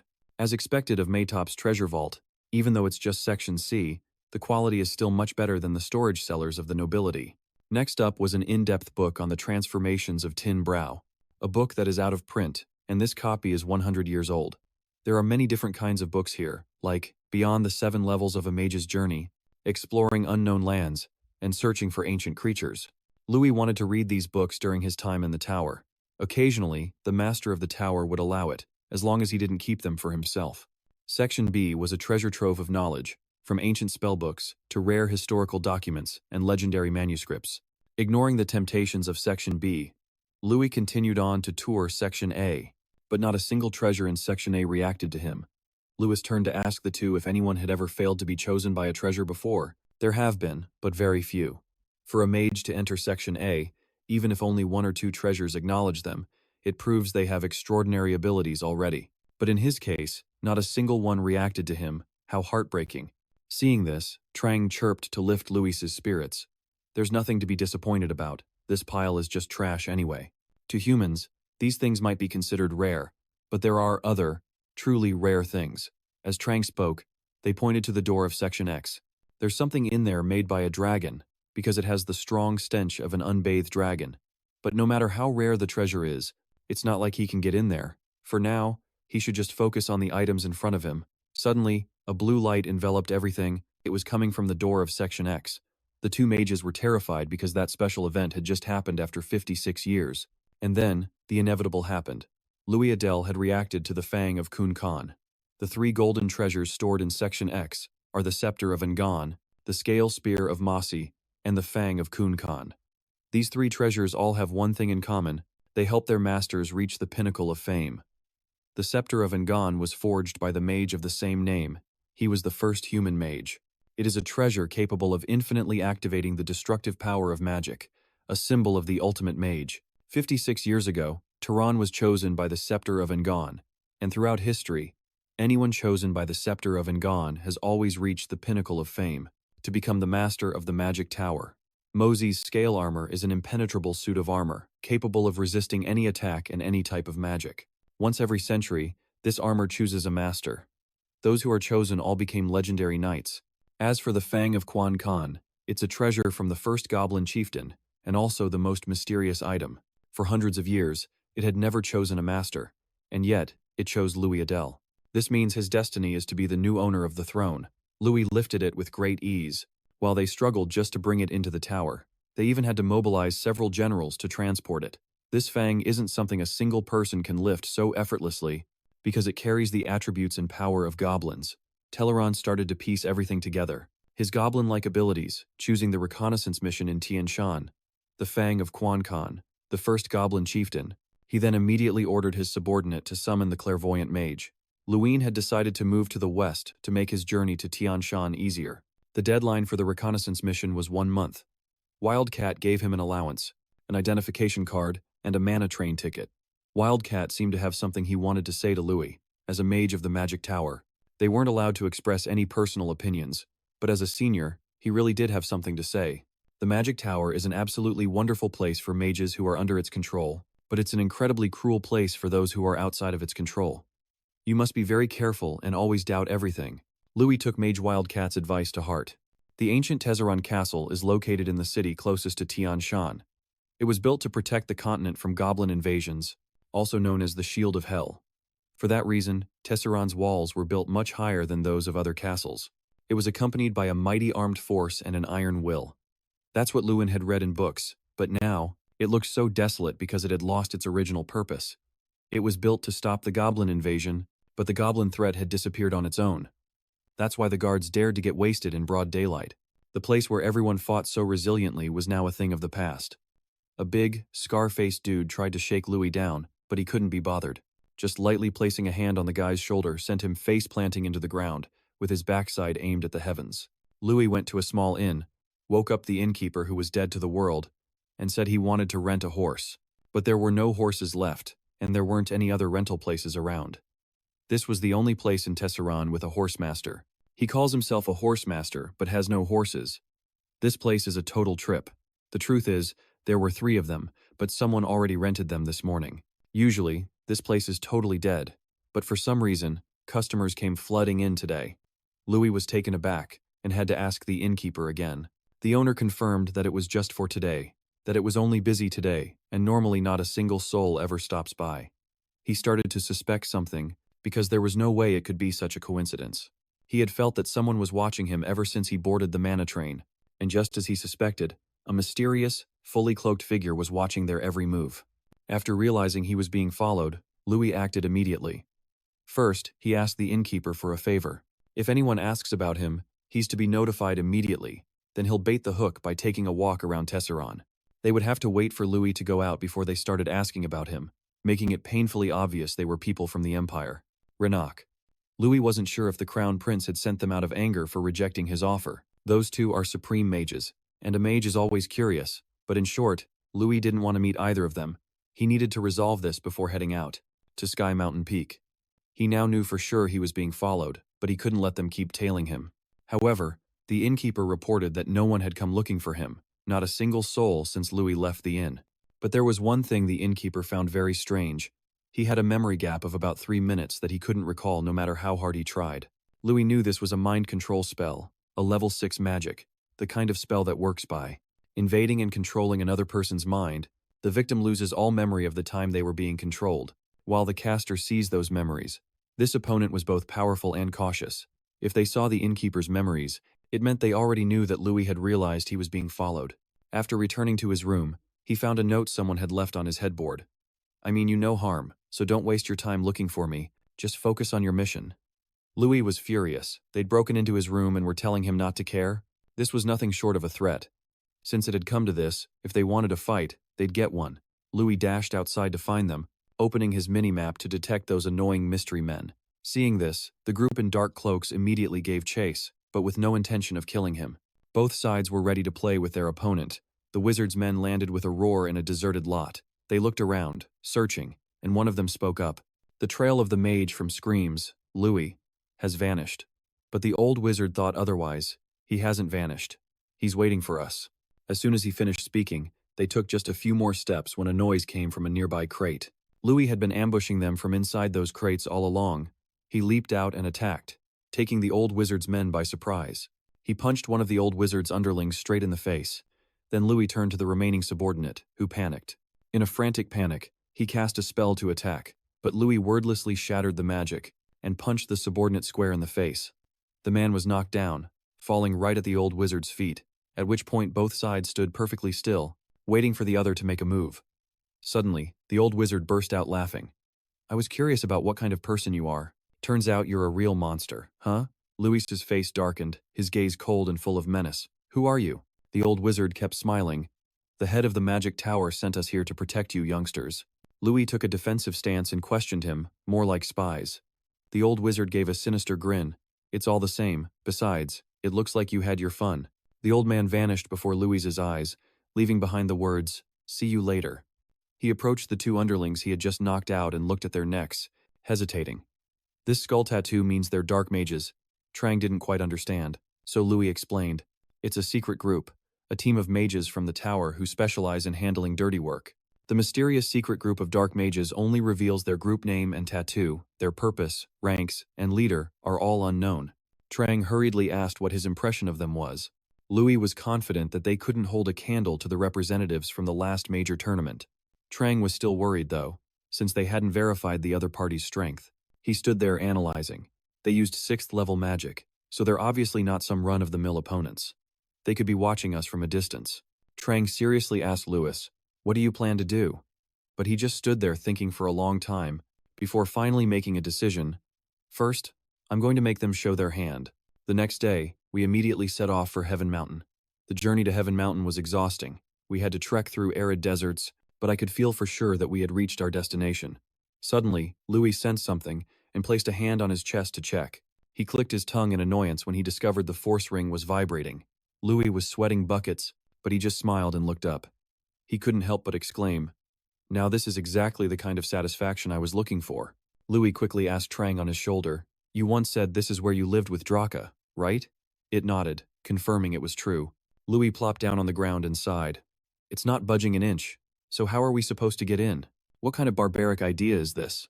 Are you telling me to just destroy this barrier?" Trang immediately replied yes without a hint of hesitation. Then it asked Louis back, "If they were humans, they would definitely try to break the barrier, right?" He agreed, "Right, that was my first thought." Trang reminded him, "But they can't break it with just ordinary human methods." It added a sentence that was like an epiphany for Louis. What would happen if there was an oxer here? Louis seemed to have a realization. Wouldn't it be better to call an oxer from the inside? Ask them to open the door, just like a friend. Trang jumped down, crossed its arms, and smiled confidently. "Now my train of thought is perfectly clear." Louis suddenly remembered. "But as you said, all the oxers here are already dead, aren't they?" Trang replied firmly and mysteriously, "That's just human thinking." Louis tensed up and turned around, looking at the barrier behind him. Trang instructed him one more time. "Louis, remember your power. Don't be bound by prejudice, just break it."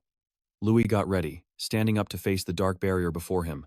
He placed his hand on the impenetrable barrier to feel it out. Louis raised his voice. "Can you hear me? I know you'll pretend you can't. I've brought your leader's Fang with me." He lowered his voice, issuing a threatening command. "If you can hear me, open the door." But Louis was met with a moment of silence, with no one responding. Suddenly, the spot where his hand touched the barrier flashed brightly. Louis had to use both hands to brace himself because the power from the barrier was too strong. He squinted because the light it emitted was blinding. The old wizard who had been watching him for a while saw this and his eyes widened in amazement. He witnessed the miracle before his very eyes and exclaimed, "It opened? How could a rookie like him possibly do something that no one has ever managed before?" The old wizard ran to the barrier, banging on it in a panic. It closed again. What in the world is going on? Just as the wizard finished his sentence, Louis's fist was already in his face. A single punch sent the old man flying several yards away. Louis roared, "Seize the moment, you can't run away like last time." He slammed his fist into the ground, using an earthquake skill that made the earth shake violently. The old wizard cried out in pain as he was crushed by rocks and dirt, his face now covered in wounds. Louis cast a vine spell, attacking the old man. The vines wrapped tightly around the wizard on the ground, immobilizing him. He tried to open his mouth to speak but couldn't. Louis sneered. "Did you really think you could get close to me this time? What level are you even on? Let's end this game early." While Louis was distracted, a shadow flashed quickly above his head. It was a guide goblin, charging aggressively towards the old wizard. A club slammed down on him, splattering blood all over its head. Louis still didn't understand what was happening. He just stood there frozen. The guide goblin slowly turned to look at him ominously, radiating a threatening aura. "Louis, answer me, human, who are you?" Trang whispered in Louis's ear. "Remember this. They are created with evil thoughts, just like beasts. Luckily, I was able to enter the barrier on the heavenly mountain, and as soon as I stepped in, it felt like I'd entered another world." Another group of goblins surrounded Louis. "What's a human smell doing here?" "But he smells just like us." Trang quietly warned him.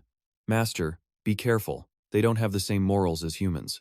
Louis nodded and replied, "I know." He thought to himself, "For now, I guess he won't do anything to me because of Khun Khan's fang, but I have no idea when they'll turn on me." Louis carefully and quietly followed the guide goblin, and after a while, they arrived before the mountain, and the goblin spoke. "We're here. This is the summit of the heavenly mountain." Louis wasn't paying attention to his surroundings and wondered, "Isn't there another peak above this one?" Suddenly, the entire ground started to shake, startling him. Unexpectedly, Black Khan stood towering over Louis. This confused him. "This isn't the summit." But then, a goblin introduced himself. "I am the chieftain, Black Khan. Human, I heard you have Khun Khan's holy relic."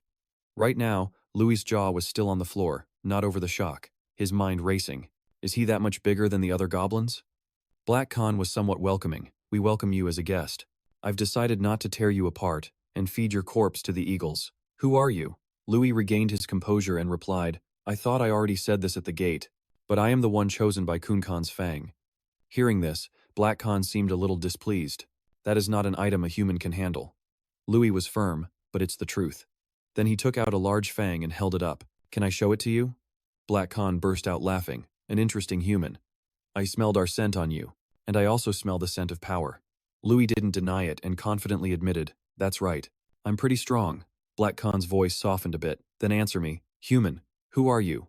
Louis was about to answer, but paused for a moment to signal Trang. Then he asked Black Khan, "Do you know about Drakagonia?" "That's the name of a dragon that lives on this heavenly mountain." Black Khan was surprised and shouted, "How do you know that name?" Louis replied gently, "I heard it from Kingram." He couldn't believe it, surprised yet again. "Kingram, he's still alive?" Louis explained, "He's living as an artifact in my academy. Should I say, he's considered one of the professors?" He smirked and asked Black Khan again, "You're curious who I am, right?" Louis began his introduction, but much more grandly. "I am a friend of Kingram, the former leader of the Heavenly Mountains Summit. I am also the one chosen by the Fang of Khan and the inheritor of DRAKA Luin's world-destroying power." With his small body, standing before a giant goblin, he stated his name, "My name is Luin Adele." With all that said, "Are you still planning to crush me and feed my corpse to the eagles?" Hakon flashed a smile as bright as sunshine. "We will joyfully welcome you, human." Luin couldn't believe his ears, sweat pouring down, surprised by the resounding cheers in his ears. "Did he just say he'd welcome me?" Trang said seriously. "The goblins have a rite of passage, even when welcoming newcomers. If you want to be welcomed, you must prove your own worth." He stared intently at Luin with a serious reminder. Omerat appeared before him, while Trang added, "And the format is an arm wrestling match." Omerat gleefully flexed his muscles. "I am the son of Omaru Khan, Omerat. Are you the human we're welcoming?" Luin panicked internally. "You're telling me this giant is my opponent?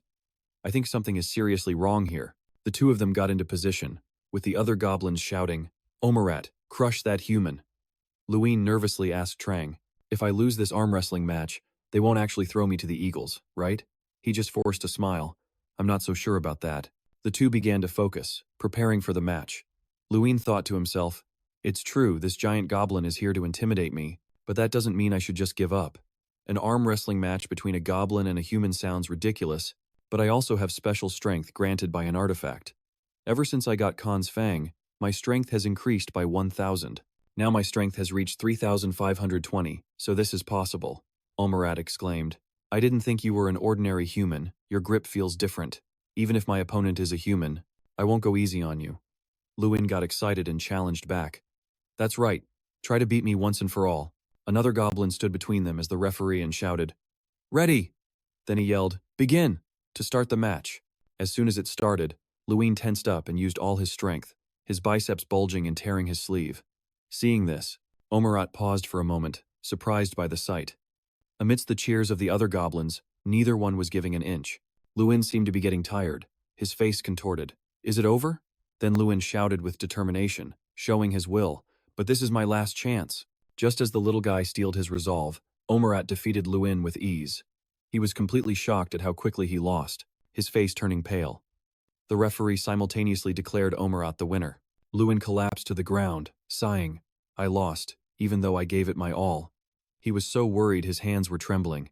So am I going to be fed to the eagles now? While Luin was in a daze, the referee spoke up.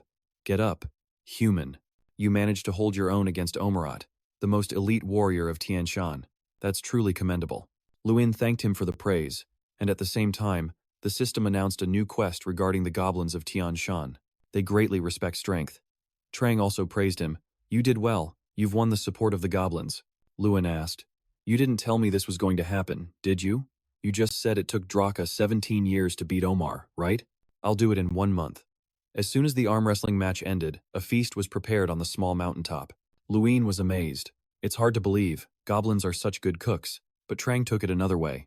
I know the food is pretty pungent, the smell is just. He shook his head to say that wasn't it, and Luin was also pretty curious. But why do the goblins here live so secluded in this monastery? His expression turned serious as he looked at the goblins, a bit worried inside.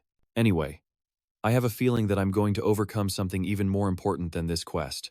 Omerat walked over and called out to Louis. Powerful human.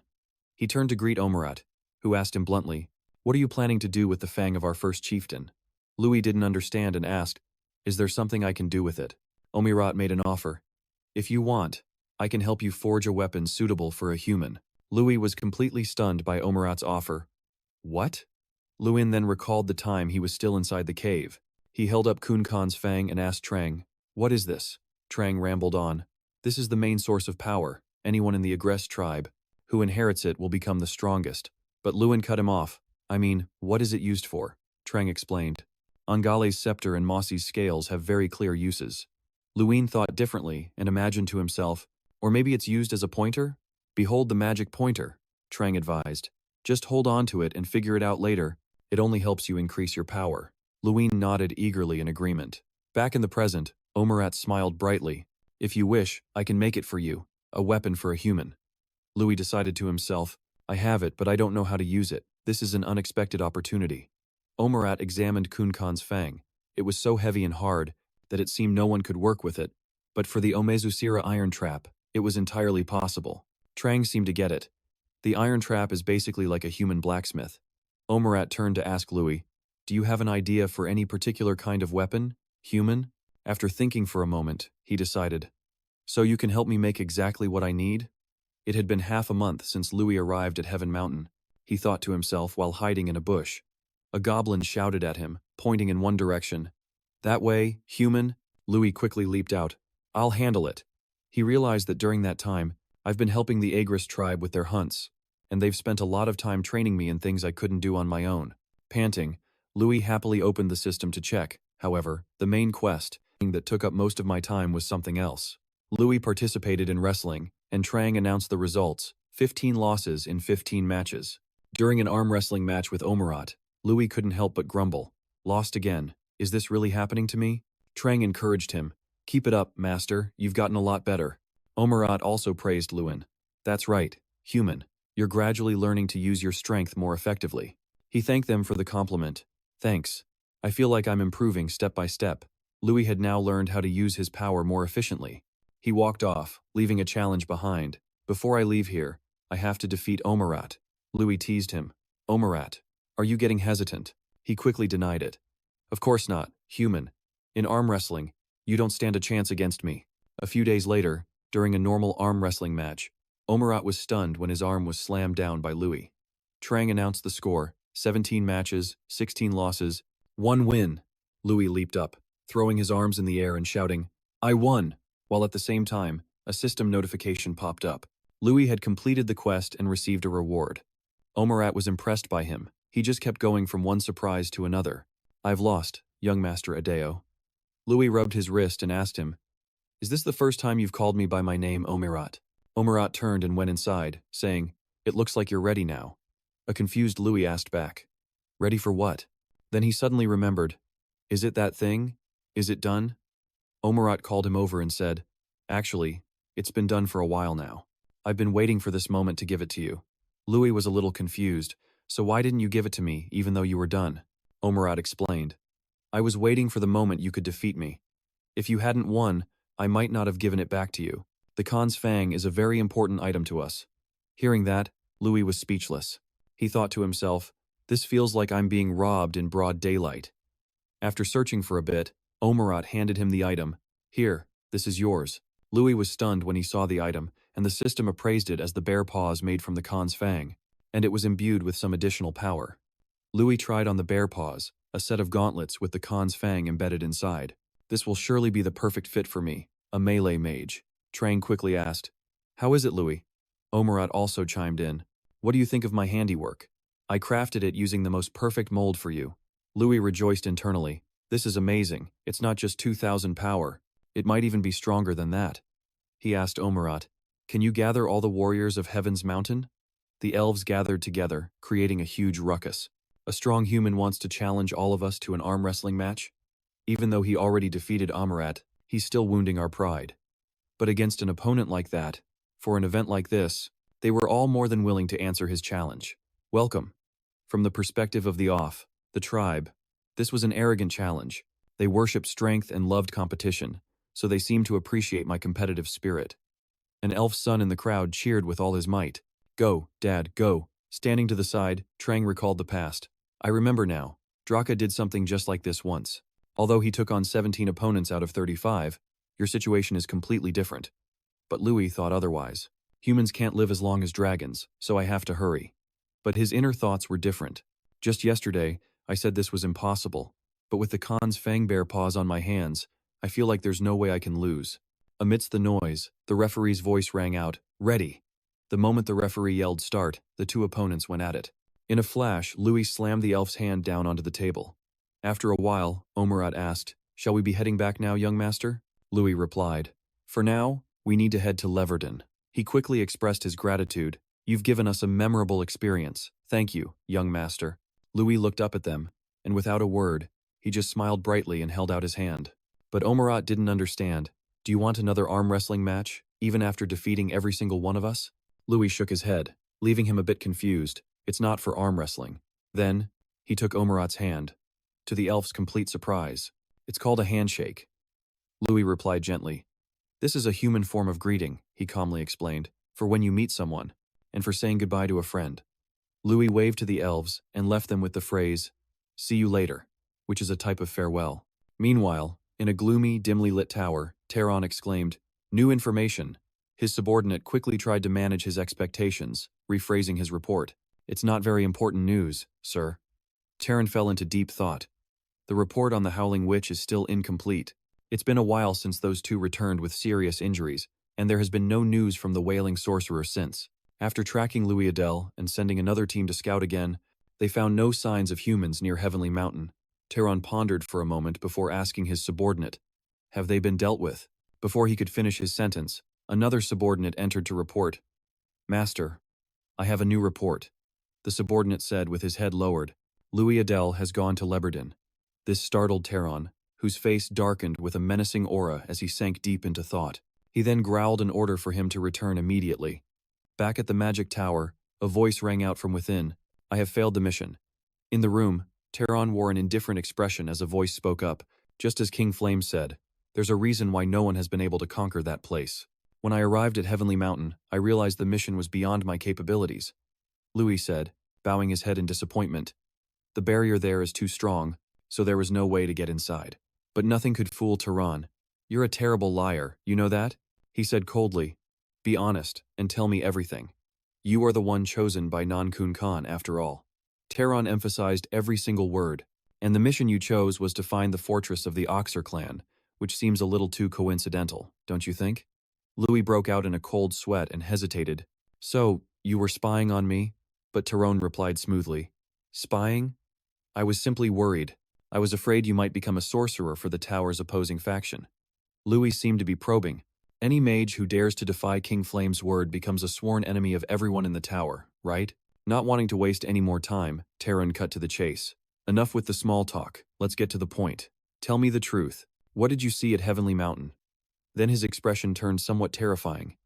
Are the original members of the Oxer clan still alive? Seeing him like that left Louis flustered and at a loss for words. A moment later, he was outside the tower. He let out a sigh of relief, muttering to himself that it was a close call. But then Terron's voice rang out with a warning. Don't you lie to me? I know everything. I can pry into your past right now if I so choose. Louis retorted.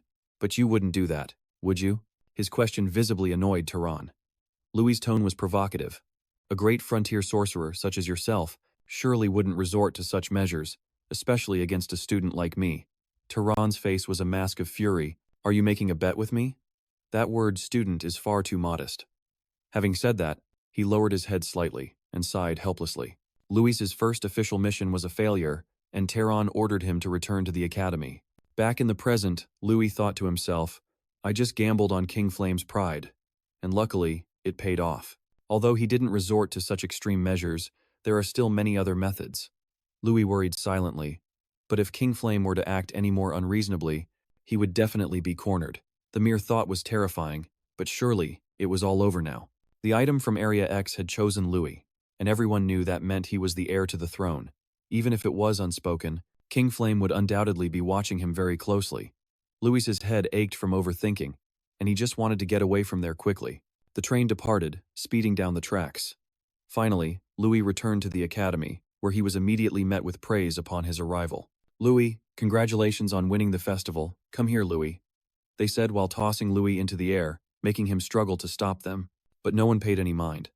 By now, Louis had returned to his room, and just then, Jason came in carrying a crate. Louis wondered what it was, so Jason answered, These are your letters. As expected, the festival winner is bound to be famous. Louis was a little surprised. So many? Jason nonchalantly replied, These are just the recent ones. He walked over to a cabinet and was about to open it, and these are the ones that arrived a while ago that we've held on to. Jason opened the cabinet door. Then from inside the cabinet, a mountain of letters fell out, flooding the entire room. Witnessing the sight before him, Louis felt a sense of dread as he went through the mail. He even found a letter sent from the prince. Louis picked up the letter, looked it over, and then read it out loud for Jason. Jason, sitting next to him, could only sigh. So formal. That salutation isn't for people you're close with, but for those you want to get close to. Louis asked if he knew about that. Jason ignored his question and instead asked about Louis's plans for this summer. Hearing that, Louis suddenly flashed a very mysterious smile. He hesitantly replied, I'm thinking this year is going to be a lot different. Right now, Louis was riding a horse alone, heading somewhere. It had been a long time since he last visited his hometown. Since last year, he had only stayed in the dormitory and hadn't gone anywhere. Louis didn't have the face to meet his hometown folks again. He didn't have the confidence to smile and answer their questions. Louis smiled gleefully, but now I can proudly face them. Finally, he had gained enough confidence to meet his family. As he arrived, everyone around stared at Louis in surprise. He scratched his head, looking flustered as he greeted them. Is everyone doing well? Everyone shouted in disbelief. Is it really you, young master? What, young master Louis? The crowd surrounded him. Young master, it's been such a long time. We've been waiting to hear from you for so long. Louis replied sheepishly.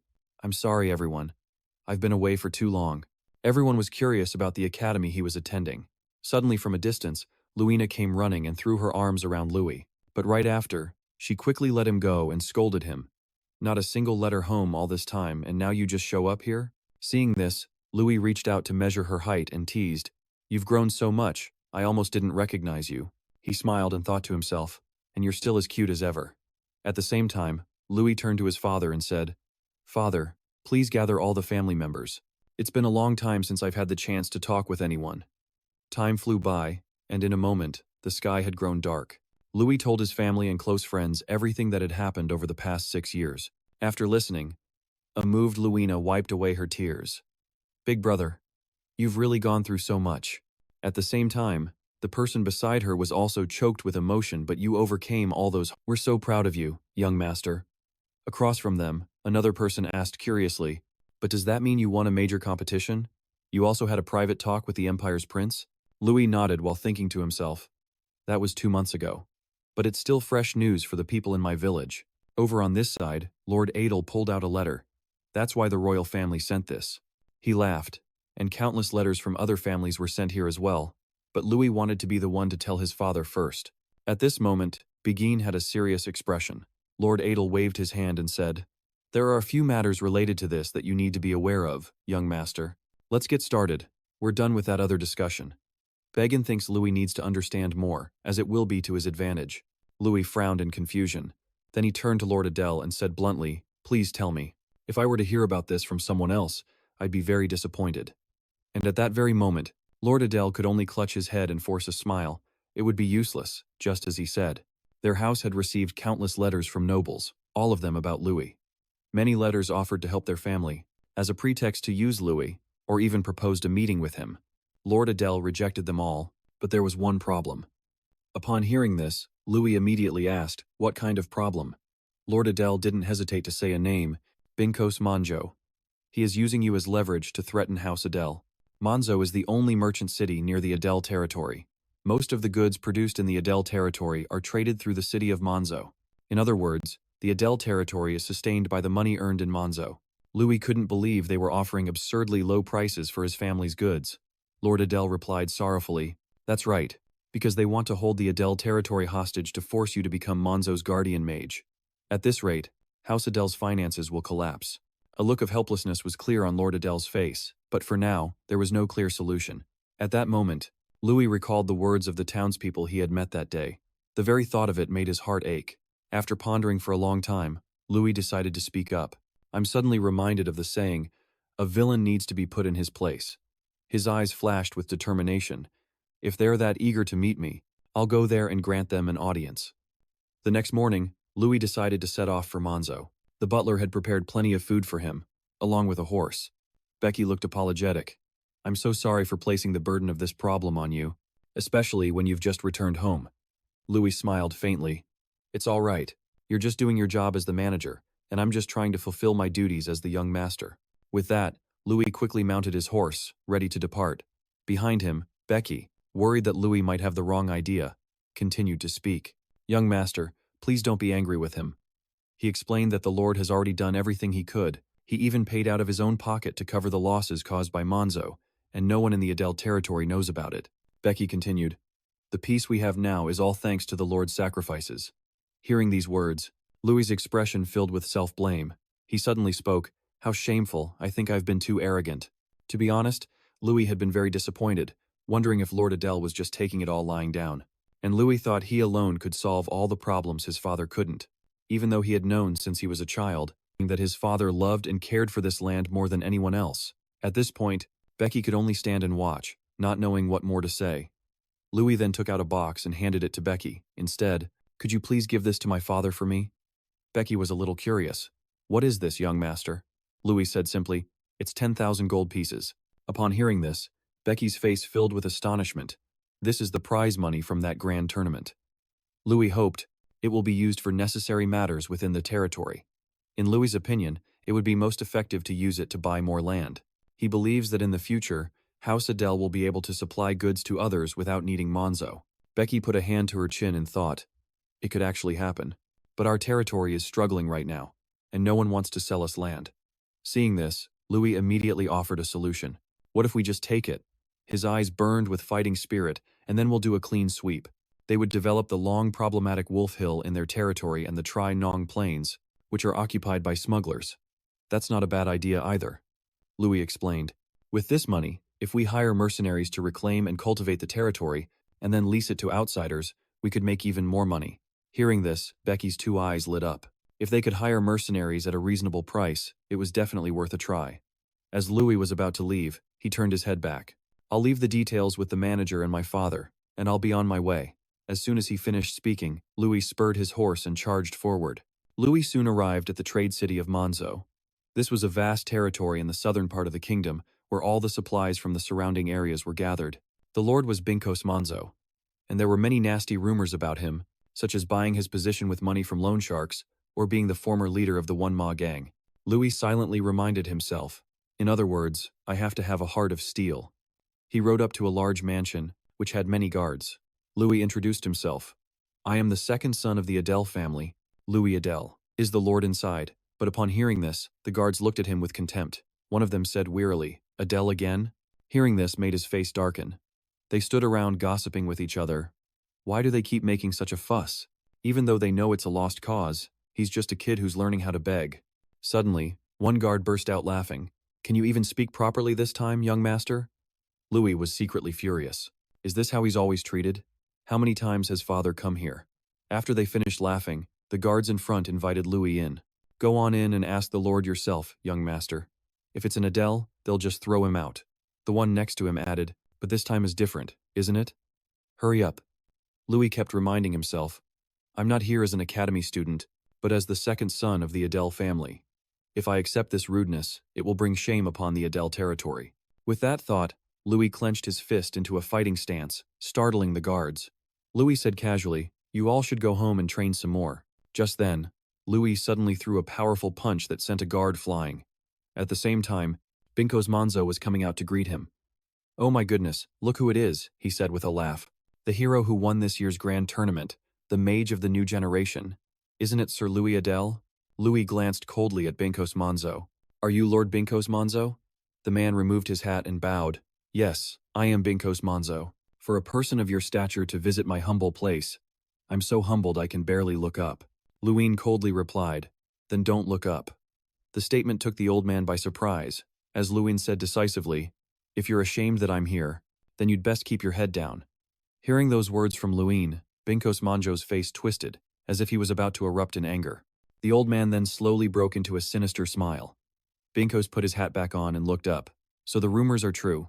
You're quite the straightforward person, aren't you? In that case, I'll raise my head, despite the shame. Luin nonchalantly replied, fine, but you need to retrain your guards. Binkos Manjo wondered, did my boys commit some sort of crime?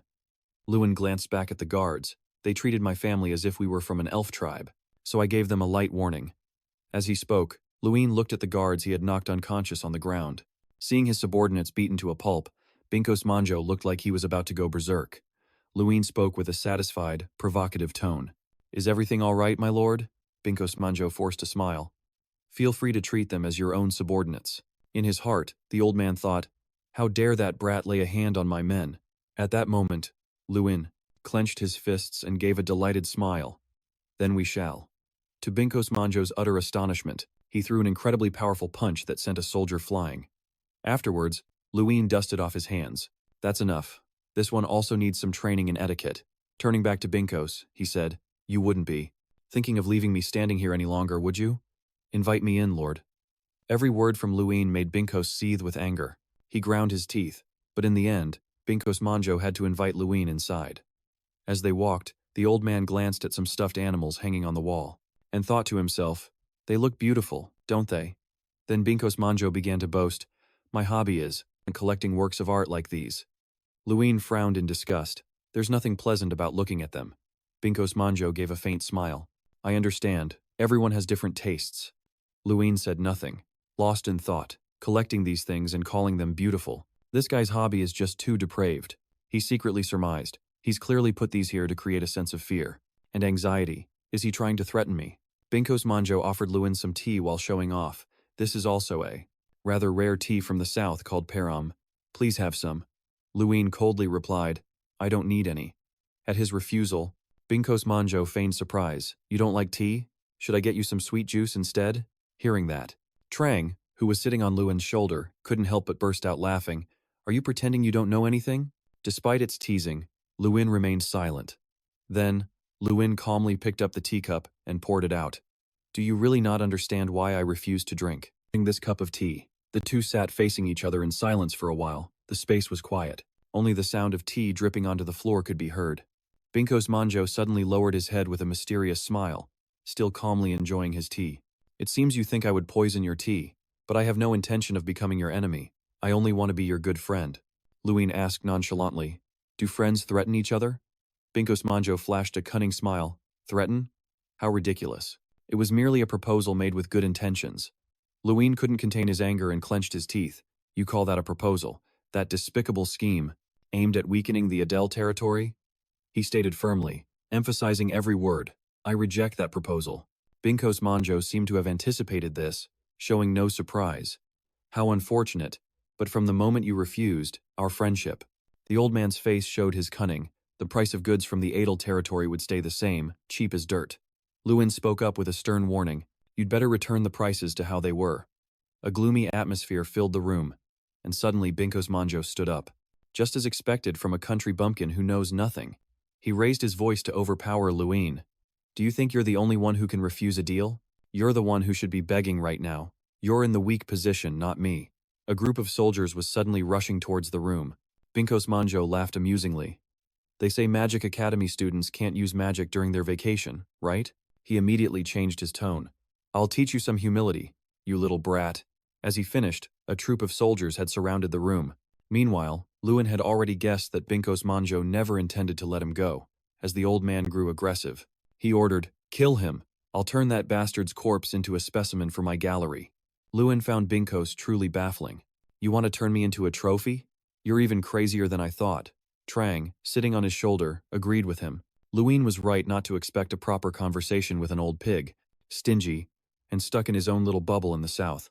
Luin had already seen this coming from a guy like him. He was already in an attack stance, lunging at the soldier in front of him and holding out 2 fingers, leaving the soldier utterly confused. Luin, with a confident look, gave a light flick of his fingers. With just that light flick, he sent the soldier flying several yards away. Next, using just a little bit of power, Luin sent the other soldiers flying everywhere. Finally, he started activating the special skill in his gauntlets and said with amusement, let me tell you something. Binkos Manjo, panicked, also exclaimed, why is there suddenly smoke? What are you doing? After activating the special energy, Luin's entire body began to radiate a powerful aura. Witnessing this, Binkos Manjo was so shocked he froze on the spot. Luin continued to speak, even if it's a vacation, as long as my life is in danger, I can still use magic. The soldiers were overwhelmed by his power, their voices trembling. If we stay here, we're dead for sure. One of them shouted, everybody run. This sent the soldiers scattering in all directions. Luin clenched his fists, his eyes burning with fighting spirit. Running won't do you any good. As he finished speaking, he charged forward with all his might. From the outside, everyone could see Binkos's mansion. Manjo's mansion was emitting a huge cloud of red smoke. The servants inside were screaming and fleeing in terror, as everyone else scrambled to get away. But Binkos Manjo was still looking at his artworks regretfully. My collection that took a lifetime to build. My portrait. My 2,000 gold portrait. Luin, standing behind him, spoke up.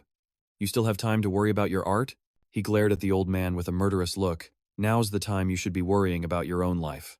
Binkos Manjo's pained screams echoed through the room. Luin made his demand.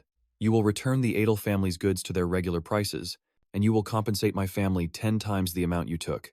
Binkos Manjo's face went pale, and his voice trembled. Compensation? How much will that be? Luin glared at him. Pay up now. The old man stammered in compliance.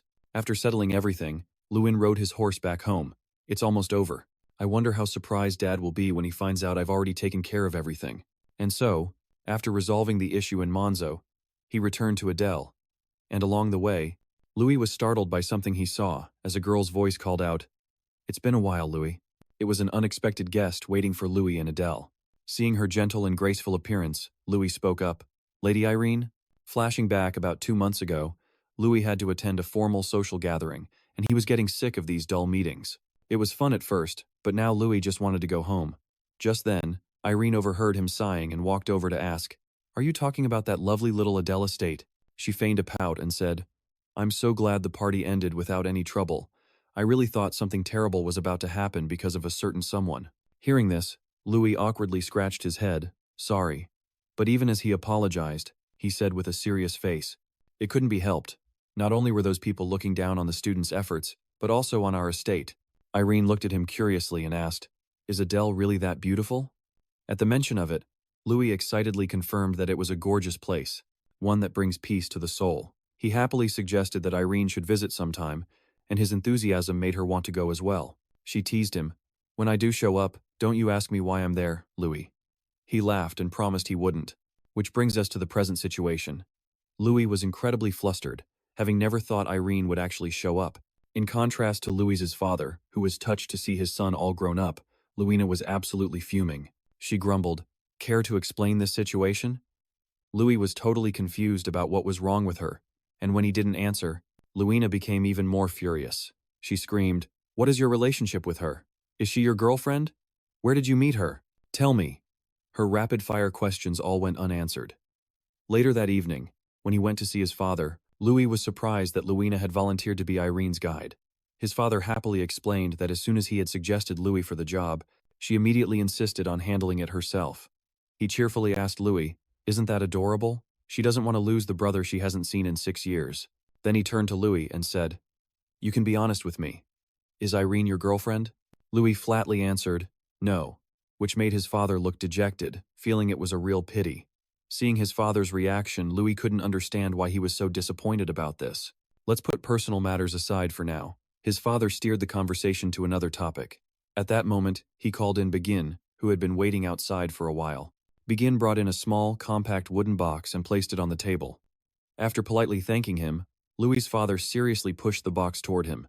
He said he couldn't accept this money. Louis was stunned by this and asked him why. His father gently explained, "This is your money, not the money of House Adele." But Louis didn't understand. "But am I not a member of Adele?" Louis's father bowed his head slightly and smiled. "No one denies that you are the heart of Adele, but I know you still have much to do outside of Adele." Louis was speechless, his expression filled with heartache. He knew very well his father was saying this out of concern for him. But Louis also knew that his father was a very upright and moral man. He respected his father for that, but he felt hurt that his father always discussed the estate's problems without including him. Louis spoke with determination. "I want to use my money for Adele, just as you have, father." "Father," which made the man stare at him, stunned. Louis's father turned to glare at Begin, who just chuckled nonchalantly and said, "I think the young master should know that you've been supporting Adele with your personal funds all this time." In the end, Louis's father let it slide, but he did remind Begin, "In the future, I would greatly appreciate it if you would discuss things with me before making any rash decisions." Then he resumed his talk with Louis. "Whatever your intentions are, I cannot accept them. You are not yet ready to shoulder the responsibilities of this estate." He took out 3,600 gold and said, "This is the amount we rightfully deserve. Finding it now is like discovering a forgotten emergency fund." A confused Louis turned to whisper to Begin, "Are you sure you gave him 10 times that amount?" Begin whispered back, "He didn't demand the remaining amount, and he was so adamant that I couldn't even mention the punitive damages." Louis felt helpless against his father's rigidity, and Begin wholeheartedly agreed. "I've given up trying to convince him, but..." Begin trailed off, causing Louis to glance at him in confusion. He chuckled softly, accepting it. "Isn't our Lord always like this?" Louis looked at Begin's face, which wore the expression of an old friend, and then at his own father, and he couldn't help but feel a warmth in his heart and smile along. Glancing over at his righteous father, Louis silently agreed with Begin's sentiment, and the matter was settled. Louis stepped out of his father's study, and as he looked up, he saw 2 pretty girls chatting and laughing merrily. Luina no longer looked angry like before, instead holding Irene's hand affectionately. Louis slowly walked over and asked, "Irene, are you enjoying your tour of Adele?" At that moment, Luina suddenly said goodbye to Irene, even winking to wish her good luck. Before Irene could understand what was happening, the little girl ran off, shouting back at her brother to get along with her. Irene is a good person. She left Irene and Louis too embarrassed to even look at each other, with Irene muttering about Luina saying weird things. Louis composed himself, lifted his blushing face, and asked Irene, "Would you like to go for a little walk?" The two strolled under the dappled shade of the trees, making the scene feel brighter. Irene was remarking on how incredibly adorable Luina is, saying she wished she had a little sister just like her. Louis was happy that Irene could get along so well with the girl. With her delicate sensibility, Irene gently asked Louis, "Is something on your mind? You seem to be thinking about something." Louis looked a little sad as he confessed to her, "As the heir of the family, I want to do something for the estate, but I can't seem to come up with any ideas." Louis kept the rest of his thoughts to himself. In total, with the prize money from the tournament and the funds from Monzo, he had over 40,000 gold. His father said he could use it as he saw fit. But seeing Louis lost in thought, Irene slowly said, "You can't stop thinking about the estate, even when I've come all this way to visit." Hearing that, Louis was taken aback. Realizing his oversight, he hadn't even asked about Irene. He quickly asked Lady Irene, "How did you get here? Our estate is quite remote, so it must have been inconvenient." Irene winked as she replied, "It's not that far. I got to Leverden in 2 days. Louis blurted out a question, and Irene pointed forward. It's quite close if you just cross that mountain range over there. Louis had asked a small question that he immediately regretted, but the answer was the very solution he had been searching for all this time. Nam Mountain, although it took up most of the Adele estate's land, had such rugged terrain that farming was impossible, and the land was abandoned due to the appearance of monsters, however. With Lake No. 8 nearby, its geographical value was very high. What if we used that to create a trade route through Nam Mountain? By relying on places like Monzo, we could build ourselves into an independent estate, becoming a powerful domain with the only southern road leading to the Zenak Empire. Why didn't I think of this sooner? This will definitely be a huge help to the estate, he thought. Louis was overjoyed. He threw etiquette aside, tightly grabbing Irene's hand to thank her, making Irene blush like a strawberry, but Louis's mind was only on the estate, so he said his goodbyes and turned away. Louis rushed back to the estate, unaware that Irene was watching his retreating figure. His joy was contagious to Irene, and she burst out laughing, exclaiming that Louis was truly an interesting person. He brought the brilliant plan to his father, but his father said it was impossible. Louis was stunned by this news, asking in disbelief, "What?" Louis's father explained that he had already tried, but all 8 merchant guilds at Lake No. 8 had refused. Louis didn't understand why. His father's answer shocked him. In their view, House Adele wasn't profitable. Began continued to explain that the Lord also knew it was a great opportunity, but Louis cut him off. According to him, many things in Adele had changed. It was small, but it was improving. Louis silently made up his mind. Just because the merchant guilds refused once, we can't give up on something that brings so much hope to the people. He arrogantly pointed to himself. Who knows, maybe a proposal from a champion could make a difference. Such youthful spirit was truly overflowing. Louis's father stared blankly at his son, then finally let out a soft sigh and burst into laughter. That's right, you even solved the Munzo case, so what reason do I have to stop you? He agreed to let his son give it a try. Louis walked out of the room, full of confidence. Irene suddenly appeared and asked, "Are you going to Lake No. 8? Then Louis will be on the same boat as her now, an illegal immigrant." Louis was astonished. A moment later he realized and jumped up. "Don't tell me you've already crossed the border?"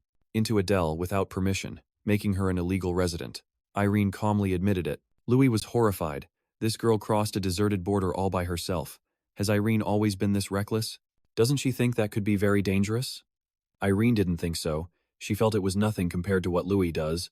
Like storming into someone else's dormitory, you didn't even consider the risks, and used an extraordinary method in the competition, and you won it all. Louis looked at her in amazement.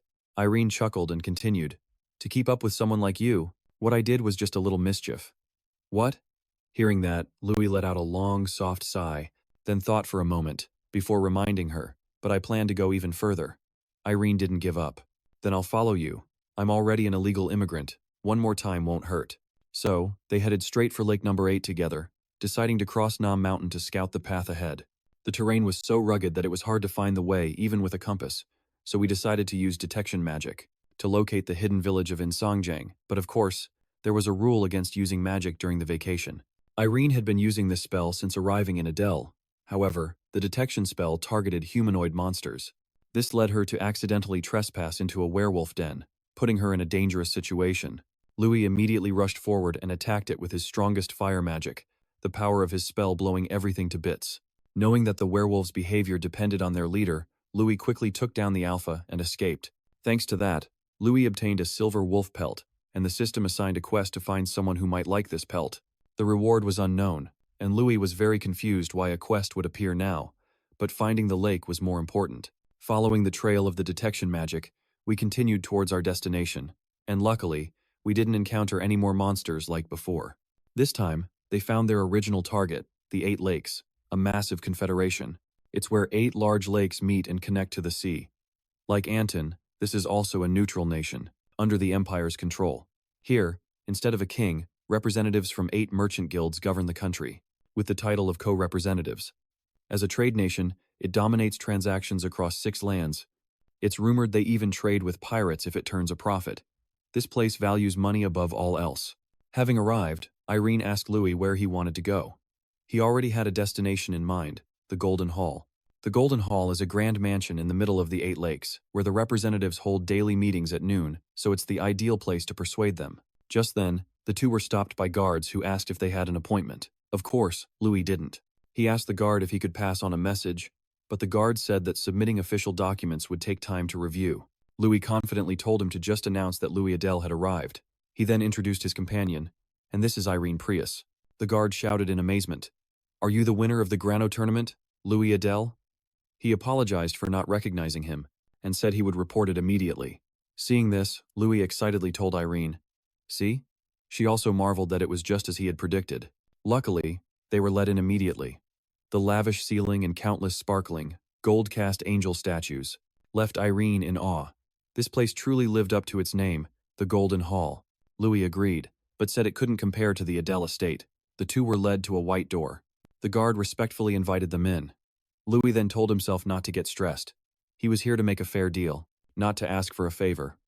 Steeling his resolve, Louis firmly opened the door and introduced himself. Inside the room were numerous people who seemed to have been waiting for a long time. It was hard to make out their expressions at a glance. In front of Louis was a luxurious round table. There were 2 empty chairs prepared for Louis and Irene to sit in. The expressions of the people in the room were varied, but they all seemed to be eagerly anticipating something. Seeing the 2 of them take their seats, the crowd began to murmur. At that moment, the eldest person there spoke up, asking what brought a mage of the prestigious new generation like him to this remote place. Looking at their expressions, Louis concluded. The title of Grand Tournament winner holds value here. He had been very worried about arriving unannounced, but it seemed they could talk. The people around agreed with the old man's question, but it would be even better if it was something that benefited their guild. At this moment, Louis revealed his purpose for coming was to negotiate trade between Adele and Lake Number 8. The moment he spoke, the atmosphere in the room grew heavy. Some looked as if they had a lot to think about and didn't answer him, while others fell into a thoughtful silence with no reaction. Trang worriedly whispered in Louis's ear that it seemed he had killed the mood. Suddenly, someone spoke up, asking the person next to them. I've heard of Adele. Do you know where it is? The person beside them replied, It's in the south, just a small backwater place. Another lady added, That rural region once tried to sell Kiston fish and sweet potatoes. I think the Lord visited that place once. How did that go? The young man next to her replied. They unanimously refused. The lady asked again, Why? The young man replied, Because it wasn't profitable, they only wanted to make one-sided sales. Hearing their self-serving chatter, Louis remained silent. At that moment, the old man in charge spoke up to end the discussion. In that case, I believe there's not much left to discuss. Of course Louis knew, they were merchants. The moment they heard something that went against their interests, their attitudes changed instantly. He was a new generation mage, and the young lord of Adele, but they only saw him as the young lord of Adele, a poor kid from the countryside trying to get his hands on their money. Their cold and straightforward perspective was both clear and frightening. Would they remain so cold this time? Louis gently grabbed the bag next to him and said, It's a shame to see everyone reacting this way, when I haven't even started presenting my proposal. Louis then poured out the bags of gold he had brought, a total of 30,000 gold. The glittering metal and his firm attitude struck a blow to the merchant's pride. Louis smiled warmly. How about now? Are you ladies and gentlemen a little more interested in a deal? Louis calmly negotiated that he would purchase 30,000 gold worth of weapons from Lake Number 8, and in return, they would allow trade for Adele's products. Hearing this, they suspected Louis was preparing for war, since that amount of money could buy a massive amount of weapons. Their shocked reactions were exactly what Louis had expected. 30,000 gold was the entire 3-year budget for a rural territory like Adele. It was equivalent to the annual budget of a medium-sized city. Spending such a huge amount of money on weapons was indeed shocking. But Louis had realized something from the Monzo incident. Power naturally attracts wealth, and that same power creates peace. If he had to buy weapons from somewhere to gain power, Louis figured he might as well build his foundation here. Louis continued. He knew that each of the 8 representatives specialized in different types of goods. Louis wanted to know who was responsible for weapons. They pointed to Cecilia. She was the #1 representative here, managing the widest range of goods, from weapons and iron ore to various plants, animals, and even ships. Louis was stunned, looking at a girl who appeared even younger than him. But Cecilia's eyes were not those of a child. She had an extraordinary presence. What kind of life did this kid live to turn out like this? Cecilia questioned what Louis planned to do with so many weapons. She knew it was improper to ask, but as the supplier, she was a bit concerned. Louis stated frankly that first, he intended to conduct a large-scale hunt for the monsters near Adele, and for the second step, Louis planned to establish a trade route connecting Lake Number 8 and Adele, by crossing the path through the North Mountain. This statement gave everyone here a heart attack, and the oldest representative warned Louis, don't mention that mountain range by name here, which left him very confused as the atmosphere grew heavy. Even Irene panicked and asked Louis what was happening. Being perceptive, Louis looked at Cecilia. He didn't know what was going on, but he knew who had caused this atmosphere. They were all completely pale. Why was that? Just then, Cecilia spoke uncomfortably. Are you planning to cross the North Mountain? No, that's impossible, because there's a demon living there. Louis fell silent in thought. A demon? He felt this was related to something. Louis told Cecilia that he had crossed that mountain range by himself last night, but Cecilia immediately called him a liar. Louis quickly explained, It's not a lie, I encountered something in that mountain range. Louis took out the silver wolf fur and said, Is this the demon you're talking about? Upon seeing the tuft of fur, Cecilia shot up in fear. At the same time, the system announced the quest was complete, with the reward being the respect of the Van Chase clan. Seeing this result, Louis thought to himself that it really was true. At that moment, Cecilia burst into tears, a look of relief washing over her face. It's finally dead. Cecilia covered her face and sobbed while everyone comforted her. 3 days later, Cecilia accompanied Louis to the mountain pass, to the place that had haunted her. Cecilia never thought she would have to face this mountain again. Of course, her heart still felt heavy, but it was different now. The calamity that took her father was no longer here. Cecilia was extremely grateful to Louis. It was all thanks to him.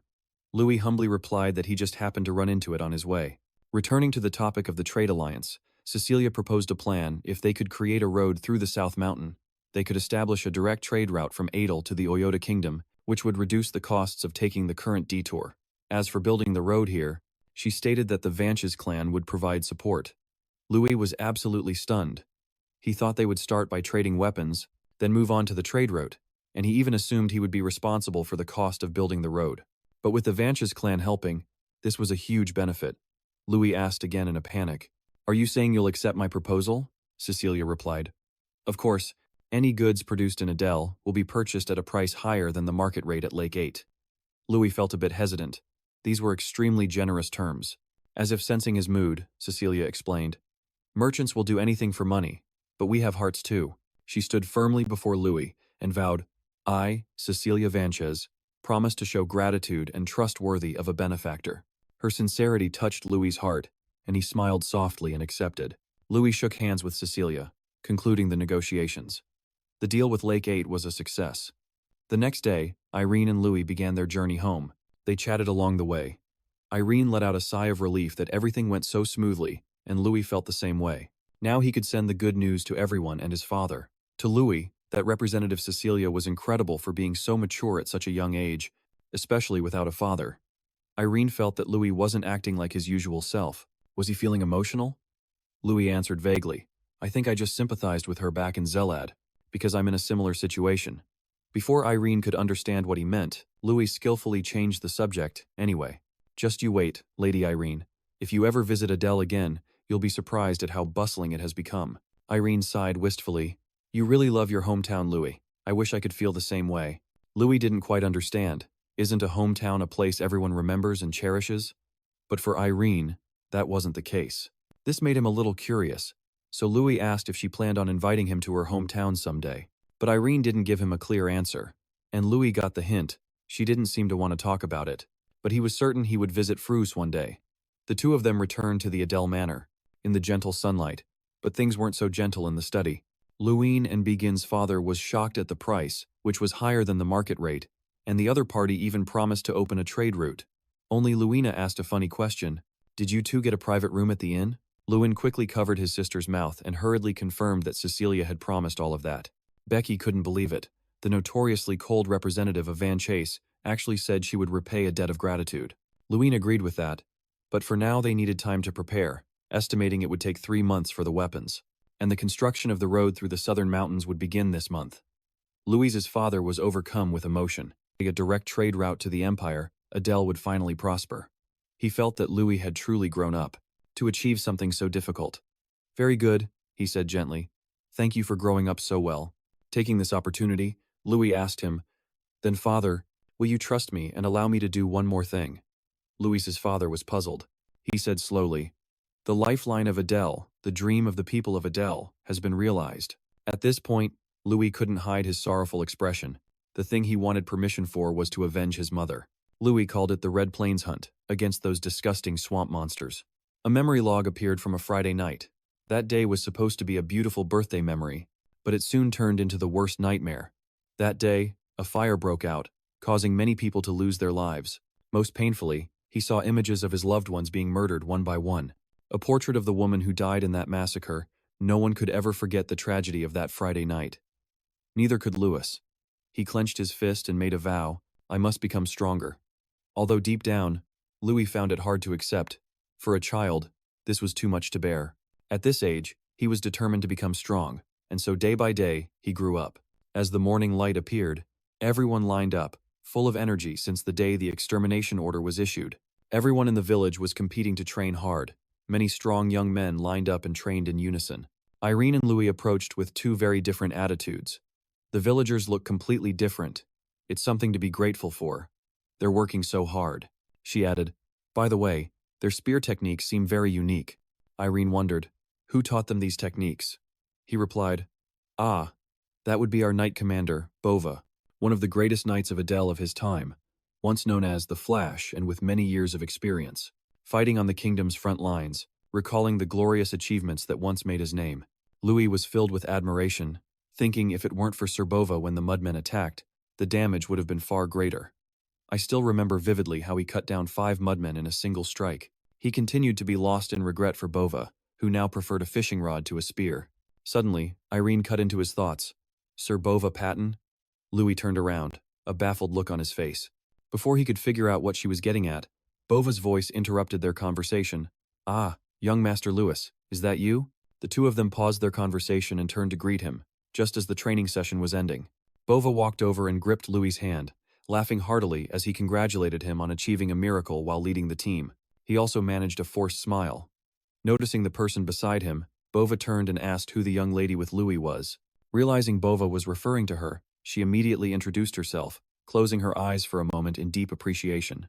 She was honored to finally meet the hero she had long admired. It is an honor to meet the Flash Knight, Sir Bova, here. Bova paused for a second to look at her, as if he'd just realized something. Irene was completely lost in thought about Bova's glorious achievements and how he had retired when he was only 30. Bova let out a big laugh, surprised that even now, someone still remembered him from such trivial stories. Irene, with a kind and cheerful demeanor, explained that she had read a great deal about him. The story of how he took down over 10 high-ranking mages from the rival nation of Burna was legendary. From a young man seasoned by countless battles on the field, he had now become a silver-haired man, no longer as swift as he once was. Although he wasn't as quick or young anymore, Bova felt honored that Lady Irene still remembered. Louis wondered why he would keep all of that a secret. Like a slap across the face, he said he never hid it. It's just that Louis never bothered to ask this old man. A flicker of sadness crossed his face, because he had heard from many sources that Bova was the Flash Knight, but Bova said something that lifted his spirits, like how he enjoys fishing or living at the foot of the hill, or the times they used to walk together when Louis was a child, and that witnessing him grow up step by step was what he treasured most. For him, that was more than enough, leaving the two of them standing there completely speechless. After regaining his composure, Louis now felt he understood Bova better than anyone. He happily thanked Louis. Bova then suddenly remembered his promise to help the young lady with her swordsmanship training, and with Louis there, he extended an invitation. Of course, Louis was happy to go, but Bova didn't want him to just observe. He wanted Louis to participate as a sparring partner. This left a certain someone completely frozen in place. Late at night, with no one else in sight amidst the dense trees, Bova and Luina were sparring, and they were perfectly evenly matched. On one side was a youth in her prime, filled with passion and determination, while on the other was an older man, brimming with experience and still remarkably agile. Louis and Irene watched them train intensely, and Irene was full of praise for the young girl. To have reached such a level at only 12 years old was incredible, and he also silently acknowledged her talent for achieving this skill level. It was truly impressive. Luina's stance and her sword handling were flawless, and her footwork was incredibly consistent. It showed that Luina's fundamentals were incredibly solid. On the other side, Bova was just as amazing, fighting her using only a single hand. Not only that, but her weapon had also changed, replaced by a wooden sword. After the training session ended, Bova had high praise for Luina. At this rate, it was certain that in the near future, even Louis wouldn't be a match for her. But instead of being jealous, he was actually very proud of his little sister. Deep down, he was filled with pride, thinking everyone has to face the music eventually. After his sister was done, it was the big brother's turn on the chopping block. and it was too late to run. As he picked up the wooden sword, he suddenly recalled the past. At 9 years old, Louis had once dueled Bova with a wooden sword, and his expression turned serious, even though it had been a long time since he'd last trained. But Louis treated it as just reviewing old lessons, and before long, in probably less than 5 minutes, he collapsed on the ground completely wrecked. Although he had improved compared to 7 years ago, to him, it was nothing to be proud of. By the way, Louis asked how Bova's skill level compared to modern standards. But the old man didn't know since it had been too long since he'd checked, so Louis tried to recall a good ranking system for comparison. Louis suddenly remembered a man named Guter, a 6-star knight from Eastern Ridian, recalling that this man had helped train him before. Pfft, I thought it was a big deal, but that's all? Bova recalled, casually flexing that he was a 7-star before he retired. A 7-star back then was considered the strongest person alive. As he was wondering about this, a notification window suddenly popped up in front of Louis. The system window revealed a surprise quest to fight Bova, with a mandatory completion deadline of just 3 days. Louis hesitated, wondering if he could even do it.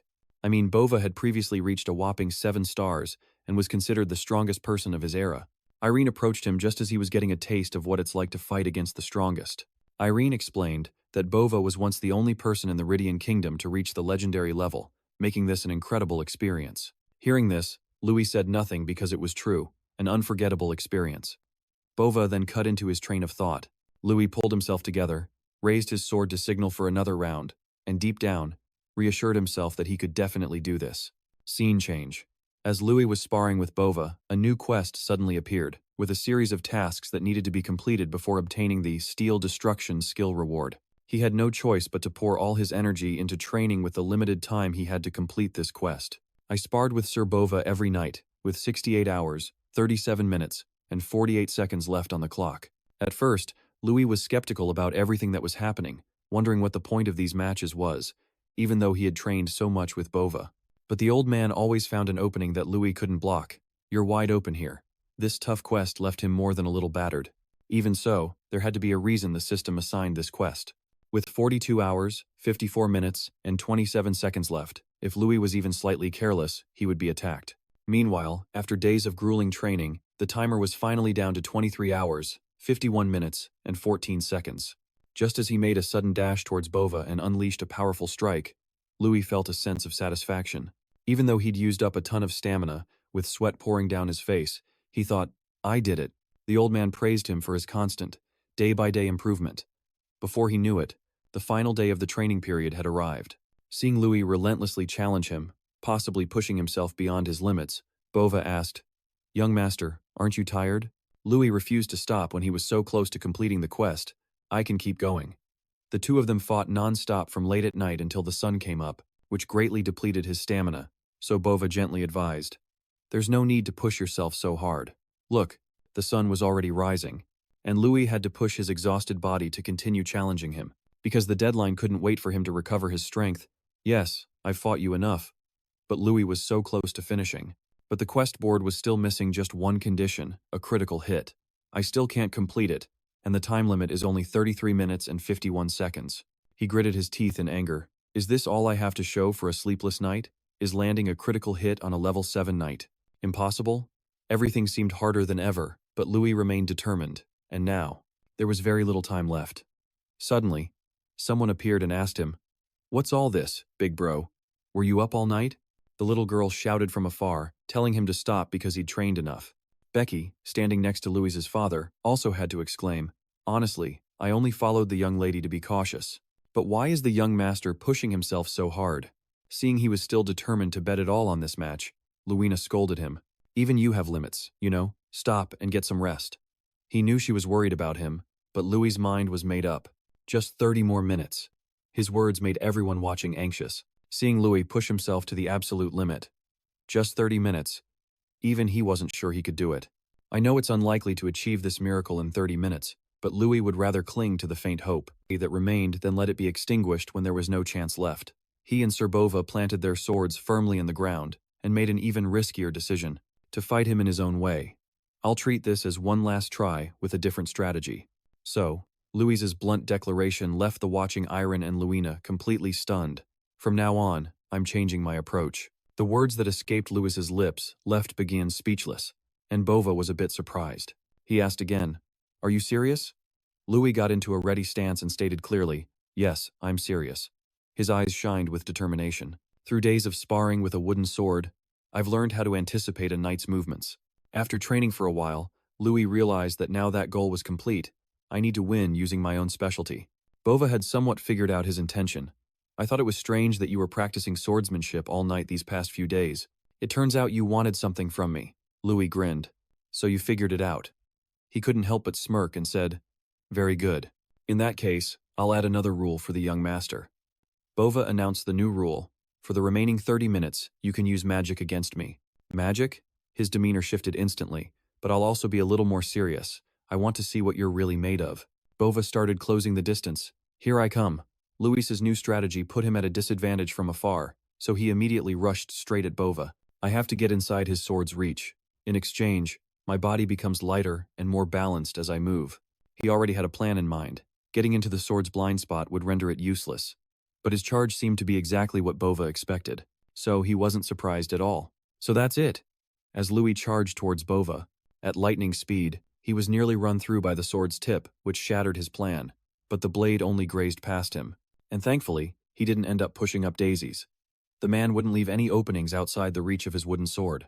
Louis suddenly remembered a past battle, the method I used to confront Bram at the Grand Tournament.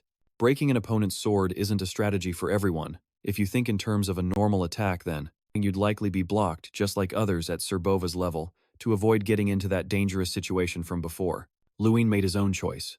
Instead of a direct power clash, he would redirect it. He had somewhat predicted this move. The plan to get just out of the sword's reach was a good choice, but if discovered, there wouldn't be many options left. The opponent would try to create distance. Luin, despite his plan being exposed, remained composed and gradually closed in on Bova. He unleashed a powerful punch like a predator aiming for its prey. You're right, all of my strategies have been seen through.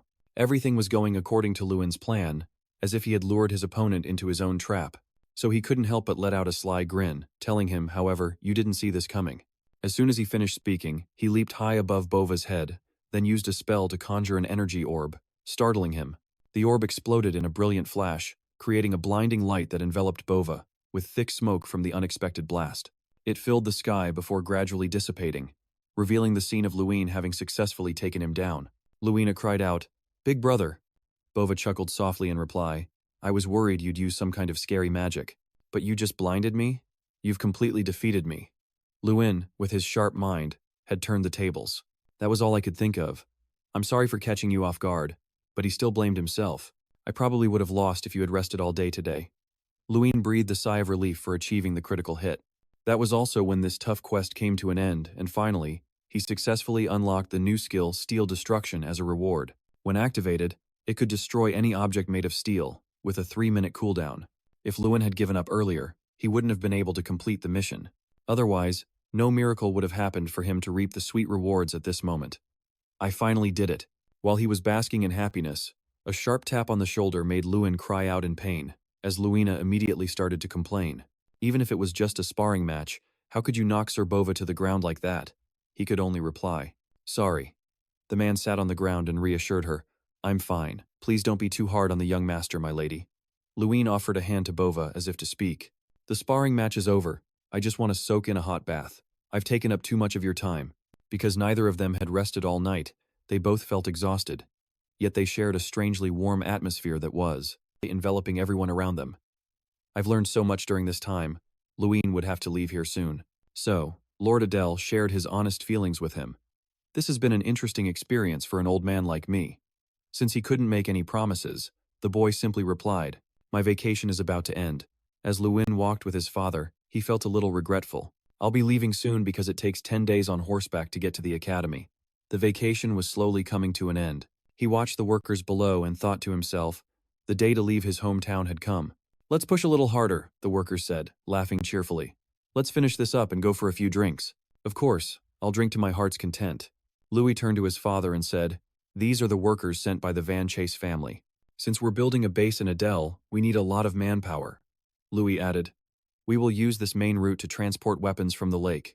8. And carry out extermination missions. The workers will also use the restaurants and inns, which will benefit Adele. He still had his own intentions, so he spoke to his father. There's one more thing I want to tell you, father. Louis brought out a box containing a large fortune. This is 12,000 gold. Please use it for Adele. His father hesitated, not daring to accept it from his son, but knowing his thoughts, Louis reassured him, I've kept 400 gold for myself, so please don't worry too much. So you won't refuse anymore, will you, father? The Lord of Adele was a bit timid, so he honestly shared his feelings. I'm so ashamed. I'm just getting more indebted to you. He held Louis tightly in a farewell embrace before his departure. Thank you, my son. Louis knew it was time to go, so he simply replied, all right, then I'll be on my way. This was a very productive vacation before Louis left Adele. I said goodbye to everyone and traveled with Irene for a while, when the road forked and I was about to say my farewell. What Irene just said made me blurt out, huh? What did you just say? Irene had said something that made him want to deny it. I must have misheard. She cut him off. No, you heard me right. Irene flashed a bright smile and kept her promise. After graduation, I'll help with the monster extermination mission too. Like I said, I'll follow you until I defeat you, Master Louis. As soon as Irene finished speaking, she used magic to fly off to another place, leaving him no time to reply. So she hadn't forgotten. What a strange person. And so we parted ways, promising to meet again someday. The road back was quite long, so Louis had to ride his horse like a rocket to get back as fast as possible. After about a week of traveling from Adele, I crossed the central border and entered the eastern region. The moment I set foot on this side, he suddenly saw an unusual crowd gathered here, unlike the southern region. This place had a lot more foot traffic. It turned out the crowd was witnessing a scene where a violent man was relentlessly grabbing Han's collar and threatening him. What did you just say, you weak little brat? The man's words became even more outrageous. Say it again, you bastard. This made Louis furious, but the people around didn't seem to care at all, as if this happened all the time here. What's going on? Guder angrily gripped Han's collar. Say it again. What did you just say, kid? He weakly replied. Please let my sister go. But then, gaining strength, Han yelled with determination. I'm a knight too. He threatened the man, saying that if he didn't release his sister, he wouldn't let it slide. Guder let out a loud, challenging laugh. Coincidentally, just as Louis saw the large crowd, he walked over to see what was happening. The man blamed the siblings, saying they deserved this because their family didn't pay their debt. Guder clenched his fist provocatively, because he was going to collect the debts Han's father left behind, including his sister. As if reaching his breaking point, Han scowled, and was silent for a long moment before speaking. What? He didn't hesitate to lunge straight at Guder with his sword. You think I'd let that happen? The captain of the foreign knights smirked contemptuously. Han was being ridiculous. Before he could even make a move, the guy instantly charged at him in under 3 seconds. He threw a devastating punch right in Han's face. Then Guder started kicking him hard while spouting insults. Han's sister witnessed the scene but was powerless to do anything, seeing that the guy had taken enough of a beating. Grabbing his hair and lifting his head, the man asked, Say that again. What did you just say? Han stood firm on his initial statement, that even if the sky fell, he would never sell his sister. His expression shifted, and with a firm, defiant tone, he declared, I'm going to actually kill you all. Trang was puzzled. It seemed this was the first time he'd witnessed a conflict like this in broad daylight. Louis remained silent, just quietly observing the situation, watching the figure being beaten down, weakly trying to fight back. It reminded him of a knight apprentice from a nearby territory, though to him, things like that were usually trivial. Nothing worth his attention, but this specific case felt different, somehow special. It was as if it was something they had to protect at all costs, when suddenly a hand touched Louis's shoulder and a few young men gathered around him. They advised him not to get involved, to avoid getting dragged into it because those guys were extremely brutal. Even though they meant well with their advice, he couldn't just stand by and watch the strong prey on the weak. He seemed like a completely different, aggressive person. Gritting his teeth, he cursed them. You should all be ashamed. You're no different from them. Ignoring their pleas, Louis bravely stepped forward. Deep down, he had a great deal of respect for Han. One of the men saw that he wasn't backing down, and since the nice approach failed, the guy started cursing at him. Seeing someone approach, Guder turned to look, wondering who had the balls to interfere. He kept his arrogant tone, glancing at Louis. Who are you? You here to get beaten up too? Before he could finish, Louis used some kind of magic to send Guder flying several yards, leaving the man in utter disbelief as he got a clear look at Louis's handsome face. Louis looked so much like someone he knew, the close-up image of him raising his left hand to blast him. Why am I seeing stars? Everyone who witnessed the scene instantly turned pale, their jaws on the floor, faces drained of all color. Even the onlookers who'd been watching from the start were completely dumbfounded. They couldn't believe what was happening right in front of them. Next up was Pram. And just like Guder, Before he could even understand what was happening, Louis was already in his face, and before he could even react or defend himself, Louis planted a fist right on Doom Pram's moneymaker. Realizing things were going south, Doom Pram's crew scrambled to run for their lives, terrified of becoming Louis's next victims. After Louis cleaned up the thugs, Han finally came to his senses and wondered, who is this guy? Louis didn't turn around to formally introduce himself, but he tilted his head, gave a gentle smile, and spoke softly to Han. The two introduced themselves, and Han invited Louis over for dinner, where he explained his past and why he was in that mess. It was all because of his alcoholic father, leaving the two siblings to carry the debt. Their father had even tried to sell his sister to a brothel on multiple occasions, but he was unsuccessful. Hearing the name Onugi Lamber Gang, you'd almost think it sounds cute. But who knew? Those guys are not to be messed with. They're incredibly brutal. Noso, one of the key members of the Onugi Lamber Gang, is said to have a habit. Whenever they're annoyed, they tie people to the base of an Onugi tree and send them to heaven. Their leader had killed 4 people before, so no one dared to mess with them. Louis wondered if they were just going to let them run wild like that. Actually, that gang doesn't operate in foreign, instead they operate in the village where Han and his sister live, and in a few other small villages because there are no guards there to help. Seeing the situation was worse than he thought, even if he wanted to handle it, he couldn't take them on one by one. Han interrupted Louis's thoughts to thank him for helping him and his sister survive today. He brought up Louis' past glorious achievements, but his voice faltered a bit. Seeing that Han knew about him, Louis asked directly if he had heard it from that Gooter guy. Hearing this, Han was stunned. How could Louis possibly know? Knowing Han was confused, Louis bluntly said he heard that Thug mention Han was once a knight apprentice from the foreign territory. Han's face lit up, proud to meet his idol in the flesh. Louis felt a bit awkward and slightly miffed that this kid dared to bring him down a peg. With an excited face, he declared his future goal was to be just like his captain. Louis listened in silence as Han spoke of his dream, but frankly, Han was way too weak to achieve it, let alone become a knight. He hadn't even graduated from the academy yet.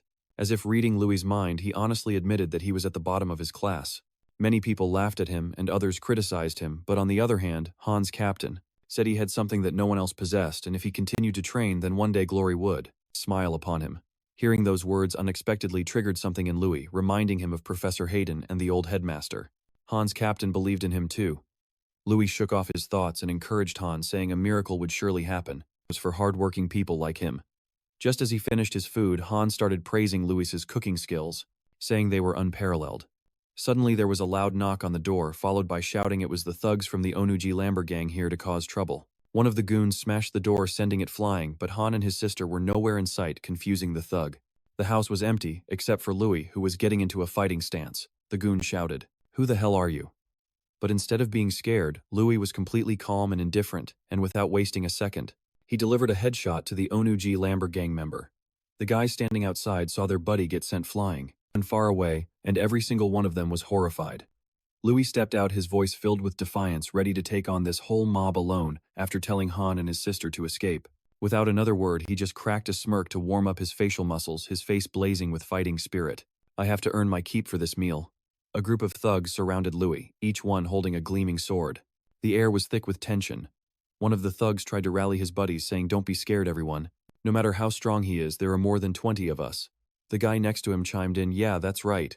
Then they all charged at him at once. The leader yelled, "Get him!" But unlike them, Louis was perfectly calm.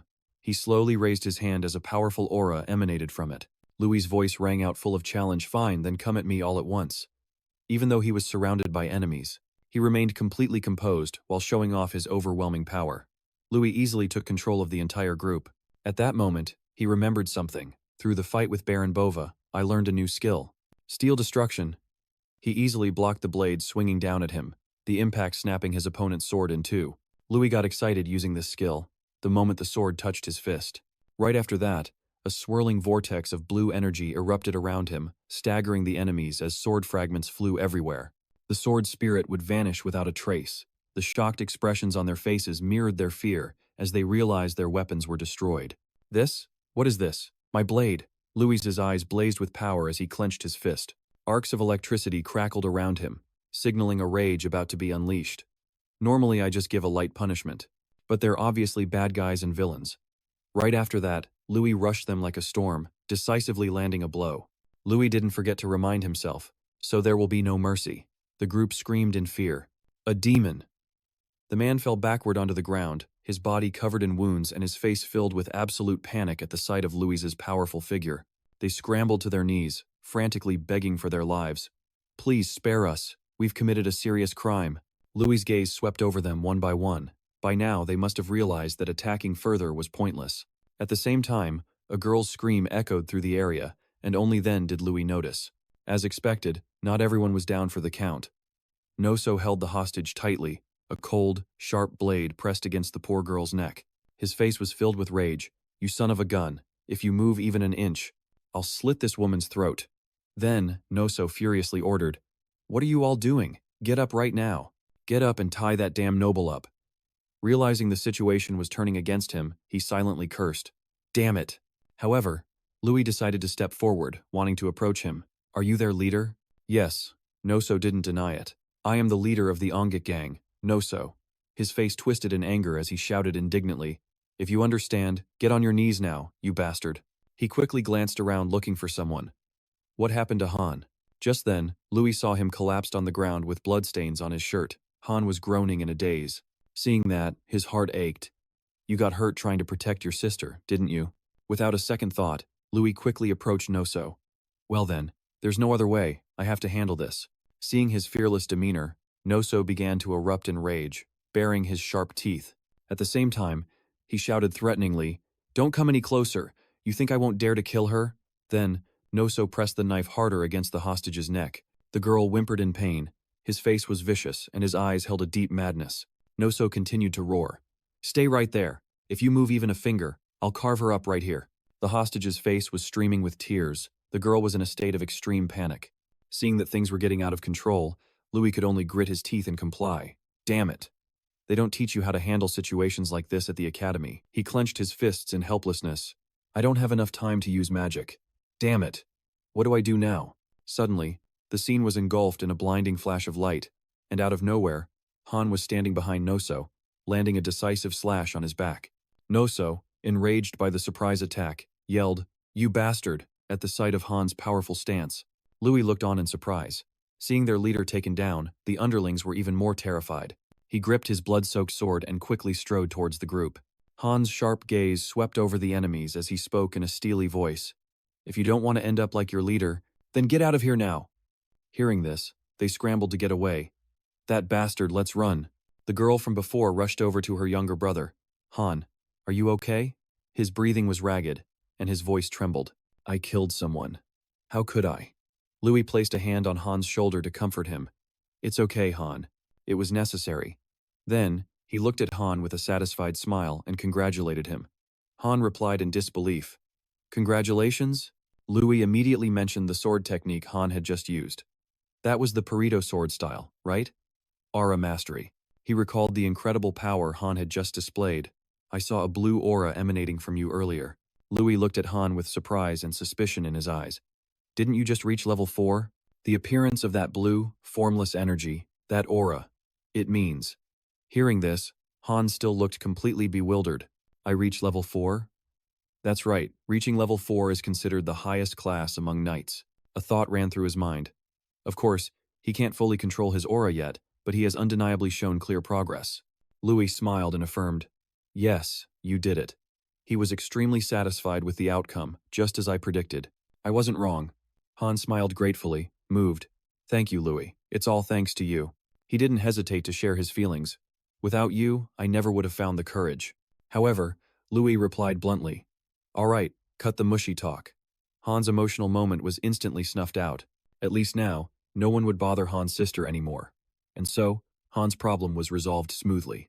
As soon as morning came, Louis headed straight for the academy. And now, under the gentle sunset, Louis looked up and smiled softly. I'm back. Before leaving Adele, he had wished the vacation would never end. But now, returning to the academy, Louis realized he had actually missed this place. The scene changes to a group of students strolling across the grounds. Looking relaxed with his hands behind his head, Jason curiously asked Louis, So, what did you do during the break? Caught off guard by the question, he seemed flustered. Me? Louis wondered where he should even start. What should I say? He thought back on everything that had happened. Like fighting Binkos Mando, arguing with Iron until she was upset, and more recently, even defeating a monster. He crossed his arms with a weary expression. Nothing worth mentioning. Well, Louis ended up just making something up, I trained.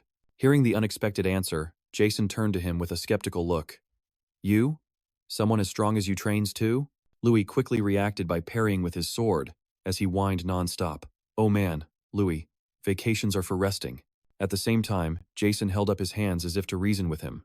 Besides, swordsmanship is part of the knight-related classes for the second semester, right? Why are you practicing ahead of time? Hearing this, he could only sigh. Studying ahead during vacation is called preparation. Just then, someone approached and called out loudly, Louis. Surprise was evident in his voice. Professor Adele? With a rather stern and authoritative appearance, Adele spoke up. So you were here. Louis, not understanding what was happening, asked, Is there something you need, sir? The professor didn't answer him and just walked away. Then, Adele pointed outside the window. Louis instinctively turned his head to look. Look outside. Outside, there was a path lined with a long red carpet. A luxurious carriage stood there, and on both sides of the path, rows of knights in gleaming silver armor stood in neat formation, creating a solemn scene. The professor said gravely, A guest has arrived. He observed the surrounding scene, the many knights and the golden sunbird emblem on their flags. A prediction formed in Louis's mind. It had to be him. He then quickly replied to Heidel, I'll be right out. Louis hurried to the main hall, recalling the past. We've exchanged letters before, but I didn't think I'd meet him this soon. Suddenly, the group of knights shouted in unison, The champion of the martial arts tournament has arrived. The carriage door opened, and a foot stepped down from it. A voice rang out, heralding the arrival of the princes, as two men stepped down with an air of authority. Their aura exuded nobility and prestige, but Krooster's face soured as he said, Don't even think about getting between me and Louis. Porter replied scornfully, Don't get your hopes up, brother. No matter how hard you try, young Master Louis will choose me. Right then, Louis stepped forward, placing a hand on his chest in a gesture of respect. It is an honor to meet you, your highnesses. I am Louis Adele. Seeing this, one of them quickly spoke first. Ah, young master, my apologies for this sudden visit. I've prepared a gift, and I hope we can speak privately. Before he could finish, Kruster cut him off. No, the gift I prepared is far more valuable. Forget my brother and speak with me first. He glanced at the two men before him, Louis's gaze seemingly piercing through their very souls. Their intentions were all too clear. If I, the winner of the martial arts tournament, were to support one side, it would be a huge step towards them becoming king. Then, he stated his proposal decisively. I have a solution. One of them seemed skeptical. A solution? In contrast, Porter was extremely enthusiastic. All right, we'll do as you say, young Master Louis. Their eyes widened, both of them focusing intently to hear what Louis was about to say. Facing the two of them, the corners of his mouth curled up into a subtle smile. Louis emphasized each word. Let's discuss this together. The kingdom of Ladion, where Louis and the other students are from, is currently known as the weakest nation on the 6 continents. Despite this, the kingdom remains internally divided. The monarchist faction of the first prince clashes with the reformist faction of the second prince, causing a prolonged conflict. Most mages are the same, just tools in their power struggles. Considering why they sought him out, the reason was obvious. Meanwhile, the sound of their non-stop bickering filled the air. This little punk, Kruster angrily declared. I'm sitting here. Porter immediately objected. No. The seat across from Sir Louis is mine. Witnessing the two noble princes arguing incessantly, Louis felt a bit annoyed. What a pain. The two of them, both scowling, were fighting over a single chair. He crossed his arms and said in an irritated voice, Don't make a scene. Hearing that, he immediately shot back. Aren't you the reason it's a mess? His brother looked helplessly at the two princes. It's because of childish people like this that the country is in its current state, and Crystal is always the one to pick a fight first. He gave a ridiculously contemptuous look at that, and Potter glanced over to ask, What did you just say? Seeing the situation getting more and more complicated, Louis stepped in to stop them. Stop arguing. I'm a little surprised by your sudden visit, but it's a good thing you both came. Both Crystal and Potter listened intently. He didn't hesitate and got straight to the point. I also have something to say, Louis declared with a determined gaze. I have no intention of choosing a master between the two of you. Hearing that, both princes froze on the spot. A disappointed Crystal plopped down onto the chair. I predicted this, but hearing it directly still hurts. Potter, beside him, wasn't faring much better. That's true, but even the legendary strategist Gidgis rejected the offer 3 times. He clenched his fists, his expression utterly dejected. You must know the story. Gigis, who rejected the first emperor's offer 3 times, eventually joined his side. Hearing those words, he looked at Potter suspiciously. Are you really comparing yourself to the first emperor? Then, Louis spoke about the duty and mission he was pursuing. Even if you two continue to make that offer, the final result will still be the same. As Louis Adele, I have things I must do. He asked back blankly. Things you must do? Louis didn't hesitate to state his goal. I plan to return to my homeland, the Adele territory. Hearing this, Crystal's surprise was obvious. He asked him doubtfully, Adele? Does that mean you won't be leaving the kingdom even after graduation? He had no intention of denying it, of course. At that point, I can become an asset to the kingdom. Both princes smiled with satisfaction upon hearing the good news. Potter's face gradually relaxed with a sense of relief. That's great to hear. Immediately after, Louis's expression tensed, and a glint appeared in his eyes. Louis got serious and cut to the chase. But the situation in Adele is far from easy. I believe you both understand the reason why I don't want to abandon my homeland. Faced with his sudden shift in mood, both Crystal and Potter were bewildered. Right after that, he shot to his feet, his voice urgent as he declared decisively, a future asset of the kingdom shouldn't be burdened by unnecessary worries. I, Prince Crystalladian, will fully support you no matter what the problem is. Not wanting to be outdone, Potter roared with fiery determination. Don't ask him before you ask me. Forget my brother. Money, food, I'll give you everything. Then, the two princes were at each other's throats again. Crystal snapped resentfully. Hey, can't you see I'm talking to this young lord? Potter shot back. Why don't you just butt out? In contrast to the two of them, Louis sat with his arms crossed in his chair, looking calm and collected, and quietly reminded himself, no matter what happens, I will not choose either of you. That is final. The corners of Louis's lips curled up into a wicked smile. Why, you ask? Because it's more beneficial for me if you two keep fighting. Even outside the grand hall, the sound of their fierce argument could still be heard. Crystal cheerfully made a promise. I will send you a fantastic gift for your graduation. Hearing this, Potter hastily cut in. No, I'll send a gift that's way better than my brother's. However, Louis's demeanor remained perfectly calm. He spoke up to remind the two of them. The gifts are fine, but I hope you'll handle what I've mentioned. One of them laughed and agreed. Don't worry about a thing. Just focus on your graduation. Fortunately, the princes were satisfied with Louis not taking any sides and left. In addition, he had also clearly shown his loyalty by confirming that he would not leave the kingdom. However, he made a few requests. First, Louis requested approval for the plans Adele is currently pursuing, and he requested military support to coincide with the subjugation. Everything was proceeding smoothly. Is this the power of authority? Suddenly, Crystal got excited and called out to the crowd in the grand hall. Everyone, listen up. We, Croster and Foster, jointly declare Duke Louis Adele to be the future and treasure of the kingdom. Therefore, we appoint Duke Louis as the royal protector. Everyone, show him the respect he deserves. Louis broke into a slight sweat at the unexpected honor. This wasn't part of the plan, but things had turned out this way. As the closest protector of the royal family in the kingdom, no one would dare look down on him. Even though it wasn't official, since the princes had acknowledged it, it was practically official. A thought crossed his mind. I'm relieved that everything was resolved smoothly. The two princes cheerfully said their goodbyes to Louis. Well then, we'll be off. At the same time, the people in the academy started to gossip. That's seriously impressive, being appointed as the kingdom's protector. So impressive. The crowd quickly surrounded him. Seeing this, Jason shouted, Make way, you're keeping us from getting to class. In just one day, Louis had become a celebrity. He could only manage a forced smile. Now that the princes were gone, it was finally time for his classmates to gather, and one of them excitedly shouted, Looks like things are about to get noisy again, huh? The protector position had always been monopolized by the Gary Hill family. The guy next to him looked terrified, so he tapped him on the shoulder and said, Hey, quiet down. The teen's eyes were filled with worry. He tilted his head, pointing in a direction where a figure was approaching them. Over there, the group was buzzing. Miko's coming. Hearing his name, he gritted his teeth in anger. What are they talking about? Are they talking about me? They looked at Miko with contempt. How ridiculous. Who's even talking about you? His rage began to boil over.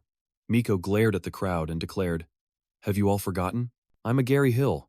No matter how much of a fuss you make, after graduation, you'll all be under my command. Immediately, Louis's expression hardened. Ray Hill, Miko Ray Hill, the one who faced expulsion after using a forbidden substance during the first semester's midterm exam. He avoided expulsion with a strict punishment of a 30-day suspension, all thanks to the Gary Hill family's reputation. The Academy's Magic Society, no, even the Royal Palace's Magic Society is now almost completely under the control of the Gary Hill family. Unable to stand it any longer, he stepped forward and said, Is that so? But that doesn't seem to be what the princes want. Louis's gaze turned sharp enough to pierce through Miko's mind. He said softly, "Long time no see, Miko." He gritted his teeth so hard they looked like they would shatter. "Damn it," Miko angrily questioned him. "You think you've won, don't you?" Faced with the sudden accusation, Louis feigned surprise. "What?" He angrily turned and stormed off, muttering to wait and see who would have the last laugh. After that exchange, Jason patted him on the shoulder reassuringly. "He's just jealous, don't pay it any mind." When you won the major tournament, Miko's expression was truly a sight to behold. This situation with the princes probably affected him more than he let on. Louis's eyes narrowed slightly. "That's right," he reminded himself. "Jealousy? That's not worth thinking about." Always observing Miko from the sidelines, Miko's tarnished reputation in this matter is directly tied to his family's honor. A suspicion flashed through his mind. He must be planning something. After that, everyone went back to their seats, and someone asked, "Is this class a special lecture for the alumni, isn't it?" The person next to him replied, "Yeah, let's go check it out." Louis continued to remind himself. "After all, my opponent is the ruthless Gary Hill." He stood before the academy doors, feeling skeptical, and wondered, "Alumni are coming to the academy for a lecture. I wonder who it will be." Jason, beside him, just replied calmly, "Hopefully, it's someone decent." As the two opened the door, a sudden chill washed over them, and somehow, this feeling of unease was never wrong. Louis's eyes widened in surprise. The atmosphere in the classroom was incredibly strange. A group of students was staring intently at him. They just stared without saying a word, giving off a creepy vibe. Faced with this situation, Jason asked him with a confused look, "What's going on?" At the same time, Jackie also spoke up. "Is something the matter? Why is the atmosphere so strange?" His eyes darted towards Louis. Could that be Louis Adele? Jackie looked incredibly excited. "It's a pleasure to meet you, Louis Adele." Louis's expression suddenly soured. That person was. A name quickly surfaced in Louis's mind, Jackie Gary Hill. The second semester for the graduating class focused more on practical application rather than theory. As mentioned before, there would be classes related to knights, and alumni would come to the academy to share stories of active mages, a kind of special lecture. This was supposed to be a well-intentioned lecture, but somehow, that feeling of unease was never wrong, especially when the invited alumnus was Miko's older brother, Jackie Gary Hill. He casually held a book and introduced the lesson. "Today, the story I'm going to tell you is about the relationship between the mages of House Gary Hill and the royal court mages." As he said this, Jackie's face suddenly turned sinister, the corner of his mouth curling into a slight smirk. Then he looked smug. "Everyone knows this, right? Of the 14 court mages chosen last year, 11 of them were from House Gary Hill." Jackie tried to present himself as someone with experience and deep insight. "As a senior from this very academy, I will share with you a truth you must know to succeed. In this world, no one can make it on their own." He began to stress his point. "Therefore, the weaker ones must band together all the more. From now on, you will focus more on reality than ideals." Then, Jackie suddenly singled Louis out. He lectured non-stop, saying that just because they praised the student representative Louis Adele, it didn't mean their lives would just fall into place. Just like him, his gaze sharpened as he looked towards Louis Adele. "What do you think?" Hearing those words, Jackie shot up to his feet, looking furious.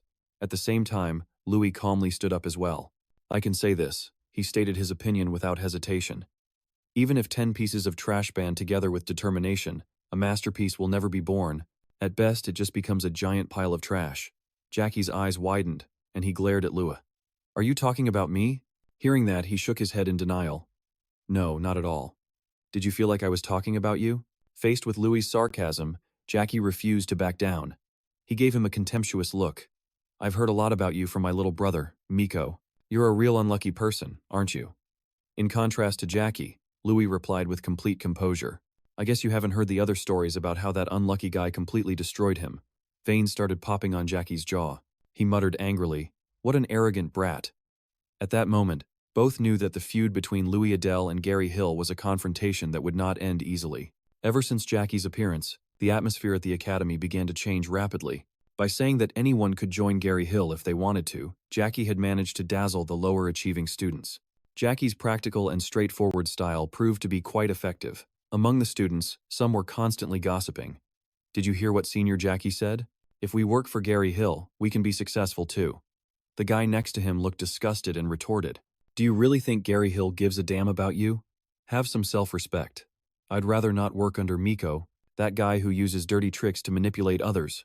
Eventually, the student body was split into two factions, Gary Hill and Adele. With Gary Hill's petty attempts to humiliate Lewis and the boy's own growing anger at such childish provocations, the atmosphere at the academy grew more and more tense over time. However, an opportunity arose to put Gary Hill in his place. Tyrion placed a steaming cup of tea on the table and said, "Have a seat." Louis replied politely, "Yes, sir. How have you been?" He addressed him with a respectful tone. "Headmaster." He smiled and sipped his tea. "I'm doing just fine." Afterwards, Tyrion looked up at Louis with a fond expression. "Since you're the student representative, we can discuss official matters, right?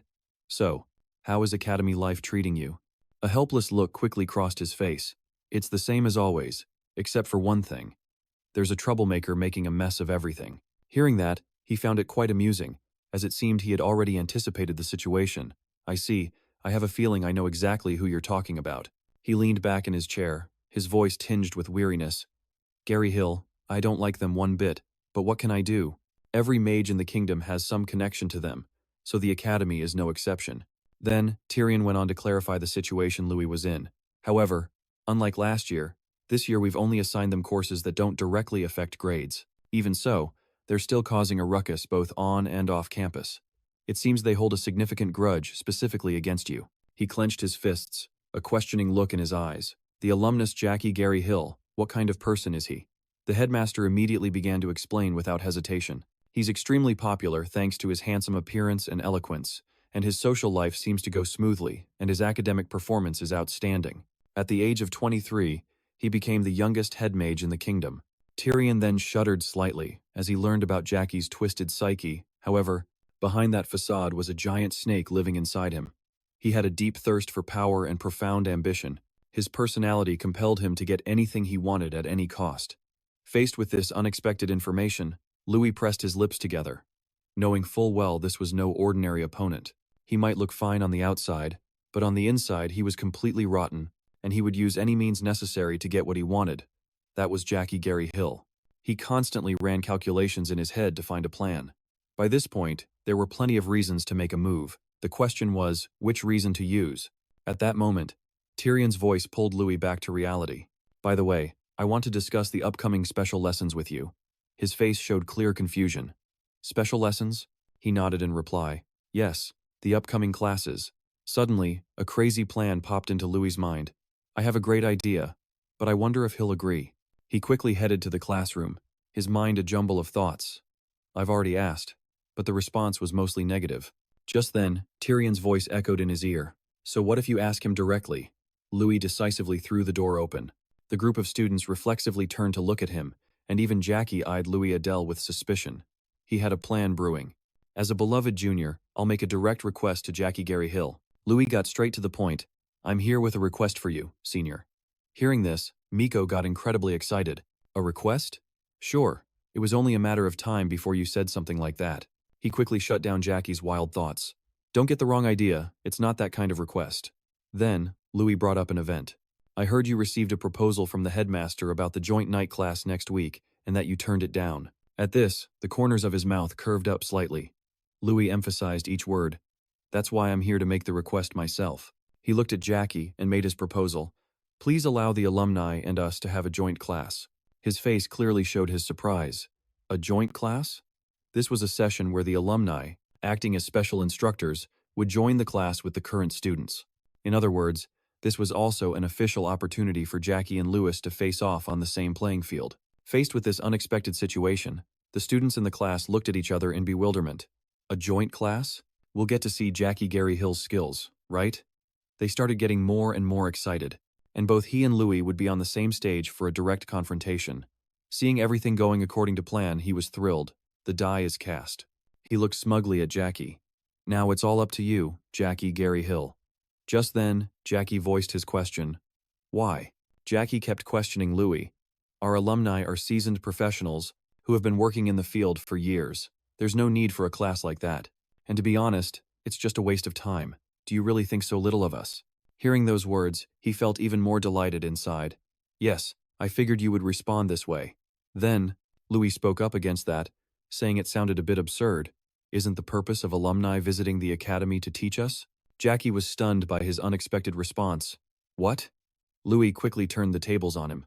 And yet you dismiss the joint class, the best opportunity to impart knowledge to your juniors, just for that kind of class? His words were like daggers to Jackie, who constantly emphasized that Gary Hill is a team. Louis said in a provocative tone, "So why the sudden change? Or maybe there's another reason, like perhaps you're scared?" Faced with these direct accusations, he angrily retorted, "Even though you won the grand tournament, you're still just a student with limited experience." Then, Jackie returned to his initial calm demeanor and tried to explain. "In front of a real blade, you really couldn't do anything but cling to your useless, stubborn ego. Why do we need such a troublesome class?" At the same time, the group of students shouted in unison, "We want to see your skills too." Jackie looked at them dumbfounded, as one of them said excitedly, "That's right, skills honed through real combat, we'd love to see them." Just then, Miko slammed his hand on the table and yelled, "Come on, bro, what are you waiting for?" His face clearly showed his excitement and desire to win. This was the perfect opportunity to crush that guy in front of everyone. "Accept it," Miko continued to taunt Louis. "Adele, you're going to regret this proposal for a long time. My brother is a really powerful mage." However, he didn't know that his actions were all part of Louis's plan. "That's right, Miko, you're absolutely right." Louis was extremely satisfied with the prearranged situation. This is exactly how it was supposed to go. So our esteemed senior can no longer refuse. Realizing he could no longer get out of it, Jackie reluctantly nodded in acceptance. "All right, if it's a joint class, the apprentice knights from Forest will be participating, right?" However, he used his own logic to try and get out of it one last time. "I refuse this proposal because I didn't want to steal your chance to shine, as the student representative in the class. But now, if you're willing to overlook that." Contrary to what Jackie wanted, Louis quickly refuted him. "No, please do it, I'm asking you." Louis extended his hand toward him respectfully. "As a junior at the academy, I also want to see your skills." Seeing this, Jackie had no choice but to shake his hand for show. "Well, if that's the case, I have no other choice. Let's do our best." Suddenly, Louis squeezed his hand tightly, causing a cracking sound. Jackie gritted his teeth, furious at the sudden attack. He glared murderously at Louis. "This brat," Louis calmly whispered in his ear, "so I'll leave it in your hands, senior." Louis's face shone with determination, and he smiled as a reminder. Prepare to be amazed. 3 days earlier, the apprentice knights of Forest arrived at the academy, and Louis couldn't believe what he was hearing. He asked again to be sure, a special class. For real? Tyrion X leaned on his hand. "I had thought about pairing up alumni with current students to form teams for the class, but most of them refused. However, if a senior is asked directly, he won't be able to say no. As the student representative, what do you think?" Louis couldn't help but think to himself, the principal is so cunning, coming up with a plan that a senior can't refuse. Elsewhere, Louis pointed to a group of people approaching and introduced them. "They are the apprentice knights of Forest." Guter saw Luin standing there and asked Han, "Well, look who it is. How has this stubborn brat been lately?" He immediately replied, "Of course I'm doing fine. How about you, Guter?" The man gave a vague answer and then asked back, "You won the Grand Festival a while back, didn't you?" Luin replied, "That's right, thanks to your guidance." Guter gave a slight smile, waved his hand, and walked away. "I'm off to see the headmaster now, so please guide the kids for me." He quickly understood what the man meant. Louis introduced himself, placing a hand on his chest. "Could you tell me who the representative of the Knight Apprentices is?" The young man gave an excuse. "Our representative is currently busy." Suddenly, Louis heard a noise in the distance. "This lowly commoner! Does he only listen when things get tough?" One of them sneered. "You're scaring the kid." His friends, emboldened, chimed in. "So what? Nobody would care even if this kid dropped dead." He immediately realized the one being bullied was Han. Han also noticed Louis's presence, wondering what he was doing here. Before he could answer, Mantip cut into the conversation. "You're Louis Adele? I've heard a lot about you." The guy introduced himself, not forgetting to mention he was the representative of Foreign. Louis took the opportunity to ask Mantip, "Vanguard Gigan, commander of the Golden Knights. Have you ever heard of him?" The guy immediately replied, "He's my father." He wondered to himself why the guy would bring up his father during an introduction. Was he trying to show off how outstanding his dad was? Louis set a condition. "I'd be more satisfied if you answered my question first." Mantip looked visibly annoyed. "What question?" He frowned and asked what he was doing. Mantip explained, "This brat wasn't listening, so I'm training him. Is there a problem with me training a commoner, while you're being disrespectful and worrying about a commoner in the middle of greeting us? Do you know him?" Louis clenched his fist. "He's my friend." "Is there a problem?" The guy sneered. "Are you serious? I guess commoners understand each other better, huh? The Adele family is no different from commoners. The Academy's representative is from such a lowly background, it's disgusting just talking to you. He had no idea what the hell Mantip was trying to pull. The guy quickly noticed his brother's arrival, and Louis finally understood why this dude was so hostile towards him. Jackie walked over to greet Han, wondering why an apprentice knight like him was here. Louis didn't answer, thinking to himself, I guess birds of a feather really do flock together. He frowned. Even if I didn't know Han. It seemed Han could feel the atmosphere growing tense. Jackie smirked smugly as if trying to provoke Louis. Mantip grinned brightly. We were going to clash eventually anyway. Suddenly, Gooter spoke up, breaking the tense atmosphere. Everyone, gather around. Today, we will be conducting a joint training session. He stood with his hands on his hips, looking quite imposing. Before we start the training, let's divide into groups. Each group will consist of 2 academy students and 1 knight apprentice, for a total of 54 groups. Mantip whined. I didn't want to come here at all. Why do I have to train with these guys? Jackie agreed. I still don't get why I'm here either. Suddenly, the guy had an idea. Let's just mess around and get this over with. We'll win anyway. He replied. Sounds like a plan. If we add Miko, we'll be a team. Mantip chuckled. We'll crush them in no time. Han felt sad, thinking no one would want to team up with him because he was famous for having the lowest score. Luin then walked up and invited him to join his team. Han couldn't believe what he was hearing and asked again just to be sure. Are you really okay with me being on your team? He smiled. Why not? You're my friend. Han was incredibly grateful for Luin's gesture. Jason stepped forward out of nowhere. Well, this is a surprise. If we're picking friends, then I should be counted in too, since you're friends with Louis. So that makes you my friend too, right? He thanked him. Jason asked, Your name's Han, isn't it? From now on, let's just talk casually, okay? Han quickly started to fit in with everyone, and Louis announced loudly.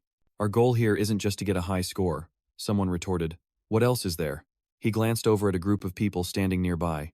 Louis said, We need to take care of that troublesome group over there. They had no idea they were being watched and were still chatting away happily. Once the teams were finalized, there was a short break. He asked Han, Are you okay after getting beaten up like that? I can take you to the nurse's office if you want. Han replied, It's all right, I'm fine. I don't need to go anywhere. It's really nice to meet you, but it might not be a good idea for you to act like you know me. As you saw earlier, a lot of people don't like me. So when no one's around, Louis cut him off. Like I said before, I'm your friend, so you don't need to be so wary. The guy who was harassing you at the training center. Was it him? Han didn't deny it. He checked Mantip's information, and the system window popped up. The guy was a 4-star knight. Now Louis understood why Han was so terrified. He casually glanced over to sneak a look at Mantip. Luin thought to himself. A blue aura surrounded Han's body when he killed the gang leader with a single slash. Even though he's currently a 3-star, he's already met the requirements for a 4-star. With potential like that, there's still so much room for him to grow. After thinking for a long moment, he spoke up. I'll take care of that Mantip guy soon enough. What about you? His words left Han completely stunned. Louis pressed him. Are you just going to let him beat you up forever? Where's that determined look you had when you were protecting your sister? Han asked hesitantly. Can I really win? Hearing Louis say that he could win only made Han even more confused. Mantip couldn't stand listening to their conversation any longer. He couldn't accept the idea that Han could possibly defeat him, so he started spewing nasty insults. Suddenly, Mantip called Han over. Han immediately became wary. Even though he was scared, Han still dared to say he didn't want to go. The guy gritted his teeth. Just standing next to him doesn't make you special, you know. You're just a bunch of losers clinging to each other. Did all those beatings finally make you snap? I'm going to kill you myself today. Seeing Han draw his sword to fight, Louis immediately stopped him. Han was confused, not understanding what he was planning. Someone from their group spoke up. You're not like him, are you? You shouldn't act the way that scumbag does, Louis explained. Today's not the day for you to fight him. Wait for the right opportunity to crush him completely. He rushed forward. Let me handle this today. Mantip was so furious his face turned bright red. Who the hell are you? Get lost. Suddenly, Geeter rushed in from out of nowhere and kneed the guy in the face. His strike was so fast that Mantip couldn't even react. Louis was completely shocked by Geeter's sudden appearance. He held his attack pose, and Geeter asked Mantip what was going on. He sat slumped on the ground, hesitating for a moment. Mantip tried to argue that they started the trouble first. I did nothing wrong. The man immediately pointed out the flaw in his logic. So you drew your sword to cut someone down? As of today, you are dismissed as captain of the night squad. The vice captain will take over temporarily. Your punishment will be enforced as soon as you return to the academy. Unable to come up with an excuse, he resorted to threats. But if you dismiss me, my father won't let this slide. Guter's words left Mantip speechless. I thought as much. But when he finds out his son drew a sword within the academy, and even intended to strike someone, he might just pass out. Hearing that, the guy could only apologize. Louis silently judged him, acting all tough, but he's scared to death of his own father. He frowned, watching Mantip get reprimanded. It seems Louis had managed to get himself noticed. It was the first day of the intensive training course. The first lesson was about combat and defense. Sir Guter taught us how to exploit a mage's weakness, their casting time, to neutralize them. The other professor demonstrated how to predict a knight's movements and how to effectively escape their attack range. Each group practiced these techniques as instructed. Mantip scratched his head. I was already so annoyed with that Louis guy, and now I have to train in a place full of people like him. Jackie told him to just let it go. Although he said that out loud, inwardly he had no idea what to do. Jackin wondered, do they really want me to reveal my full strength in front of all these students? After a grueling training session, Han wanted to take a break. Louis immediately agreed. Jia-san praised him for being tireless. Louis got cocky, I don't know, but this just feels like a warm-up. His words left the other two completely stunned. Guter approached from out of nowhere. If you're not too tired, could you spare me a moment?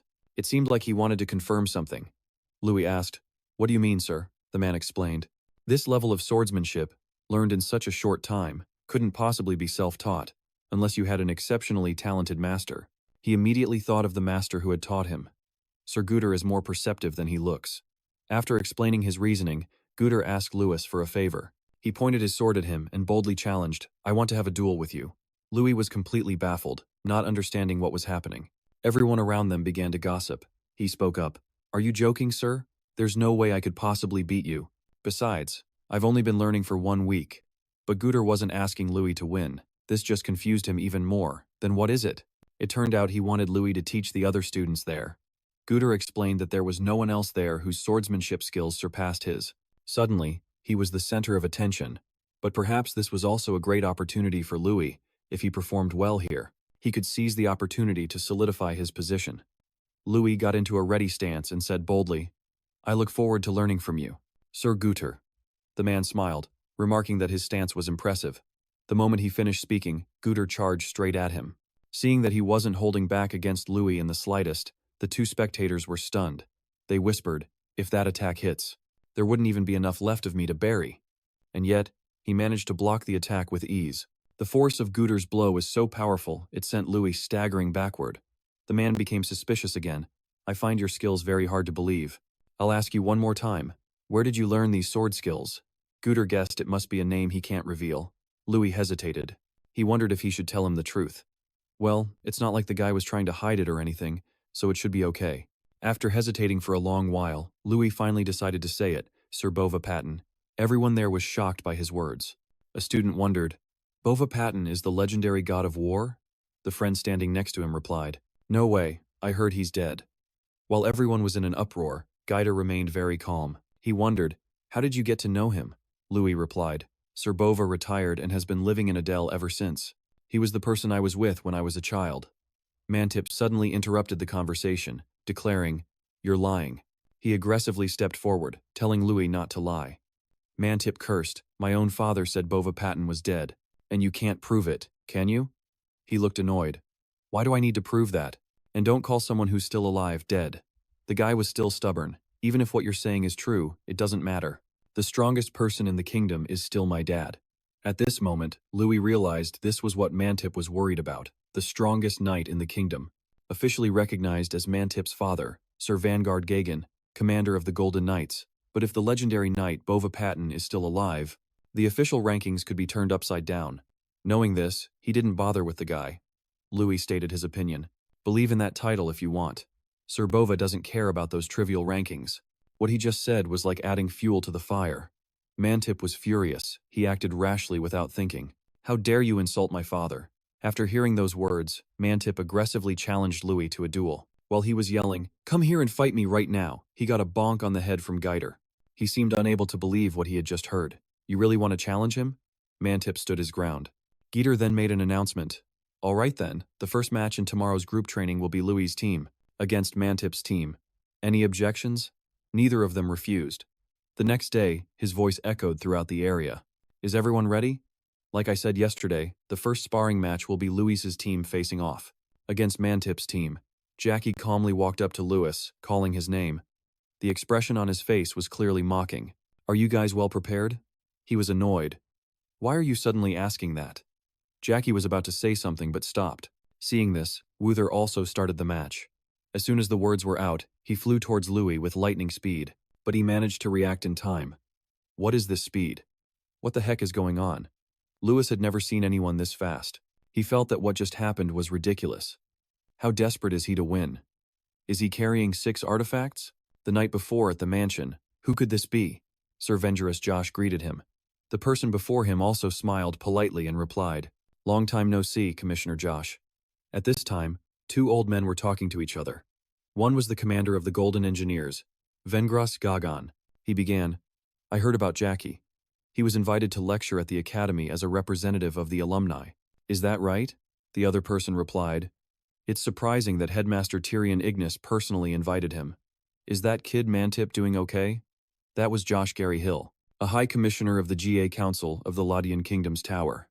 Vanguard spoke helplessly about Mantip. He's fine, but he causes too much trouble. He was such a pain, so I sent him to Sir Gunter to be properly whipped into shape. He's probably at the academy by now. Josh spoke mysteriously about his purpose. Actually, I'm here because of that academy's representative. Vanguard asked in surprise, A representative? You mean Louis Adele? He recalled the rumors and continued to speak. The rumors spread so far that even I remember that name. I heard he won the tournament, and even caught the Empire's attention. But then his tone changed. A country bumpkin from Adele shouldn't have such a smooth path. Hearing this, Josh sneered in agreement. Exactly. We have to stop someone like that from influencing the princes, right? As loyal subjects who truly care about the kingdom. Of course. Vanguard lowered his voice to ask Josh, Do you have a plan? The old man also lowered his voice to match.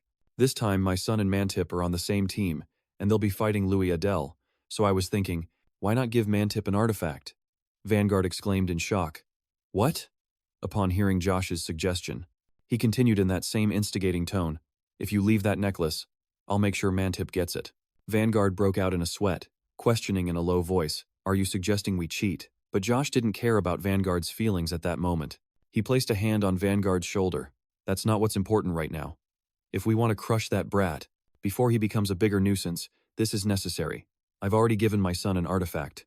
Vanguard was still hesitant, but regardless, it was time for Josh to deliver the final blow. He said in a low voice, Bova Payton, does that name ring a bell? Vanguard's face was now filled with nothing but shock. Why are you suddenly bringing up that name? Josh frowned. I heard he's still alive, and it seems he taught swordsmanship to Louis and Adele. He continued speaking while Vanguard adjusted his collar.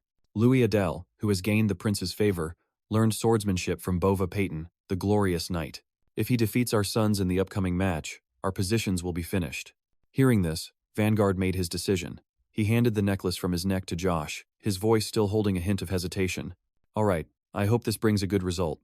But where Vanguard couldn't see, Josh was smirking triumphantly, having achieved his goal. His mouth didn't forget to utter words of assurance. Of course it will. All of this is for our kingdom. And right by the window frame, the two of them reached a silent agreement with their dark conspiracy. The next day at the training grounds, a man with long brown hair smiled challengingly. What's up, Louis Adele? With that, Jackie continued to cast spells at Louis. Are you that confident with those mediocre skills? How disappointing.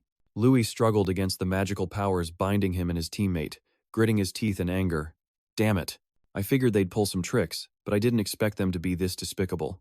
Jackie Garyhill, a C-rank mage with high potential. At this moment, he was smugly mocking Louis. What are you just standing there for? Louis, show us that amazing power of yours. Otherwise, Mantip's going to beat you to a pulp.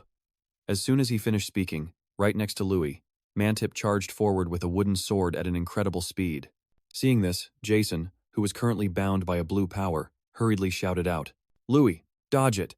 Just then, he stomped his foot hard on the ground, shattering the green aura. With the force from his foot, Louis easily dodged Mantip's attack, but it was clear the blow's power was no joke. When it hit the ground, it still erupted in a fierce flame. Louis was also shocked. What? How can a wooden sword be so durable? It turned out that the sword was an artifact Mantip had received from Sir Vanguard. A sturdy protective charm, this artifact was designed as a necklace for easy carrying. It enhanced weapons, making them sharper and more durable. Seeing this, Mantip gloated. I missed. I could have killed you. With that, he swung his sword and charged at Louis again. This time I'll definitely kill you. Seeing this, Louis thought of another plan. Hard as steel, huh? Then 7 steel breaker. If an item is made of iron or steel, it can be unconditionally destroyed one time. He swung his fist at Mantip's sword. Incredibly, the sword that was as hard as iron just a moment ago easily snapped in two from the blow. Of course, Mantip hadn't expected this, and he stammered, How the hell did you do that?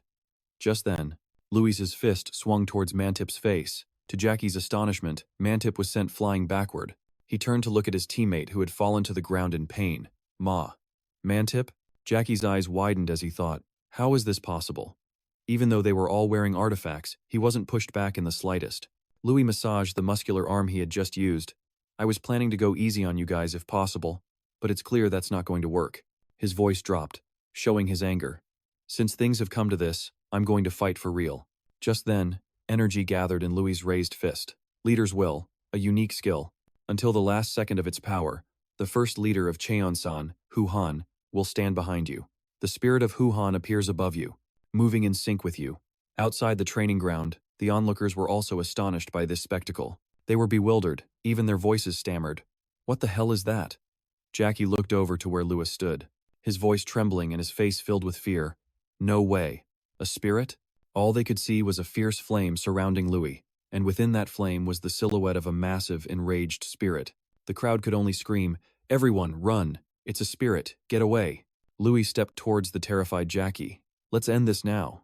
I mean, are 6 artifacts still not enough for you? Hearing Louis say that, Jackie was even more shocked. What? But it seemed Louis had no intention of explaining, as he made a hand gesture like he was crushing an ant. The flame containing the spirit's soul copied the motion, using its finger to yank the necklaces off Jackie's neck. Under the force of the giant finger, the artifact necklaces fell to the ground one by one. The surrounding crowd caught on to what was happening and began to whisper. What, is he for real? Did Senior Jackie actually use artifacts? Using artifacts to fight a junior? Hearing the whispers about himself, Jackie obviously couldn't take it. His face twisted in rage. You bastard, how long do you think you can keep this up? Gary Hill won't just sit idly by. Before he could finish, Louis cut him off. You say Gary Hill won't let me be? First Miko, then the eldest son Jackie, then Gary Hill. Who's next? Could he be the one and only Josh Gary Hill? Hearing his father's name, Jackie couldn't take it anymore and stood up, rushing at Louis. What did you say? You bastard, how dare you mention that name? Continuing his streak of interruptions, Louis mercilessly flicked his finger. A wave of power blasted across Jackie's forehead, sending him flying backward. Louis didn't hesitate to criticize him. You're too loud. Just lie down and rest for a bit. Trang, sitting on his shoulder, couldn't help but ask, Are you sure about this? Louis asked blankly. About what? Trang reminded Louis of the scene unfolding before everyone. Is it really okay to reveal the goblin like this in front of everyone? Just look at the principal's face. He's completely in shock. Only then did they notice the principal. Ignis was there, his expression one of utter astonishment, but contrary to the panic you'd expect, Louis was perfectly calm. I can't hide it forever anyway. Seeing his point, Trang replied, That's true. Louis's expression changed. It seemed he was pondering something, thinking to himself, Well, Jackie has collapsed and it looks like Miko fainted from the shock of seeing the goblin. He passed out foaming at the mouth and is now basking in the stares of disdain or sympathy from the onlookers. This means the winner has been decided, and Louis's gaze turned towards Guter. He looked at the situation, coughed awkwardly a few times, and said, And therefore, the winner is. Before he could finish, a loud voice shouted, Wait! Everyone turned in surprise toward the sound. Louis was no exception. The figure stepping forward was Han, and he declared boldly, as if issuing a challenge. The match isn't over yet. Han tossed a wooden sword to Mantip, who was collapsed on the ground. Your sword just broke, didn't it? Then use this one. He spoke in a challenging tone. Pick up the sword, Mantip. Of course, this enraged Mantip, and he growled, Are you completely insane? You filthy commoner, how dare you? But then Mantip stopped short, his eyes widening. That's Perito's sword. He had obviously recognized the sword in Han's hand. It was radiating a familiar blue power like angry bolts of lightning. Perito's holy sword. That's the mark of a swordsman who has reached the 4-star level or higher, meaning someone who has mastered aura manipulation. A swordsman with an intimidating aura, a 4-star knight has a green aura. A 5-star knight has a red aura, and these auras envelop the body clearly enough for others to recognize. From 6 stars and up, the aura gradually turns purple. And beyond that level, the aura is no longer bound by a specific color, but instead manifests according to each knight's unique characteristics, though it's undeniable that their power grows with each level. The average for apprentice knights is around 3 stars, and what was currently astonishing the crowd was, how could someone as weak as Han do that? I haven't even mastered aura yet. These were the whispers circulating about Han. In other words, even among official knights, many haven't yet reached the 4-star level. Trang, sitting on Louis's shoulder, asked Louis coolly with an unchanging expression, "Aren't you going to stop this? The match is already over, after all." Even though he was stunned himself, Louis remained determined. "No, let's watch a little longer." In his head, he thought, "It's finally back," that look in Mantip's eyes. A determined gaze with anger hidden deep within his eyes. Mantip got to his feet. He grabbed the sword lying on the ground. "I don't accept this." Immediately, he charged forward like a madman and screamed, "I will never accept this. You're just a lowly commoner, and now you dare say you can use an aura?" The two wooden swords clashed. Han, after blocking the blow, was taken aback by Mantip's words. "No way. There's no way a weakling like you can be on the same level as me." The impact had made Mantip lose his senses. With only one thought in his mind now, Han had humiliated him. By being just a commoner who dared to be his equal, Mantip continuously screamed in anger, "Get on the ground where you belong." But Han still blocked Mantip's crazed attack and taunted him, still clinging to that commoner logic. Hearing that, Mantip was surprised and shot back. What? He clearly didn't expect Han to talk back. At this, he also revealed his own anger. "You're just a lucky guy born into a good family. A worthless, selfish narcissist." This only accelerated Mantip's descent into madness, the corner of his mouth twitching as he fought and vented. "Are you crazy?" He stomped his foot hard on the ground. "Fine, Han." Right after, Mantip channeled power into the wooden sword in his hand, and a blue aura appeared on the blade. "If you want to die, I'll help you achieve that." He leaped high into the air and swung the sword towards Han, his mouth screaming non-stop as if to display his rage. "Die, you bastard." Louis saw things were going south and rushed forward to warn him. "Han, be careful." The crowd also hurried to help. Yuta couldn't help but curse that bastard Mantip.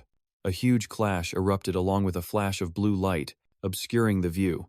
Louis stopped in his tracks, his eyes wide with shock, not expecting the scene before him.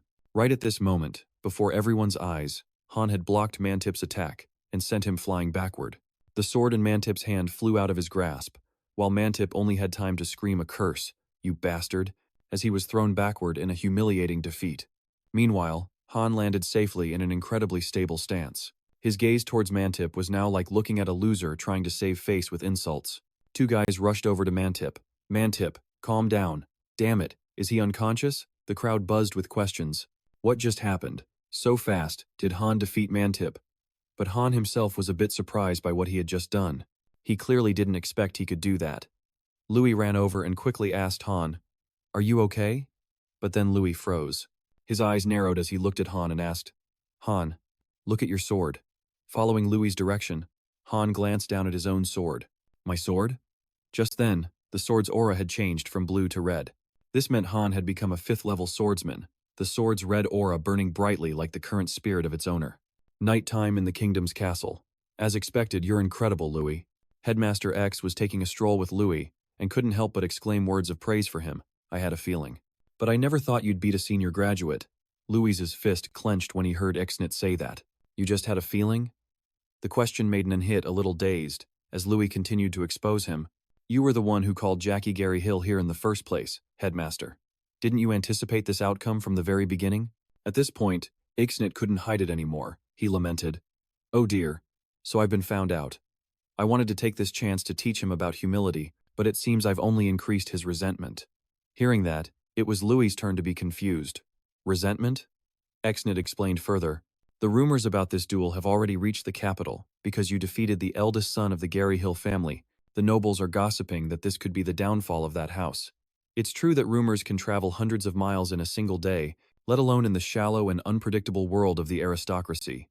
Headmaster Ixnit imagined Josh's face and said, "And Josh Gary Hill will surely do anything to reclaim his family's honor, which means you could soon be in danger." The two of them walked to a dimly lit staircase, and Ixnit continued to explain as the headmaster, "I can't let my student be in danger, which is why we're here." The staircase led down to the academy's basement, a staircase as dark and mysterious as the place it led to. Exnit spoke up, breaking Lewis' suspicion. Actually, a few days ago, Kingram woke up from his hibernation. The first thing he said after waking up was, "I smell one of my own kind." Those words startled Louis, and he clenched his fists, trying not to show any weakness. Seeing this, Exnit gestured. "Now we just need to go down. Kingram is waiting with a gift." Both of them hesitated, not rushing to go down. "Why don't you ask about it?" Insneet wondered. "Ask about what?" Louis didn't hesitate to ask what was on his mind. "I suddenly appeared with an elf on my back. There's no such magic in this world. Aren't you curious at all?" Hearing Louis's doubt, Nit just smiled kindly. "Whether you show up with an elf on your back, or carrying a goblin's head, the Louis Adele I know is still the person I trust. That's all I need." Hearing the reassuring answer, Louis smiled back. "Thank you." Exnit gestured again. "Now go on down. Kingram has been waiting for you for a long time." After a short walk down, Louis finally reached a large, dark door. Mustering his courage, he pushed the door and stepped inside, and the massive door closed automatically behind him. As Louis walked a short distance inside, it was quiet all around. Only the sound of his slow footsteps echoed. A voice broke the silence. "Long time no see, little destroyer." Hearing that, Louis also smiled confidently. "Yes, it has been a while, Kingram." As the name was spoken, a colossal figure appeared before his eyes. It was an ogre with 2 long ears and huge fangs. Kingram was sitting on a chair that looked like a throne, facing Louis as he approached. Kingram still couldn't hide his surprise and said, "I can't believe I can smell the familiarity of my ancestors from the Sky Mountain, from you. I can even sense the breath of my father, Munka. If you would, could you tell me the whole story?" Louis, of course, happily accepted. "I'll tell you everything." Then he thoroughly recounted to Kingram everything that had happened on the Sky Mountain and how he had crafted an artifact from Kun Khan's jawbone. After hearing it all, Kingram burst out laughing. "You arm-wrestled hundreds of goblins? That's beyond reckless, Luin. And yet you're still bragging about it. It wasn't just arm-wrestling 100 of them, but winning against all 100. Kingram was also extremely delighted. "That's more like it. My descendant must have had a blast, huh? I once thought I would be stuck in this artifact forever, and then just fade away. But now I get to hear news from my homeland. You little troublemaker. I'm truly grateful to you. You are my blessing, my savior." As soon as Kingram finished speaking, the system immediately sent a notification to Louis. Achievement unlocked. He looked at the notification window in utter surprise. "Your title has been upgraded from Friend of Goblins to Goblin Lord. Strength increased by 1000. Incarnation of Strength. Trang has reached 5-star level. The Human Transformation skill has become available. The Companion's ultimate skill increases strength by an additional 500 points." At the same time, Kingram also made a declaration. "From now on, you will be the incarnation of DRAKA, my benefactor, and the only human the Sky Mountain Goblin tribe trusts. This is the gift I want to give you."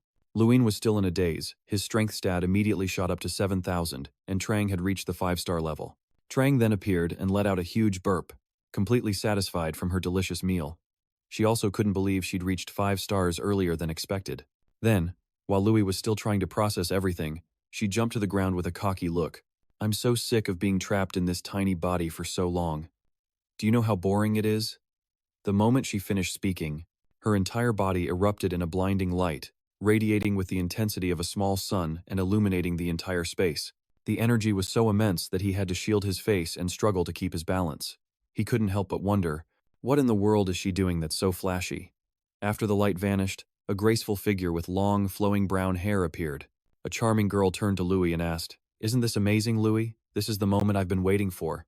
A pretty and equally mischievous girl spoke directly to him, and that was Trang in her human form. Since meeting Kingram, Louis had received 2 gifts. The first was the authority of a chieftain, which allowed him to command the goblin tribe like a lord and the power to summon them. The second was the special privilege of summoning Kingram, who was bound to this academy for life, to his location. But this ability could only be used a single time, and when he parted ways with Kingram, Kingram had told him that he should only summon him during a life or death crisis. But putting that aside, Louis's face was completely scrunched up from someone's constant, shrill laughter. Trang, in her female form, was screaming and dancing all over the place. Being human is the absolute best. Over on the side, Tyrion was questioning Luin. Who is she? The moment Trang turned human, everyone was able to see her. The second Luin realized Trang was a girl, he was rendered speechless. So you're really a girl? Trang snapped back irritably. How many times do I have to tell you before you believe it? I thought you were lying, Luin said, in confusion. He was then bombarded with questions from Tyrion. Only one person went underground, but now two of you came back up. What's going on here? And the only thought in Luin's head was three simple words. I'm so screwed. He then decided to tell Tyrion the whole story from start to finish. After hearing the story, Tyrion drew his own conclusion. With my humble knowledge, can I consider you a spirit? Trang replied curtly. Close, but to be more precise, I'm an incarnation. Standing between them, Louis couldn't help but worry, wondering if that explanation was really okay. Trang then added clearly, we're in an inseparable symbiotic relationship. Meanwhile, Louis stood behind her, his heart pounding and legs trembling. Hey, why are you talking to the headmaster so informally? She then got even cockier. I've lived way longer than this old geezer. And that remark left him completely speechless. Because on second thought, she was right. Tyrion looked at her thoughtfully. You did come here through Kingram after all, and you are also Louis's high-level incarnation, so I will arrange for you to stay at the academy. Upon hearing this, the shameless Trang asked another question. So, do you have any brilliant plans? Tyrion slowly stroked his snow-white beard, saying with a gentle smile, Of course I do. The scene shifts to the academy campus, where surprised voices echo as everyone is utterly bewildered by the appearance of a new character. Louis, you mean you have a cousin and she's transferring here today? Everyone's voices were filled with utter shock. So this was the headmaster's brilliant plan. Trang stood with her hands on her hips, smiling brightly. Trang Adele, at your service. Louis stood timidly in a corner with a helpless look on his face. Yeah, she's a senior, just like us. His friends immediately started buzzing. A senior? Didn't you just say she was younger than us? He stammered. She skipped grades, she's a genius. And then, murmurs of admiration filled the air. A gentleman politely extended his hand. A pleasure to meet you, my lady. It was none other than the bleach blonde Jason. He was on one knee, introducing himself as Louis's best friend. My lady, if you're unfamiliar with the academy, would you care for a tour? Trang simply replied, And who are you? Louis watched this unfold, helplessly wondering, what is she up to now? Afterward, Jason kept trying to ask Trang out. Want to check out the school cafeteria? Their bread is to die for. I don't like bread. Get lost. Then do you like looking at the sea? It's beautiful. They continued their back and forth, completely oblivious to the myriad of expressions flashing across Louis's face. Oh well, as long as everything turns out okay, I guess? Suddenly, someone called his name, causing him to quickly turn around. Louis recognized him at once. It was Han. Oh, that's right. Today's the day you leave, isn't it? Han replied cheerfully. Yep, I came to say my goodbyes. Louis felt a pang of sadness that they had to say goodbye once again, and he promised to visit Forest in the future. Han was of course delighted and assured him he would always be welcome there. But actually, Han had a request. Hey Louis, after I graduate from the training center, can I come to Adele? Louis happily replied, Of course, you can come visit whenever you like. But Han's tone grew a bit more serious. Actually, I don't just want to visit, I want to become a knight in Adele. Louis was quite surprised to hear that. He had to ask again, Are you serious? Han's voice remained steady as he replied, Yes, I want to do something meaningful, like protecting the city of Adele, for instance. And since you'll be the lord there, please allow me. Louis was truly happy for his friend. He answered with a warm smile. Of course. Thank you, Han.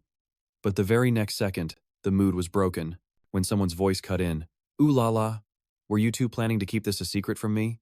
Jason shouted as he threw his arms around Louis. Count me in too. I want to go to Adele too.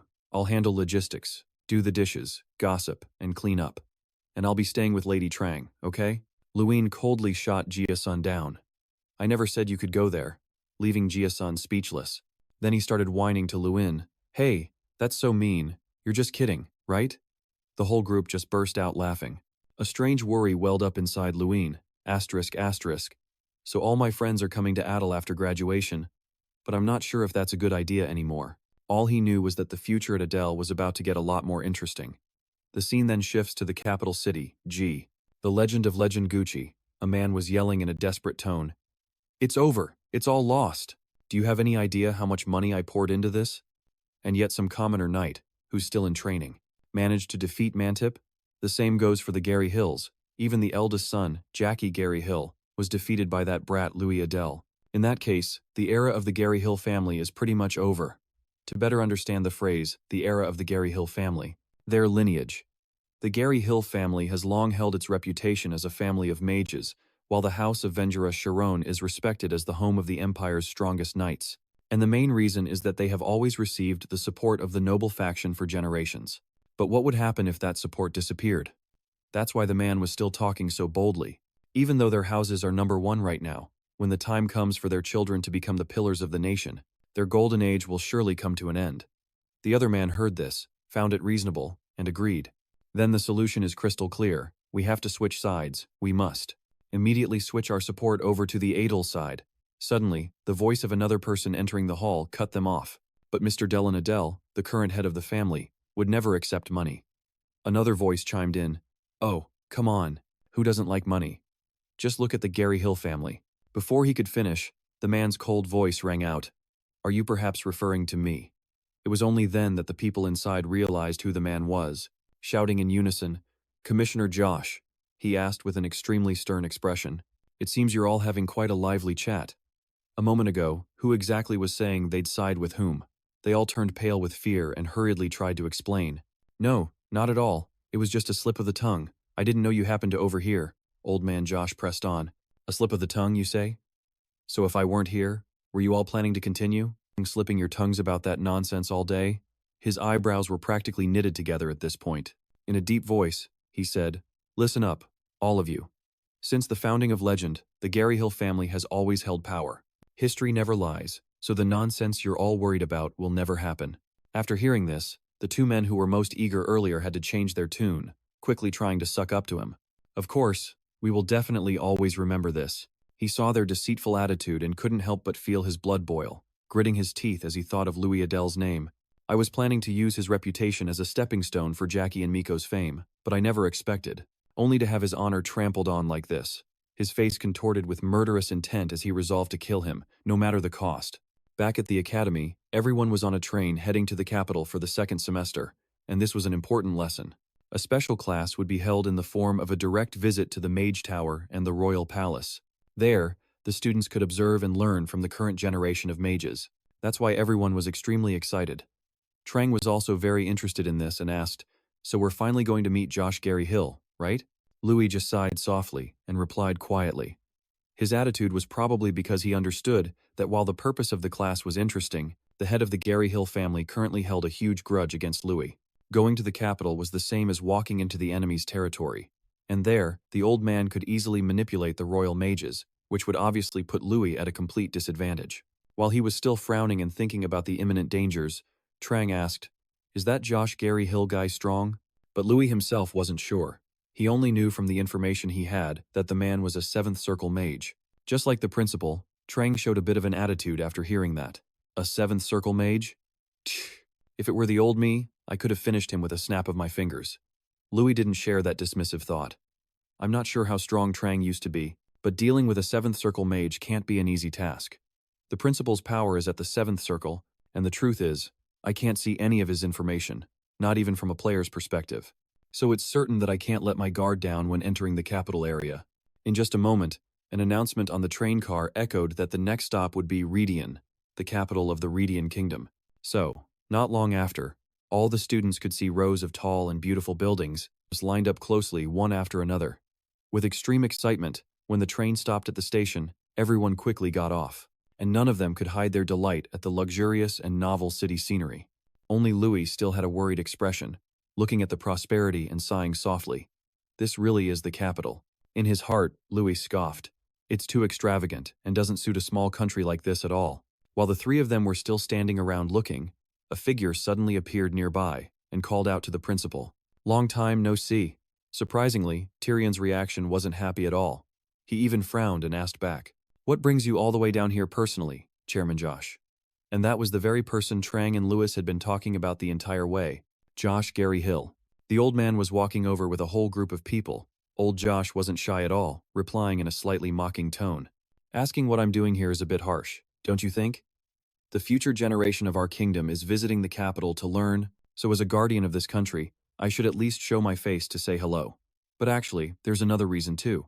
He walked directly up to someone standing right in front of Louis. Old Josh continued in a low voice.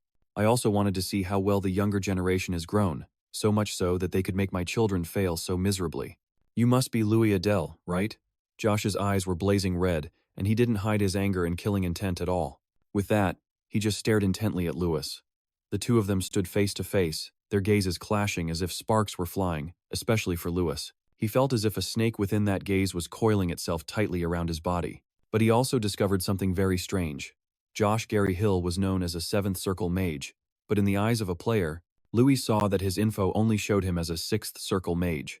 So how could he have fooled absolutely everyone? And suddenly, Louis's eyes landed on some very suspicious items on Josh Gary Hill. In his surprise, Louis began to confirm his suspicions. Those things the old man was wearing on his hands, could they be magical artifacts? Oh, so it's like father, like son, huh? The thought made Louis unable to hold back and snort. Seeing Louis suddenly smirk, a hint of suspicion arose in Josh's hostile gaze. Is something so funny? Louis ignored his darkening face, turned to leave, and replied curtly, No, it's nothing. I'm leaving first. But immediately after, Josh's hand grabbed Louis as he cast a spell, preventing him from leaving. His words carried a threatening tone. Where do you think you're going? I'm not done with you yet. I asked what you were laughing at. Seeing him lash out like that, Louis's face showed a flicker of surprise, but anger was also welling up inside him. Suddenly, Tyrion's voice cut in. Chairman Josh, he is my student, so please stop this. Trang, who was standing nearby, couldn't take it anymore, her face flushed with anger as she cursed under her breath. That crazy bastard. But Josh Gary Hill had been holding this in for too long. He decided not to give Tyrion any face and glared directly, saying in a low voice, Headmaster, please do not interfere. You may be the headmaster within the academy, but your student is now in the capital region, which means I have complete authority and responsibility over him. Headmaster Tyrion didn't back down either. Then you should also know that if someone abuses their authority to bully one of my innocent students, I will never allow it to happen. I will take my student back to the academy immediately. After hearing that, old man Josh grinned from ear to ear. You're planning to just go back like that? Then again, that's right. Our esteemed headmaster always behaves this way. And do you think I know nothing? It was you who planned to humiliate my son in front of the entire student body by luring that boy outside. Is it because you're still bitter that I was the one chosen to be the guardian of the nation instead of you? Such disgusting jealousy. Those fabricated accusations truly infuriated Tyrion. He roared Josh's name and unleashed his overwhelming power, clearly showing his fighting intent toward Josh Gary Hill, who dared to run his mouth like that. Everyone in the vicinity could clearly feel an extremely powerful wind whipping around. Right there in the square, they just couldn't see the immense energy surging from the Headmaster Tyrion. Josh wore a contemptuous look. So you want to go all out with me, huh? Fine then, I'll play along. Suddenly, Louis, standing next to Josh, turned and said something completely random. How interesting. It really got under the old man's skin for a moment. Louis, completely unfazed, smirked at him and continued. I'm answering the question you asked me earlier. I'm laughing because I find something very amusing. I've never seen anyone wear as many rings as you, have I? But my two seniors, Miko and Jackie, also seem to love jewelry. I guess all rich people share the same hobby, huh? Hearing this, Josh Gary Hill's face turned a bit pale. He was wondering if Louis had figured something out. After a moment, the old man hastily tried to clear things up. There's no special reason for it. Maybe we all just coincidentally have a lot of jewelry to wear. At this point, the old man had let go of Louis's hand, and Louis just gave a perfunctory nod in agreement with his answer. Then, Josh Gary Hill quickly changed the subject. By the way, Principal Tyrion should just stand aside and observe this tour. From now on, I will be in charge of all these sessions. Hearing the old man's condescending tone really annoyed Principal Tyrion, but he decided not to argue with him any further. After saying that, old Josh just turned and stormed off, not waiting for anyone to say a word. And so, the tour of the capital could hardly be called a tour anymore. Josh Gary Hill, who had declared he would be in complete control of the trip's itinerary, vanished without a trace. As soon as the group set foot in the royal palace, an elder mage took over as their guide instead. Although the tour itself wasn't very impressive, the overall atmosphere was quite lively, and all the students seemed very interested, admiring the surrounding architecture. However, both Trang and Louis sensed the same thing, which Louis had actually felt the moment he walked in. It was the fact that those elders weren't even trying to hide that they were monitoring Louis. After a long day of touring, all the students began returning to their hotel for the night. Louis and Trang were looking out from their room's window. Hey, Trang, he said, and she was startled to see a familiar figure who had been standing there all along when she looked out the window. Trang had to ask, Isn't that the old guy over there who's been staring at us all day? That's right. He was there and he followed us back here, Louis replied. Trang turned to look at Louis, skeptical. What? I knew something felt off all day. What's that old geezer planning? But Louis told her it was just an illusion. Trang was surprised. Illusion magic? So Louis patiently explained, I can sense a mana energy, a very faint one surrounding this place. He must have created an illusion around this area with illusion magic, like the scenery over there, or even the people walking by right now. It's all fake. But that's not all. He also used barrier magic to isolate this place from the outside world. Hearing this, Trang scratched her head in frustration. Damn it, I can't believe I didn't even notice. Even after successfully taking human form, my power is still way weaker than in my original form. Louis's expression remained grim. He was on high alert, because he knew something like this would happen before they arrived. He just didn't expect old Josh to move this fast. Suddenly, the elder who was standing there started to run for his life. Seeing this, Trang yelled, Hey, he's running away! But Louis had already figured out the situation and immediately realized the old man was just trying to lure him outside, because in a fight within a confined space like this, Louis would definitely have the upper hand. But that old man also knew that Louis didn't want his friends to get hurt, so the fight would definitely have to take place in a different area. That elder, according to the information Louis had read, was named Hyzen Gary Hill, a sixth circle mage. If it were just him, Louis could handle it, but with enough magical energy to create an illusion of this massive scale, it couldn't possibly be just one person. According to Louis's prediction, the number of enemies could be as high as 2, 3, or even more, lying in wait for him. And if all of them were sixth circle mages, Louis's chances of winning this battle would be extremely slim. It would be even tougher if the old man Josh Gary Hill actually joined the fight. The more he thought about it, the more Louis had a bad feeling, and he was seriously considering using his ultimate move. Seeing Louis suddenly stand up, the other person wondered, So are you planning to go now? Louis replied grimly, Yeah, I have to go down there. With a fiery determination, Louis walked straight ahead, leaving behind one last comment. Tonight is probably going to be a very long night. Flashing back a few hours earlier, someone slammed their fist on the table, followed by an angry roar. What is wrong with these people? I personally called this meeting, and you're telling me this is all who showed up? Josh said, his face contorted with extreme rage, as if he wanted to devour the person in front of him. The man sitting before him could only stammer an explanation that everyone had deliberately avoided the meeting, but the old man immediately questioned if they were still afraid of Louis, even though he had already left today. He continued to lament that this meeting room would normally be packed, but now there were only a measly 4 people. The long, empty table before them seemed to prove his point. Inwardly, Josh silently cursed Louis for ruining all of his plans, his teeth clenched, his rage simmering and ready to explode. Then, Josh let out a soft sigh and told himself that those people would regret it. After that, he gave another person a task, and that person replied that the night patrol was now full of their men, so it would be fine even if a commotion broke out. Josh then asked how the mission he had assigned was going. Vanguard replied that they had sent assassins to Louis's location as he had suggested. He had planned for the assassins to infiltrate the mansion once night fell, and take Louis's head. Immediately after, the group discussed the death of Louis's family. It seemed they were confident that Louis would certainly die at the hands of their minions. Among the group, Vanguard spoke coldly, his face filled with killing intent. Bova Patton will have to disappear too. Elsewhere, under a starry night sky, cozy houses were clearly visible, and the silhouette of someone stood still in the quiet space. Bova was deep in thought. He couldn't help but find the current peace strange. The image of Louis defeating Jackie flashed in his mind, and he thought to himself, because of that victory, he had caught the attention of the nobles, not to mention the Gary Hill family wasn't the type to give up easily. Then, the voice of Louis's father echoed in Bova's mind. He had said that if Bova encountered anyone suspicious, he needed to report it to him immediately. Those words made Bova even more vigilant. Suddenly, Bova's train of thought was interrupted. He saw a servant carrying something walk past him. Bova struck up a conversation with the servant. After Bova's greeting, the person said he was on his way home. Then, Bova asked him if he had seen anyone suspicious today. The person hesitated and thought for a moment, then replied that he had seen a group of merchants who weren't buying or selling anything, just staying put. In his memory, the image of suspicious people in black hoods appeared, and hearing this, Bova immediately put 2 and 2 together. The assassins had disguised themselves as merchants, and now they had vanished after entering the territory. His face furrowed with worry. Right after, the servant worriedly added that those people were armed with swords, so Bova should be careful. But before he could finish speaking, Bova dashed off in the blink of an eye, leaving him behind. The servant just froze on the spot. He told himself that he probably didn't need to worry anymore. At the Adele mansion, the night was dead silent. The assassins were already hidden in the bedroom, discussing the assassination, and one of them seemed impatient. He replied in a very bored tone.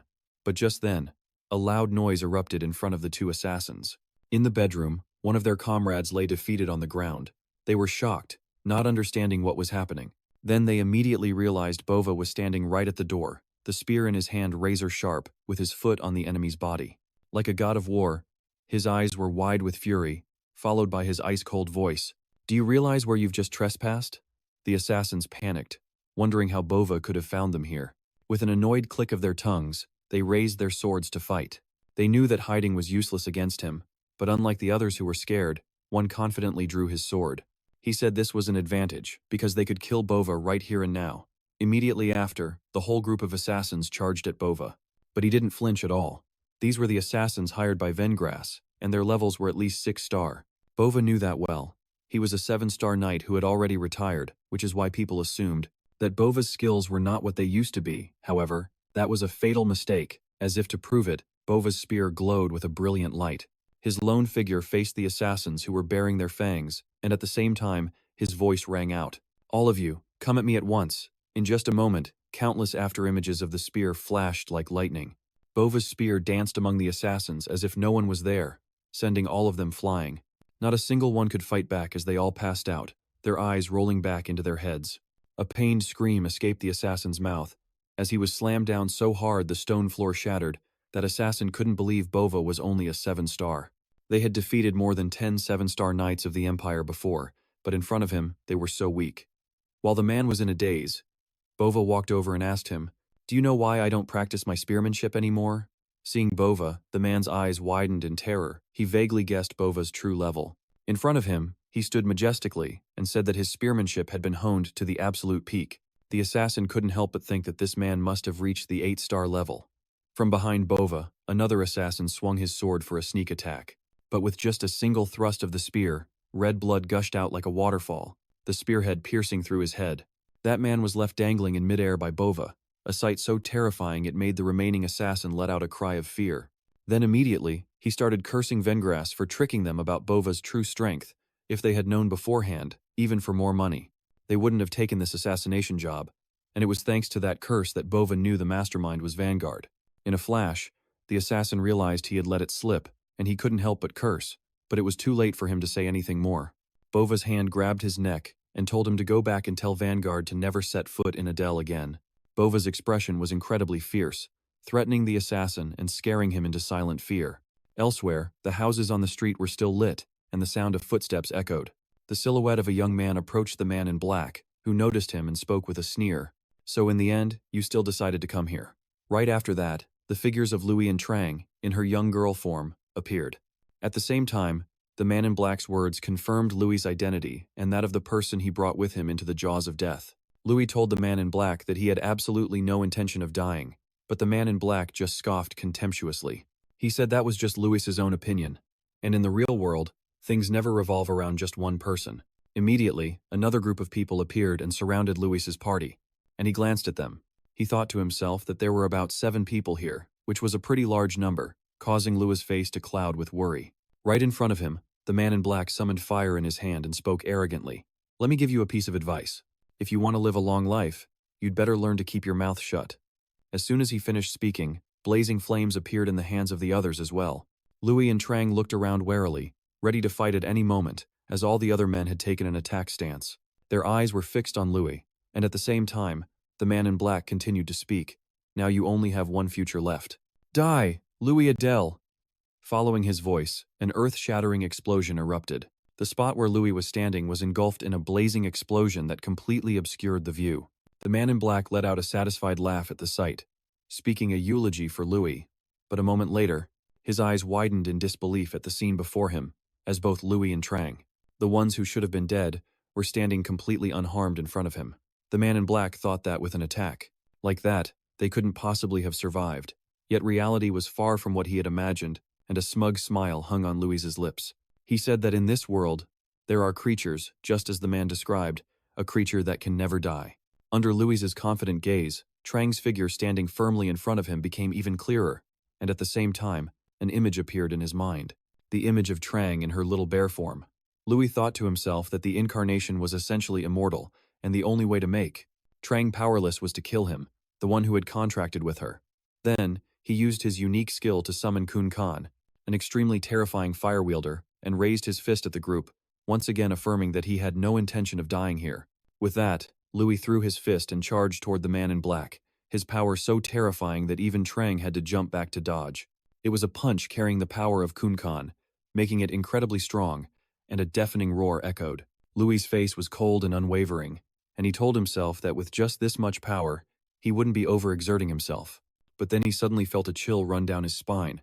Louis was startled and whipped his head around to see that someone had grabbed his leg. The man let out a laugh, speaking as if victory was certain no matter how strong Louis was, as the face of the black-robed man was revealed. He had cast a spell on him and declared that he would die instantly. The name of this spell echoed in Louis's mind, Black Magic Water Seal, and images of black-cloaked figures appeared with a glow of deep blue magic. A thought followed. Those who practiced the forbidden art of black magic would be shunned by mages, and called warlocks. And among those arts, the water seal was created by the original warlock of water. This was a magic that drained life force and was also the most infamous of all. In his mind, an image of a warlock holding a terrifying black orb appeared. Back in reality, Louis gritted his teeth in agony. He never imagined he would encounter black magic, and now the tables had turned. Louis was restrained by the warlocks. He gritted his teeth as he glared at the leader, who gloated at his capture and feigned pity, saying that he would have to die. But that hypocritical act didn't last long. He reverted to his true self and revealed that he had intended to kill Louis all along. His body was pinned down by the man's subordinates, and after restraining Louis, the leader assumed that his friends would no longer be of any help. That smug attitude made Louis so angry he gritted his teeth, a curse hissing from his lips as his glare sharpened enough to kill the man before him.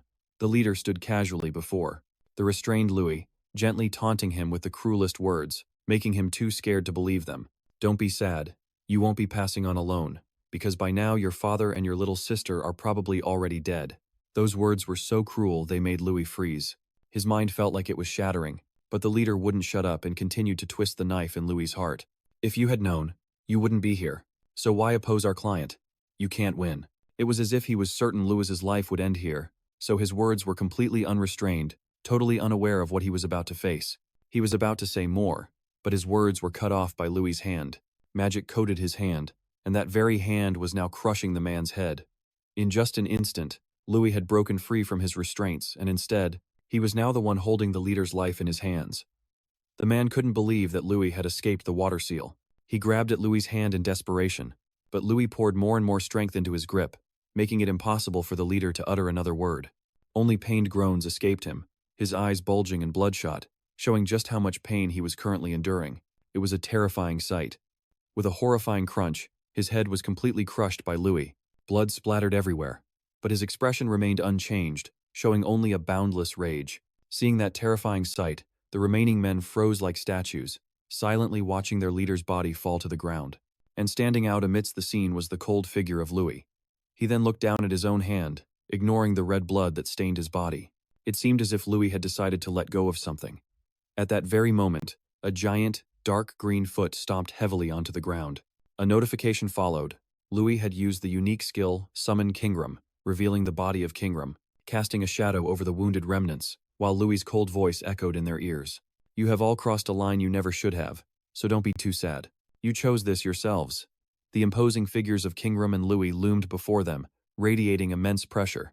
Their lives and deaths were now completely in his hands. Amidst the terrified looks of the sorcerers, only a single thought echoed in Louis's mind, and that was slaughter. The current him was just like the world destroyer, DRAKA from the past.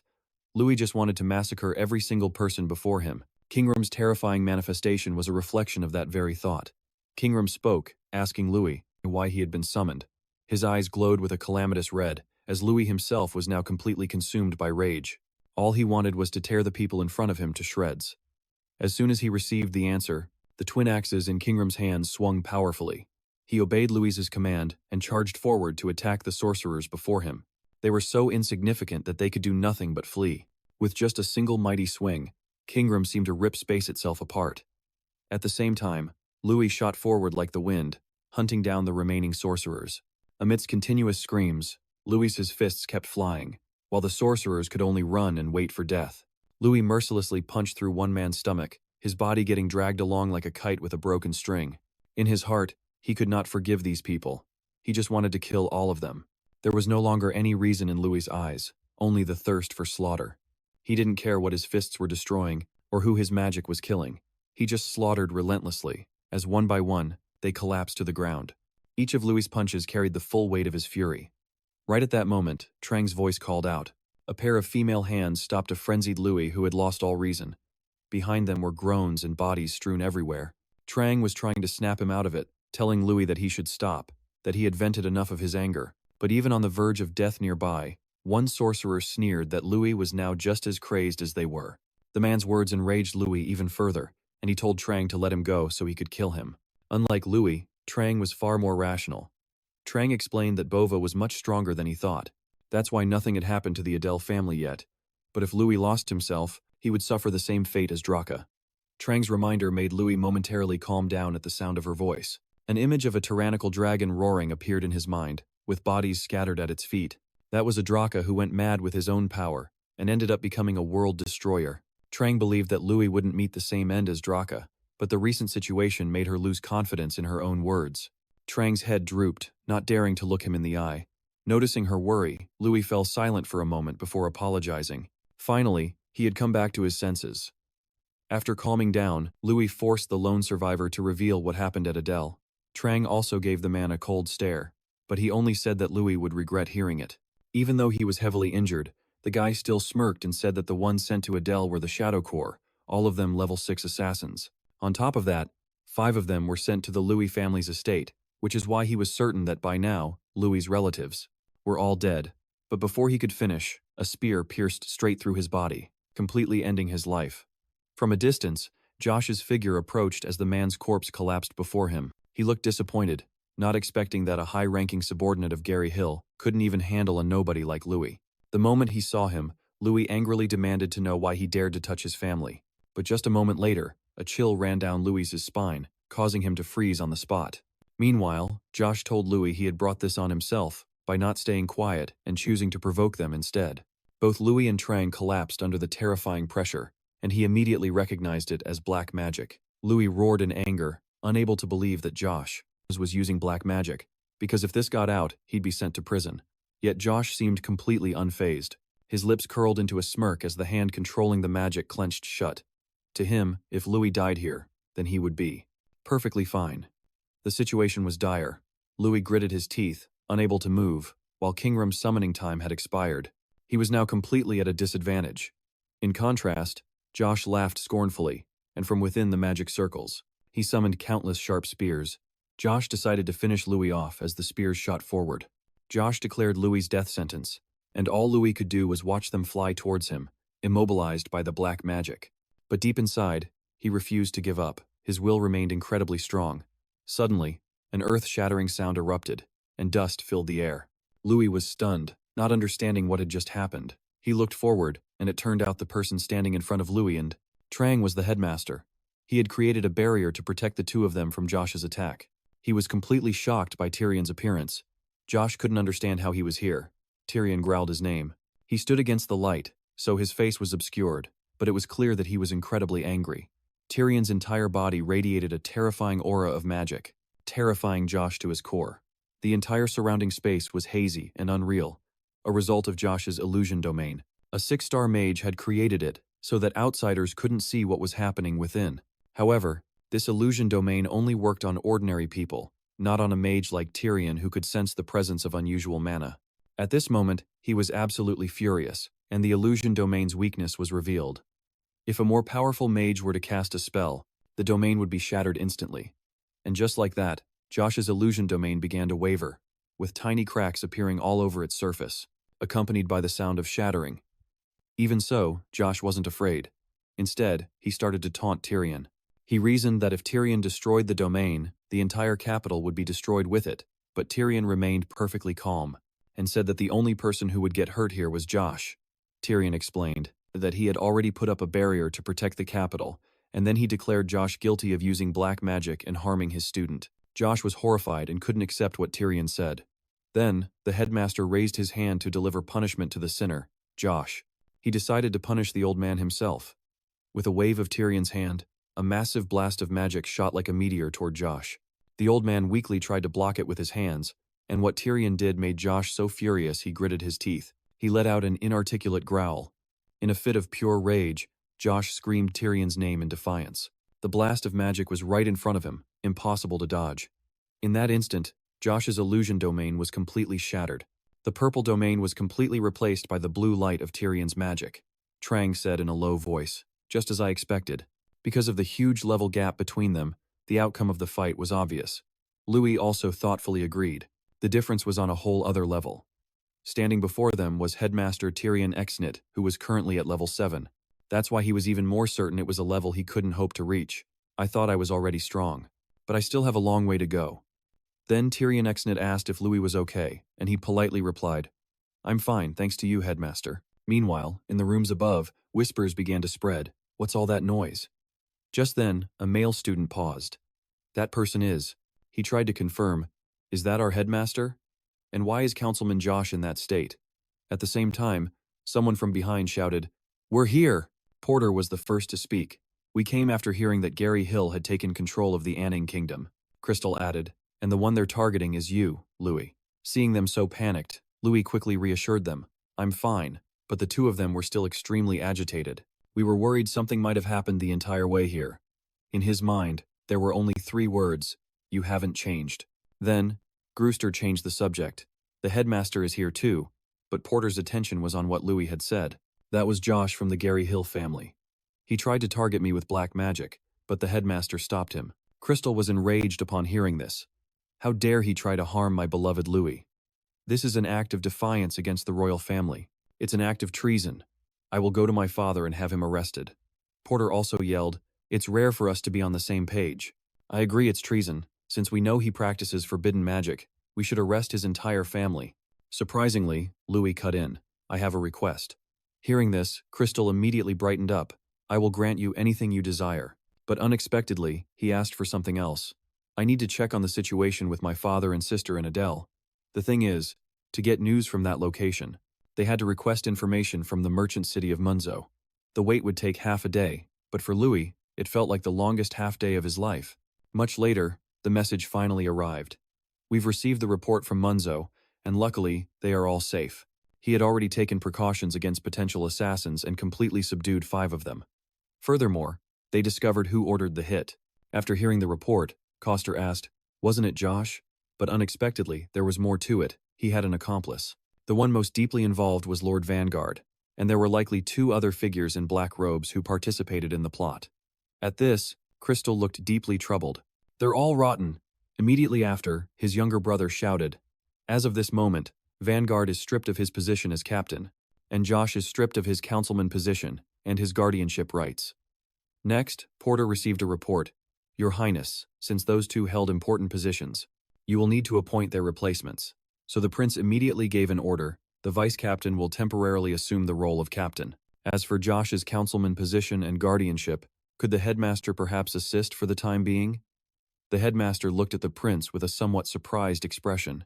Then Tyrion Ignis said he was too old, making Porter say, I understand you have no interest in politics. His brother understood and chimed in. But the situation isn't stable, at least until a successor is chosen. I beg for your help. As Tyrion Ignis spoke in a low voice, he parted his lips slightly, but the prince's great efforts to bring him back to the capital had become famous nationwide. Yet Tyrion Ignis always refused. He'd say that an educator shouldn't get involved in politics. He had refused every offer until now, and while he was thinking about it, someone called out, Headmaster, please. I think that position is perfect for you. That's right, no one is more suitable. Tyrion Ignis was gradually swayed by the please just do it. Finally, he made up his mind. If this is what the students believe in, I should follow their wishes, but only until a successor is chosen. Cheers erupted in the night. We'll be counting on you. The kingdom will prosper even more. But Louis had a suspicion. A new successor will appear soon enough. He temporarily pushed aside his worries. I'm just glad everything ended well. And most importantly, when the capital tour ends, the graduation exam will begin. His short time at the academy would soon come to an end. This tour had been rocky from the start, facing rumors that the rest of the schedule might be cancelled. But in the end, everything went according to plan, so they would be staying for a few more days. Scene change. Louis saw two unfamiliar young men gossiping. Did you hear? Miko from the Gary Hill family is dropping out. Louis's eyes were fixed on them, and from that, he knew the rumor was spreading like wildfire throughout the royal palace that Miko had left the academy. His father, Josh, was locked up in the dungeon, and the Gary Hill mages who followed him had also disbanded. The young men continued their conversation. Apparently Jackie has disappeared too. I heard he joined the rebels. Only Louis thought to himself, the name Gary Hill has completely disappeared. People were calling it the fall of Gary Hill.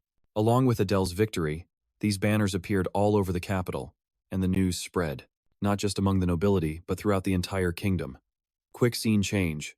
Someone is currently screaming inside a castle. I said no, get lost. But the other party seemed to be trying to reason with him. Just a moment. During the commotion, another person appeared. What's all this noise about? The subordinate stammered as he explained. This man keeps trying to force his way in. He hurriedly knelt and apologized for his sudden intrusion. I am Jekin, the eldest son of the Gary Hill family. The other man was gracious enough to hear him out. It is an honor to meet you, Your Highness the Crown Prince. The person Jekin was meeting was none other than Somerton, the Crown Prince of Jajak. Jekin went on to explain. Although my actions were rude, please understand that it was not my intention. Immediately, Somerton spoke up. That's enough. So why did you come all this way? He hurriedly explained. I came to seek asylum in the Empire. Myself and the others from my family, a total of 40 people, wish to seek asylum, to offer what little strength we have to you, and for the endless glory of the Empire's future. Somerton immediately cut him off. How annoying. Did you come here just to flatter me? In the end, Somerton just asked him straight up. Your family was once the most influential in that kingdom. So why would you flee your country in disgrace to seek asylum? Hearing Jekin mention an assassination, Somerton asked, You turned against the royal family over something so petty. Don't tell me you actually tried to pull off an assassination, a member of the royal family. Jekin was so scared he stammered. That's not it, he said in a stern voice. No matter how small your kingdom is, harboring a criminal goes against my principles, while handing you over would be beneficial. I see no reason to grant you asylum. Finally, Somerton gave the order, Go. I will not grant you asylum, but I won't detain you either. But then suddenly, a name made him pause. Louis. Jackie emphasized strongly. We tried to assassinate Louis Adele. A look of excitement gradually appeared in Somerton's eyes, and when Somerton tried to ask again, he confirmed it was the person you know. Right after that, Somerton suggested, I want to hear more about that assassination. Come have some tea with me. Jackie's back stiffened, clearly terrified. A quick scene change. Currently, although quite a few incidents have occurred, they all seem rather minor, and time passed peacefully after the visit to the capital. And 3 months later, the new year arrived, just like the heavy snow that fell that winter. Many nobles came to the academy, and the reason was very simple. For an exam, the graduation exam. To explain a bit, it's where graduating students show off their skills to others, creating opportunities for them to be recruited by nobles. Today is that very exam, and it will be held at the academy. Meanwhile, Louis was sitting with his buddies, taking a short break, his mind drifting. When this exam is over, it'll be time to graduate. 6 long yet short years are finally coming to an end. Just then, Jason asked with concern, What's wrong? Are you nervous? Louis relaxed and replied, Not at all. Did you prepare a lot for this exam? He suddenly burst out laughing. Taking the exam isn't important to me. I'm going down to Adele with you anyway. But Louis coldly replied, I never said I was taking you anywhere. Just as the two were bickering, a figure approached them. And it seemed Louis's mood wavered. He thought to himself, I heard you were safe, but seeing you in person puts my mind at ease. He quickly stepped forward and spoke. Thank you for coming. Nothing has happened since that day, right? I'm sorry, Father. You ended up in danger because of me. He replied in a gentle voice. You don't need to blame yourself. I'm truly proud that I didn't compromise. Louis also relaxed more as they talked. Thank you, Father, and thank you as well, Sir Bova. Hearing that, he humbly explained, It was nothing. I only did what I had to do. Just then, Louisa called out to her brother Louis. As it turned out, she was very curious. Who is this lady? He looked towards them and hesitated for a moment because he felt a bit awkward. The cousin excuse wouldn't work this time, and so Louis had to explain, she's just a friend. Louis's thoughts then shifted. Luckily, the people attending his graduation exam weren't just the Han family. The one who had completed her vow and become an official knight, plus the connections formed during the grand tournament were also present, existing like a reward. While Louis was greeting his friends, someone else noticed that those people were. He instinctively turned around quickly. Foster and Cruster walked up with a smile. We're here. Louis felt quite excited. They were the strongest among all his connections. While the two princes were joking with him, Seda exclaimed, "You're really on a whole other level." A few minutes later, an announcement rang out. In just a moment, the final year students' graduation exam will begin. Seniors, please gather at the arena hall. Hearing that, Louis said he'd see everyone later. Luina cheered for him on behalf of the group, saying, "Good luck. We'll be cheering for you." Louis couldn't help but think to himself, the final exam. I'll do my best since everyone is supporting me. However, after just a few steps, Louis stopped. Two other people were standing and blocking his way. His eyes immediately filled with caution. What's this? His attention was locked onto those two people. I've never seen their faces, but they feel very familiar. Immediately, Louis asked, "Those two look suspicious, don't they?" The system quickly replied, "You know who they are. The one on the left is the Fire King named Terron, though he seems to be dressed differently today.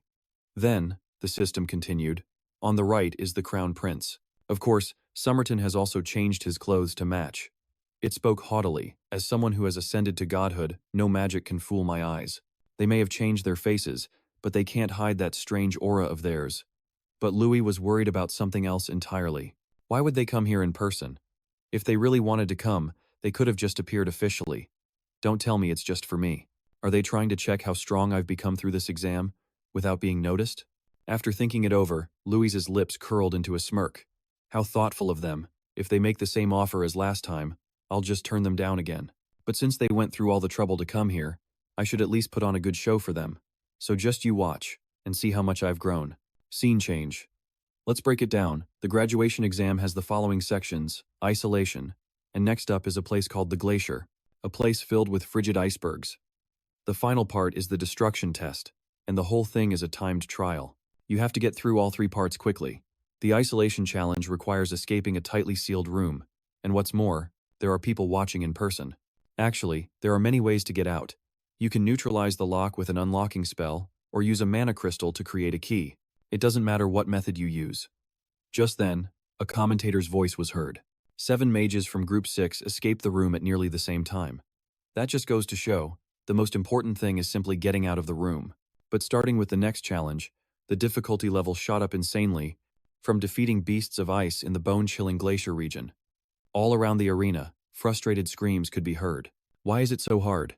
It turns out it's because they have to use magic, their most powerful magic, to destroy a solid stone wall in the final challenge. And if they manage to pass all of that, then you will finally have successfully completed. The announcer made a declaration. Jason, at 3 minutes and 55 seconds, has successfully taken the lead for Group 6. In the end, 3 out of the 10 students in Group 6 passed the exam. Louis really wanted to ask him, "You're acting all nonchalant, but you actually prepared a ton for this, didn't you?" Only 3 out of 10 people passed, and most of them finished with less than 1 minute remaining on the 15-minute timer. I'd better come up with a detailed plan. Finally, he heard the announcement. "Will Group 7 please step forward?" Louis couldn't help but think, "It's my turn now." Murmurs started to spread through the crowd. "This is Louis's group. The pride of the academy, isn't it? I heard a lot of VIPs came just to watch Louis. I'm so excited to see what he can do." Somerton also chimed in. "I'm very much looking forward to seeing how powerful he's gotten." He wondered what his sponsor was thinking, but the answer was still the same. Terron asked him suspiciously, "So what are you planning to do?" He got straight to the point about why he was there. "You called him your last loose end, right?" Somerton admitted honestly. "If he joins your side in the future, he'll undoubtedly be a valuable asset. But if we can't win him over, he'll become a threat and I'll handle him myself." Just as he entered the sealed room, Louis heard the announcement that the challenge for Group 7 had begun. He inspected it for a moment, and noted that the principal must have gone all out on this, as even he couldn't break through the wall with his strength. Should I just unlock it like the other students did? Nah, that would be no fun at all. Isn't this something I learned at the tournament? Nothing in this world is perfect, so even though this wall looks solid, it must have a hidden weak point. At that moment, he used his steel-shattering skill, which could break anything, while up in the stands, the audience was buzzing with conversation. I wonder how long it'll take Louis. Hopefully, he lives up to his reputation. Just at that moment, a massive shockwave erupted from the sealed room. Everyone cried out in shock. "What was that? Wait, look over there." Seeing his silhouette, they instinctively held their breath. No way. The door that takes a normal person a full 5 minutes to open, he just opened in the blink of an eye. And according to the official time, it was 13 seconds. Luin was now certain that this graduation exam would once again solidify the already illustrious reputation of his family crest. His movements were incredibly decisive, and every second, Louis's face was filled with the arrogance of a true powerhouse. Either way, Louis was going to win. The announcer's voice boomed. Louis has cleared the first gate in just 13 seconds. Now we can't help but wonder how quickly he'll clear the next stage. Terron also began to contemplate. I knew he was no ordinary person since Kunken's Fang reacted to him, but his growth rate is still utterly ridiculous. Then, the commentary rang out again. He's clearing the second gate using an incredibly ingenious method. Even the ice beasts looked terrified of his flames. The commentary continued. Is he running with a fireball? At that size, no monster would dare get near him. The buzz from the crowd didn't distract him, he just kept on running. Somerton couldn't stop praising him. What in the world? He's a true madman, completely beyond imagination. Terron, on the other hand, maintained an incredibly grim expression. He was busy making a judgment. He always produces impossible results. All right, I've seen enough of your skills. In that case, show me just how you plan to break through the final gate. Luin was summoning arcs of lightning around his hands. His eyes narrowed with a cold glint, which made even Terron freeze. That energy, there's no room for doubt anymore. It was a formless, invisible magic that ripped everything apart with sound waves, moving too fast for the naked eye to see. Next, stone fragments suddenly flew everywhere, all enveloped by a brilliant light. It was a skill called the Lament for the Departed. The death knell. The brilliant power continued to blast outwards like a laser, and Luin had made him wonder. That magic can only be cast by someone who has reached the 6th circle, isn't that right? Luin Adele, have you already reached that level? Afterward, everyone saw the finish line tape slowly coming down. The sound of choked gasps was cut short by the announcer. 2 minutes and 57 seconds. Louis Adele, of Group 7, has cast a 6th circle spell, finishing with an outstanding time of 2 minutes and 57 seconds. Needless to say, that rope was the finish line, which had been completely obliterated. Terron was starting to feel scared, as the 6th circle is a realm that most mages can barely dream of reaching, which Louis achieved at only 16 years old. This is not good. Before he grows up and becomes a threat to my position, I have to crush him no matter what. In contrast, the two princes were overjoyed. All hail Sir Louis, the future of the kingdom. Luna's group was also cheering. I knew you could do it. Louis was lost in thought. Right now, everyone is congratulating me. Who could have imagined back then that I would graduate to the sound of cheers? Then, Jason put an arm around his shoulder. When did you reach level 6? I can't believe my friend is a real high-ranking mage. Even for you, Louis, I didn't think you'd reach that level so soon. There's one thing that's absolutely essential today, and to keep everyone in suspense for a few seconds, he deliberately dragged it out. That thing is. What he was talking about showed up half an hour later. 2 glasses clinked together, everyone happily raised their drinks. Let's party. They were surrounded by fun-loving male students who joined in. Louis and Trang kept hearing laughter and jokes. We're adults now, let's drink like there's no tomorrow. As for Louis, he quietly told himself, tomorrow is graduation day, and since this is probably the last time we'll all be together like this, I'm sure everyone wants to make the most of it. When he turned to Trang, he was a little surprised. I just realized today that avatars can get drunk too. A few minutes later, Tyrion X Nit showed up.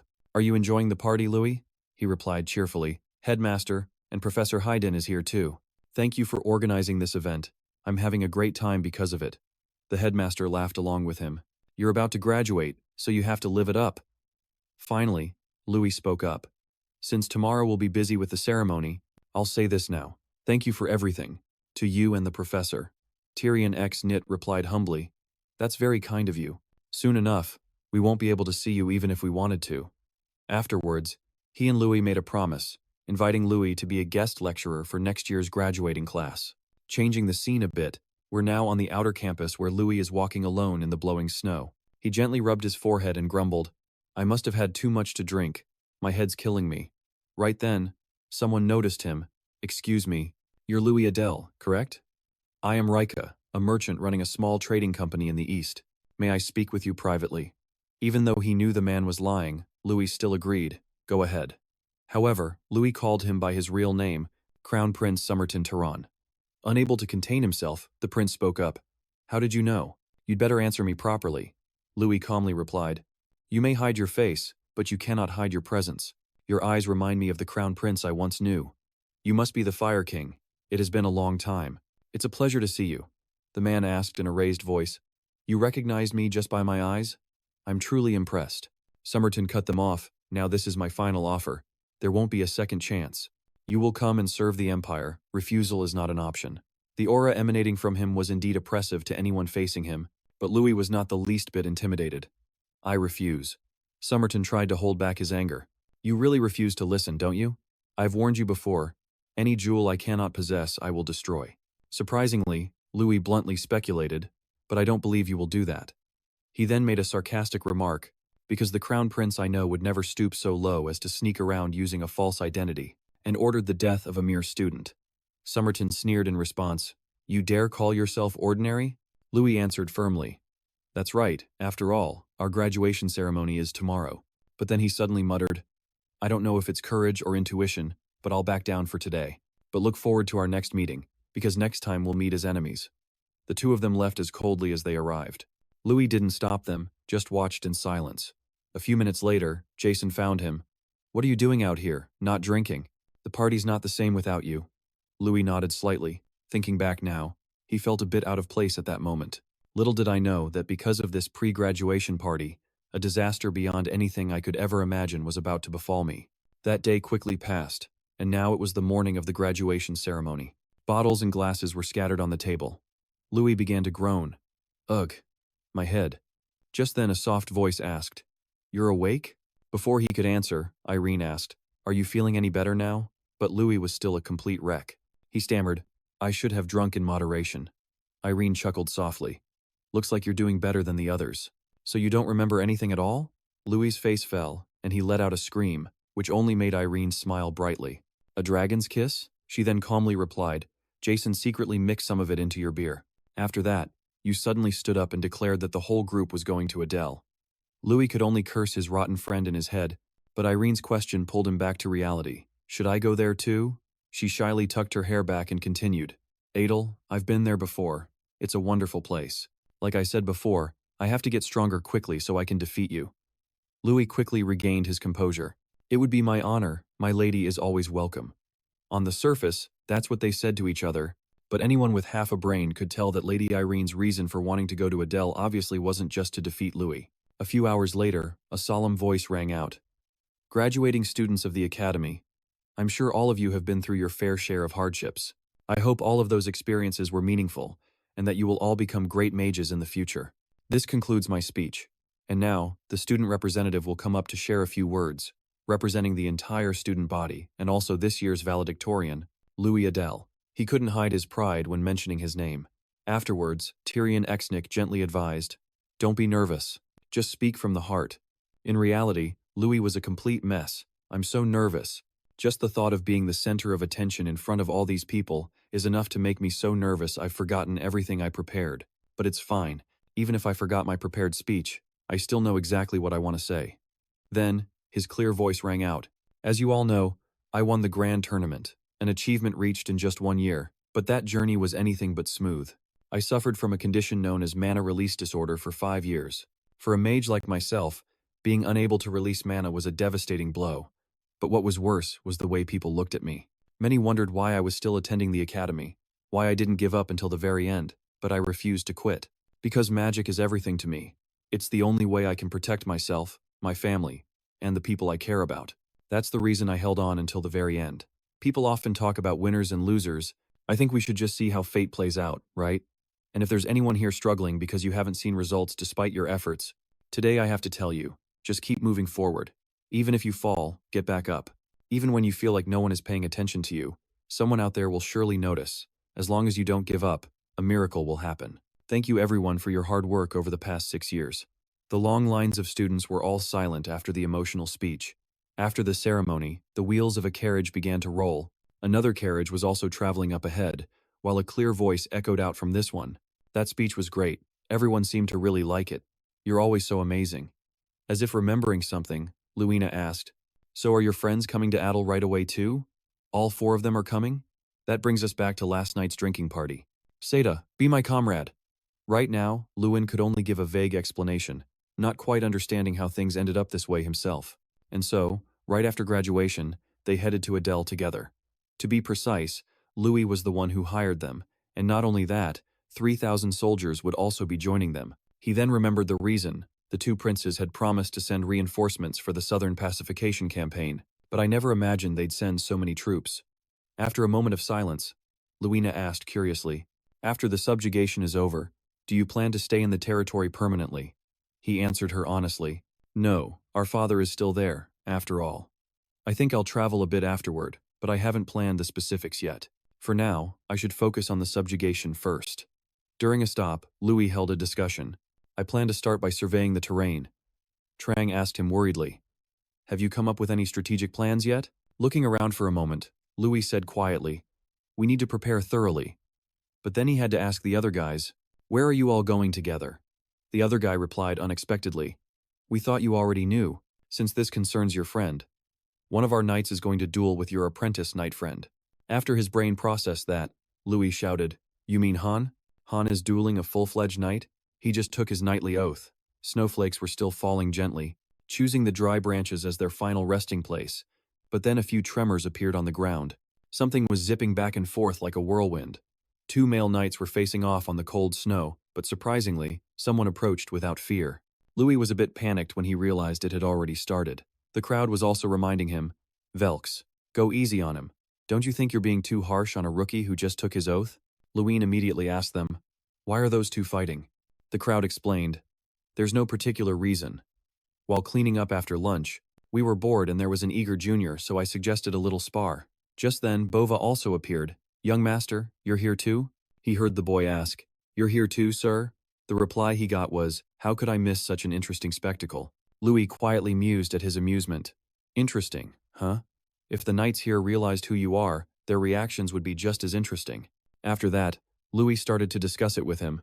"What do you think about this match?" Bova replied bluntly, "They're both complete idiots. And is that young knight a friend of yours, young master?" Louis answered honestly, "His name is Han." Bova shrewdly commented, "He's clearly being pushed back, but just holding his own this long against a golden knight is already admirable." Louis asked in confusion, "A golden knight?" He said in a low voice, "I happened to overhear it during lunch.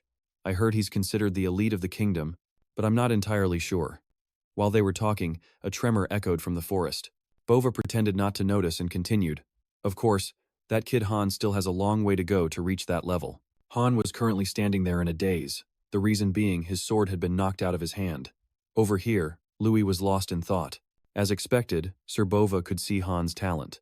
Realizing that, he decided to speak up. "Sir Bova, if possible, could you teach Han a few moves?" Because if Sir Bova were to teach him even a single move, if the legendary merchant knight Bova agreed to pass on even a fraction of his skill, it would be a huge benefit to Louis, to Han, and to all of Adele. He considered it and replied, "That's not for me to decide. You'll have to ask the boy first." Louis froze like a statue upon hearing that, but Bova didn't notice and said, "Just as when I taught you swordsmanship, I am very strict with knights." After a moment, everyone was bewildered to hear gasping. They tried to lower their voices. Such brutal training. "Did he make him do that?" "I heard he's the commander of the Adele Knights." Bova turned to ask, "Is it that hard?" Han quickly denied it. "No, I'm fine, sir. He has no mercy." "Then stop dawdling. I told you to be ready." Louis could only think to himself, "He said he'd be strict, but I didn't think it'd be this bad. I'm starting to feel sorry for Han." Recalling a few minutes ago, Han had said gleefully, "I'm confident. I will definitely succeed." Now, all Louis could do was sigh. "I did give him a choice." Another person's voice interrupted his train of thought. On the other side, someone approached Bova. "Pardon me, but may I ask your name?" Unexpectedly, he chose to remain silent. The guy next to him asked nervously, "Why isn't he answering? There's a rumor that he took down 5 assassins all by himself. Maybe I should ask about that." While they were confused, Han came running up. "Sir Bova, all 10 spears have been moved." Moreover, he was panting heavily. Just then, a young man asked, "What did you just say?" The crowd looked at Han suspiciously. "I didn't mishear that, did I? Who did you just say this man standing here is?" Afterward, the convoy continued on its way.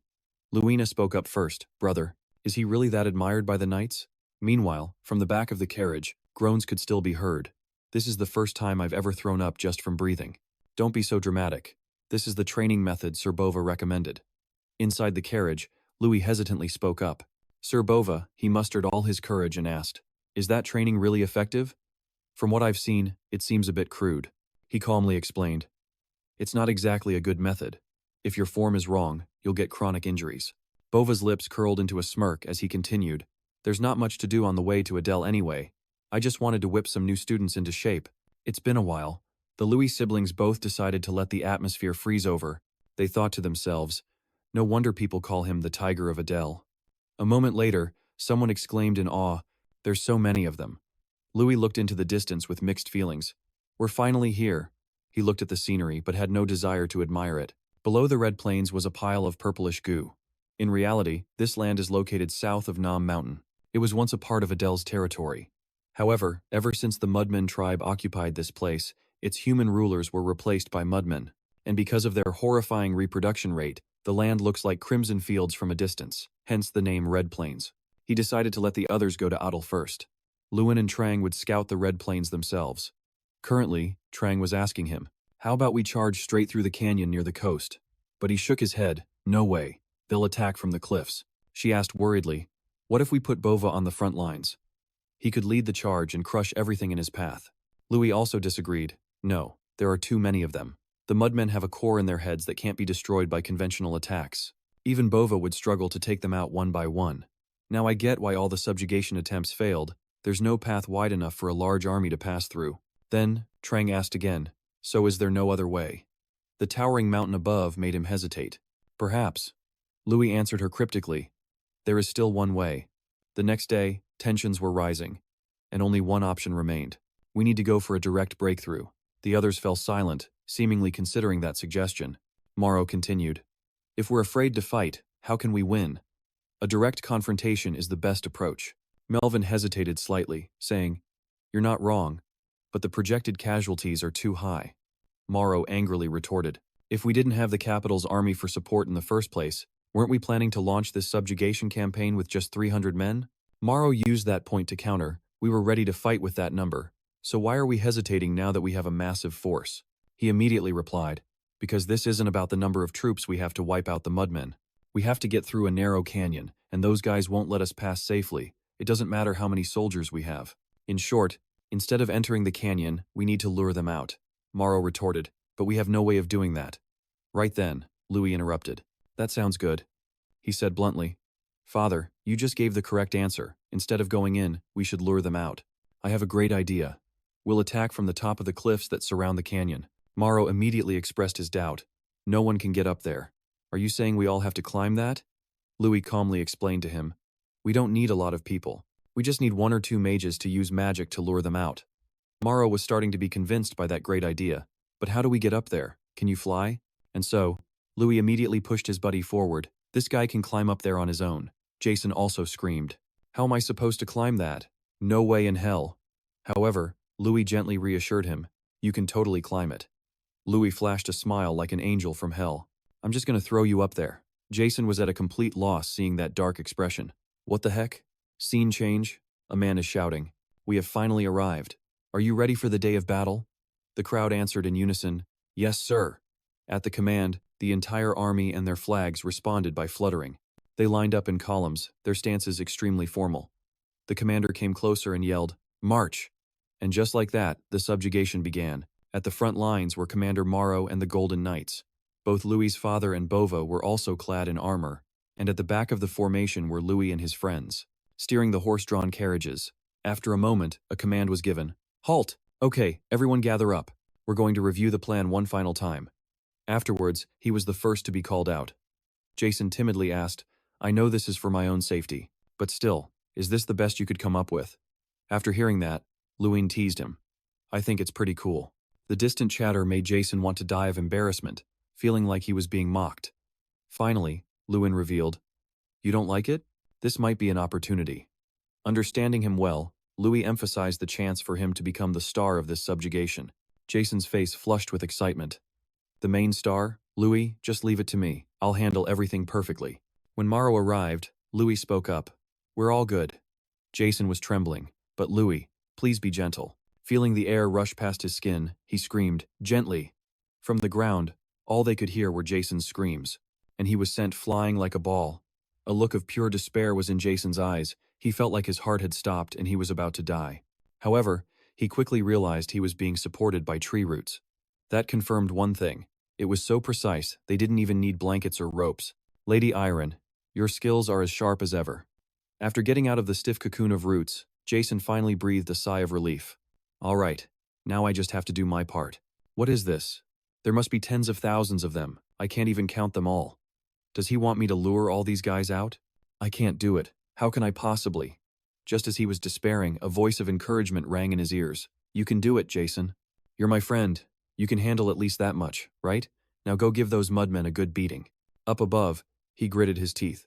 I can't let Lewis down, who trusted me enough to bring me here. Finally, a fireball began to condense. A stream of light pushed through the snow clouds, and then suddenly, countless stars began to fall. The sparks simultaneously created a rain of fire amid the snow. Seeing this, Louis smiled faintly. Jason, you're doing great. What everyone is seeing is called fire rain, also known as an extremely powerful third circle magic. Jason's level isn't very high yet, so the cloud wasn't as big as usual. However, since they were napping, it was more than enough to startle them awake. Louis seized the opportunity to announce, Now's the time. I'm leaving it to you. Iron also urged them on. Let's go. The situation was looking good. The mudmen were moving toward a single point to avoid Jason's attack. And the place where the mudmen gathered was none other than the side exit from the narrow canyon. Louis found this rather amusing. But, I can't let them escape the canyon that easily. With that, Seda began to breathe fire. Come on! And that marked the start of the battle. Seda excitedly declared, I'll burn every last one of you. He turned into a high-powered flamethrower. The mudmen were basically being thrown into a furnace. Seeing this, he excitedly asked Lewis, How are my skills? I've improved a lot, haven't I? He replied briefly, Stronger than I expected, but I think it's too early to be proud. Screams began to rise from the mudmen. Everyone realized the truth. They were climbing up the cliff face. Sensing the danger, Jason screamed, Help me! But down below, those mud monsters just kept crawling up. While Louis was at a loss, he heard Iron suggest, Please throw me up there too. He couldn't believe his ears. What? But one look at her eyes told him she wasn't kidding. For a moment, Louis hesitated. Meanwhile, the mudmen had gotten very close. Jason had already stumbled to the ground. Back off, damn it. I can't die here. I haven't even been in a relationship. I've never even had a girlfriend. Oh God. But then, falling snowflakes made him fall silent. Iron quickly seized the moment. So you've never been with anyone before? The cold air then solidified into a block of ice, and the ice pillar trapped the mudmen inside. After that, Irene asked if he was okay. Thanks to you, I learned something interesting. However, she quickly changed the subject. Just as Louis said, everything was going according to plan. The mudmen can't escape through the side path or climb the cliffs, so they will retreat towards the coast. Before Jia-sun could think any further, she interjected, That's right. From now on, it's time for the capital's army to make their move. As planned, they were already waiting there, fully equipped with shields and spears, but their faces were filled with anxiety. They're coming! From a distance, the pinkish hue of the mud could be seen, so the army shouted, The mudmen are coming! Seeing his subordinates' anxiety, the commander spoke up. Don't retreat. Do you intend to disgrace the name of the Jordan Kingdom? We'll definitely have support from the mages behind us. Our mission is to hold out for as long as possible. Following the sword, the spear was also ready. Maro shouted loudly. Under the king's sword, towards a glorious victory, he began to charge forward on his horse to start the battle. The soldiers were somewhat surprised by their commander. They gritted their teeth as they prepared to make a choice. Finally, the command rang out. Under the king's sword, towards a glorious victory. Leading them were the most talented generals, but the ferocious mudmen were by no means weak. Over here, Seda made an announcement. I can hear the sounds of battle. It seems the army and the mudmen are fighting. Louis began to calculate. That means the number of mudmen over here has decreased, which also means the rest have been cornered towards the beach. He quickly gave an order. I'm leaving things here to you. I think I should go lend a hand. Seda gave him a powerful smirk. I was waiting for you to say that. I'll take care of it, go. And so, Louis quickly leaped up high. Thanks, man. Moving like a flash through the mudmen's encirclement, Louis then ran straight to the battlefield, where the soldiers were fighting bravely. But then a flash of light slashed through the mud. It was Maro's sturdy sword providing them cover. Nearby, the mighty Bova also charged in on his horse. He used his spear to pierce the hideous enemy. Their skills made the soldiers freeze in their tracks. Are they even human? But then, something unexpected happened very quickly. They looked around cautiously. Where's that explosion coming from? Could it be him? I don't know exactly what's happening out there, but one thing's for sure, it seems like someone is out there. That person was wiping out all the mudmen. The atmosphere suddenly became strangely quiet, and even the mudmen growled doubtfully. The human side didn't dare to move either. Finally, someone burst out. Lord Louis is here. It's support from the mages. Louis used his fist to directly blow apart the enemy's body. Bova smiled at him, just as expected from the young master. Maro also shouted, Now's our chance. Advance now. Destroy every last mudman. Hearing the cheers, Louis turned himself into a drill and pierced through. His eyes were incredibly cold. Monsters that act on instinct might not remember anything, but I remember every single detail. The truth was revealed. Adele was destroyed by them 15 years ago, attacked by those very monsters. Louis's people and his mother also lost their lives because of them. The more he thought, the deeper his gaze became, scorching heat rays shooting out amidst the snowy sky. He had clearly determined that these beasts had no reason, only instinct. Louis's fists clenched even tighter. I won't stop. When the moon was high in the sky, someone hesitantly said, So what should I do next? You evil people of Jia-sun, I will destroy you, he shouted loudly. Hey lady, are you even listening to me? You look like you're dozing off. While Louis watched him ramble on, the conquest of the plains had already ended. Over 1,500 people were injured but no one perished, and after more than 2 hours of fighting, it was a total victory for the humans. Even Maro was pleased, saying the princes would be delighted with this result. Louis was glad he seemed satisfied. A few minutes later, someone quietly called Louis's name. Seda honestly explained, I am going back to Iota tomorrow, and you probably will not believe this. But the saint has been relentlessly searching for me. I am actually a promising mage, you know. Louis replied excitedly. I knew it. You have gotten so much stronger. Then he replied, Just you wait. One day I will get you back for what you did to me. Scene change. The story shifts to a room. Louis gently closed its door after stepping out, and the person across from him immediately noticed the young master. Hearing him ask about his father's whereabouts, the butler Begin replied, He is out on the terrace, sir. He seems to have something on his mind, so I thought it best to give him some private time. That phrase stuck in Louis's head. He has something heavy on his mind. Just then, Begin quietly called for the young master, saying sincerely, I have lived here for a very long time, but today is one of the happiest days of my life. Thank you again from the bottom of my heart, for what you accomplished today is something no one in this domain will ever forget. Just as Louis was about to speak, he continued, You should go in, he is probably waiting for you. As he touched the doorknob, he thought that today's victory was indeed worth celebrating, but not everyone could be smiling. Like the vivid memory of losing his mother, his father must also be remembering that day. His father was definitely lost in memories of those days. In the face of today's victories, when his name was suddenly called, he spoke up. Father, you knew I was here? I am sorry, I did not mean to disturb you. But his father simply said softly, Come here, son. Would you like to taste some of this wine? To the invitation, Louis politely replied, Yes. Melvin began to explain. This wine has been aged for 17 years. It is called Cell Rock, but Maria and I used to call it by a different name. Louis's eyes filled with emotion upon hearing his mother's name. Melvin continued calmly, We used to call this wine Amoros Louis. That name means lovely Louis, and I made this wine on the day you were born. And I made a promise to myself that you and I would drink it together on a day even happier than that one. Although I could not keep my promise to drink it with your mother, being here with you now makes it feel like I am drinking with Maria. Louis finally spoke. It tastes wonderful. Then, Melvin asked directly, So what do you plan to do next? Louis did not hesitate to share. I am going to expand our territory. Now that the conquest is over, we will cultivate the canyon. But just then his expression suddenly froze, because a system window had suddenly appeared. Louis's pupils shrank in utter shock, and his lips could only tremble, because the system window displayed a very strange message. Trang also appeared to report, Something is wrong. I think something happened to Kingram. She hesitated for a moment before adding, I know today was supposed to be a happy day, but we have to get to the academy quickly. Snap out of it, Louis, we need to go right now. He was completely bewildered as he questioned the system.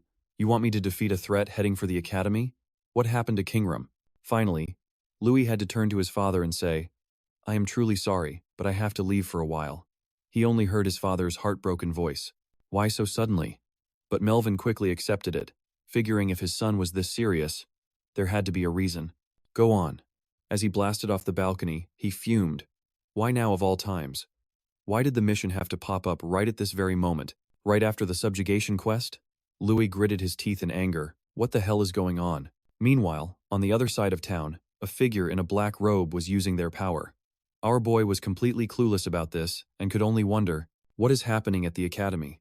At that moment, Kingram was enduring the pain to ask, I can't believe it, why did you suddenly attack me? Are you insane?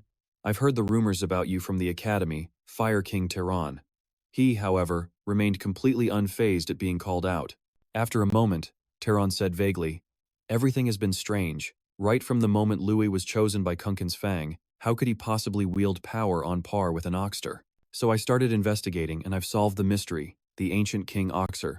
Kingram, it's you. You did something to Louis, didn't you? But right at that moment, someone else appeared. Whatever your reason for being here, I will make you take responsibility.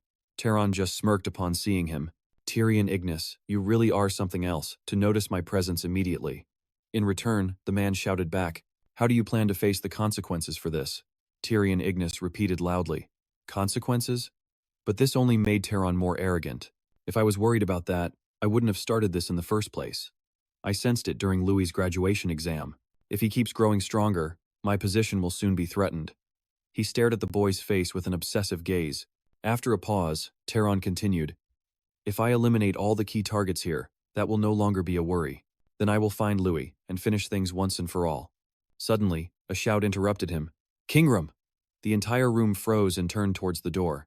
Louis also froze for a second. The Fire King? And the headmaster too? What in the world is happening here? Over here, Terron's barbaric laughter echoed. Thanks to you, I don't have to go find you myself. Louis Adele, what is going on? How did you realize what was happening and find your way here? Terron looked just like a Fire King from the underworld as he strode menacingly toward the boy. He angrily declared, it doesn't matter if you answer me today or not, you're going to die here anyway. Just then, Tyrion Ignis yelled, Louis, get out of here now. He was casting a magic spell to form a barrier. He then continued to explain, listen to me, he's not someone you can deal with. But suddenly, the room began to shake. Louis screamed in absolute terror, Headmaster! Terron abruptly materialized behind him. Now it's your turn to die. His voice made the boy whip around. Over on the other side, Kingram was emitting a monstrous growl. In response, the glass cabinets in the room started to glow, as if answering Kingram's call. A blinding light then appeared right in front of Terron. Terron furiously screamed, you damn Oxer! Right before he shattered, he cursed, how dare you! All that remained were shards of blood-red glass. The earlier flash of light slowly faded, and Louis was knocked flat on his butt by the force of the attack. He couldn't help but curse to himself, what the heck is going on? Why would the Fire King be here looking for Kingram? But then, Kingram's growl snapped him out of his rage. At the moment, Kingram was equally furious, even after sacrificing all the underground artifacts. I could only manage to banish the enemy. I'm sorry, I ended up putting you in danger. But Louis denied that. Don't say that, I couldn't do anything at all. On the other side, Tyrion Ignis also reassured everyone. I'm fine now. But Luin, I could sense Terron's energy because I was nearby.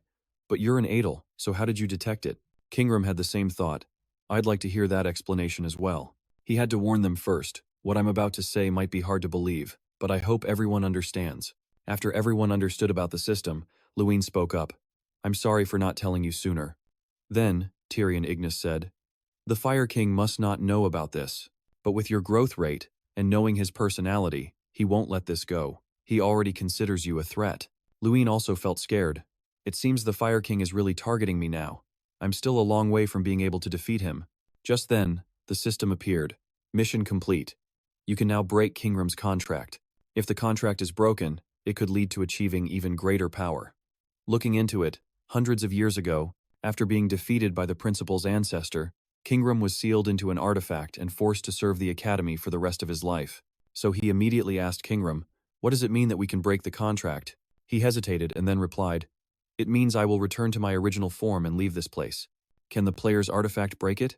Luin answered honestly, yes, it's a reward for this event. He seemed a bit worried again. To break the contract, you need the consent of the curse itself. Tyrion Ignis stood silently, knowing they were referring to him. After a moment he spoke up, do you really need my consent? Luin's will is my will. Luin looked at him gratefully. Thank you, sir. Then let's leave this place. Kingram. Streams of power began to escape, and the system also started to announce, the contract between Froyan Ignis and Kingram has been broken. Light poured out from his body, and finally, Kingram exclaimed emotionally, even a player can break the contract. His eyes wavered. Thank you, everyone. It seems you're very worried about the upcoming challenges, aren't you? Hearing this, Luin answered honestly, I'm too weak to face Terron. Kingram replied cryptically, very good.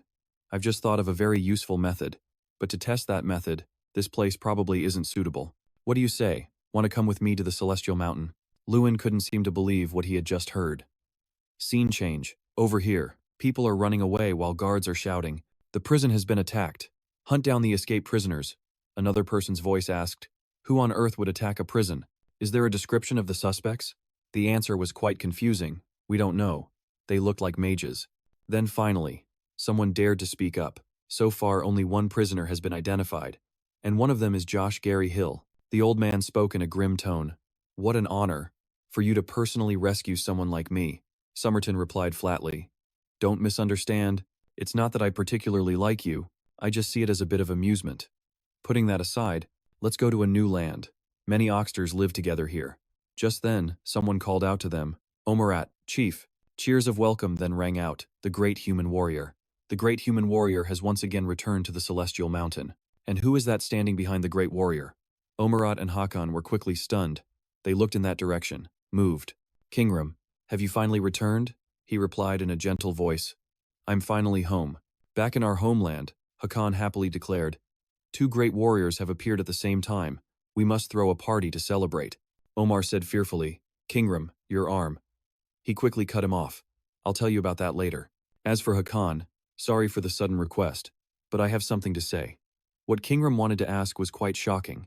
The elf tendon elixir, specially made for our dear friend, the Little Destroyer. Can you brew that kind of elixir?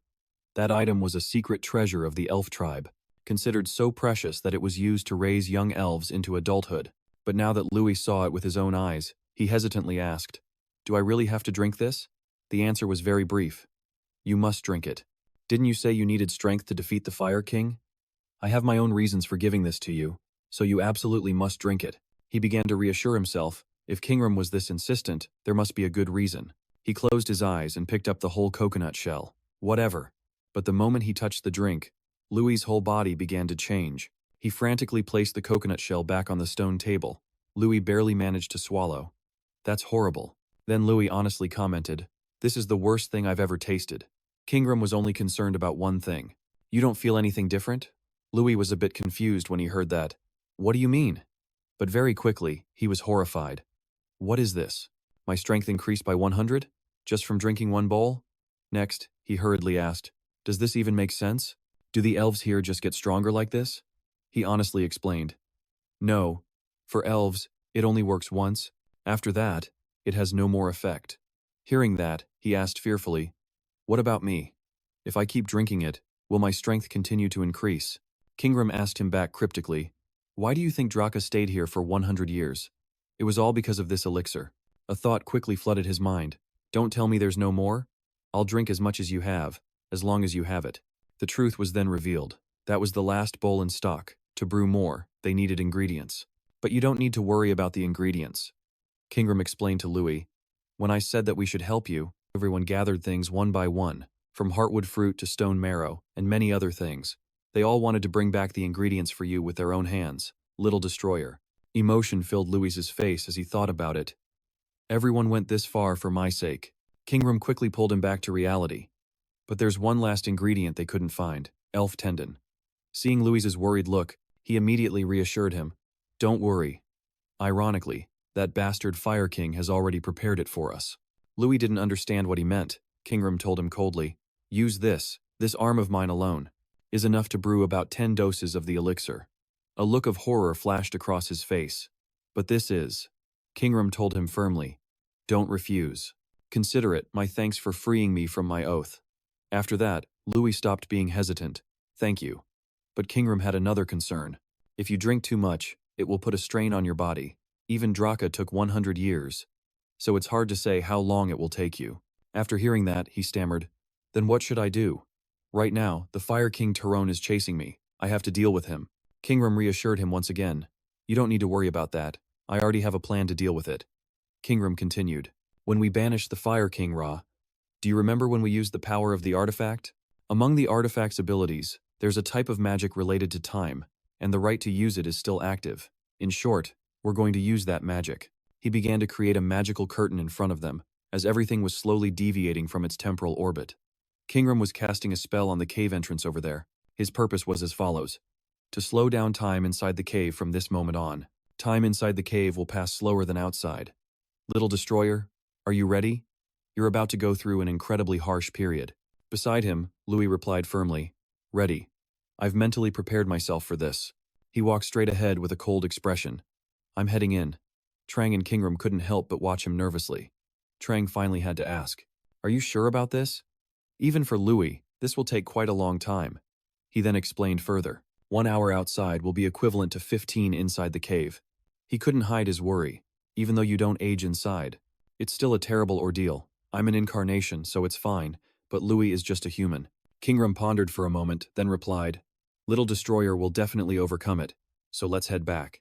We still have things to sort out. Just then, someone asked him, where do you think you're going? A foot suddenly stepped out from inside the cave. Kingram stammered, Little Destroyer? Louis's clothes were now caked in mud. What made him more curious was, did you drink all of that? Just how much time passed in there? Louis tried to catch his breath. I'm not sure. I counted for about 1 week, then stopped. Anyway, I can finally do what I've always wanted. The man asked in confusion, what is it you've always wanted to do?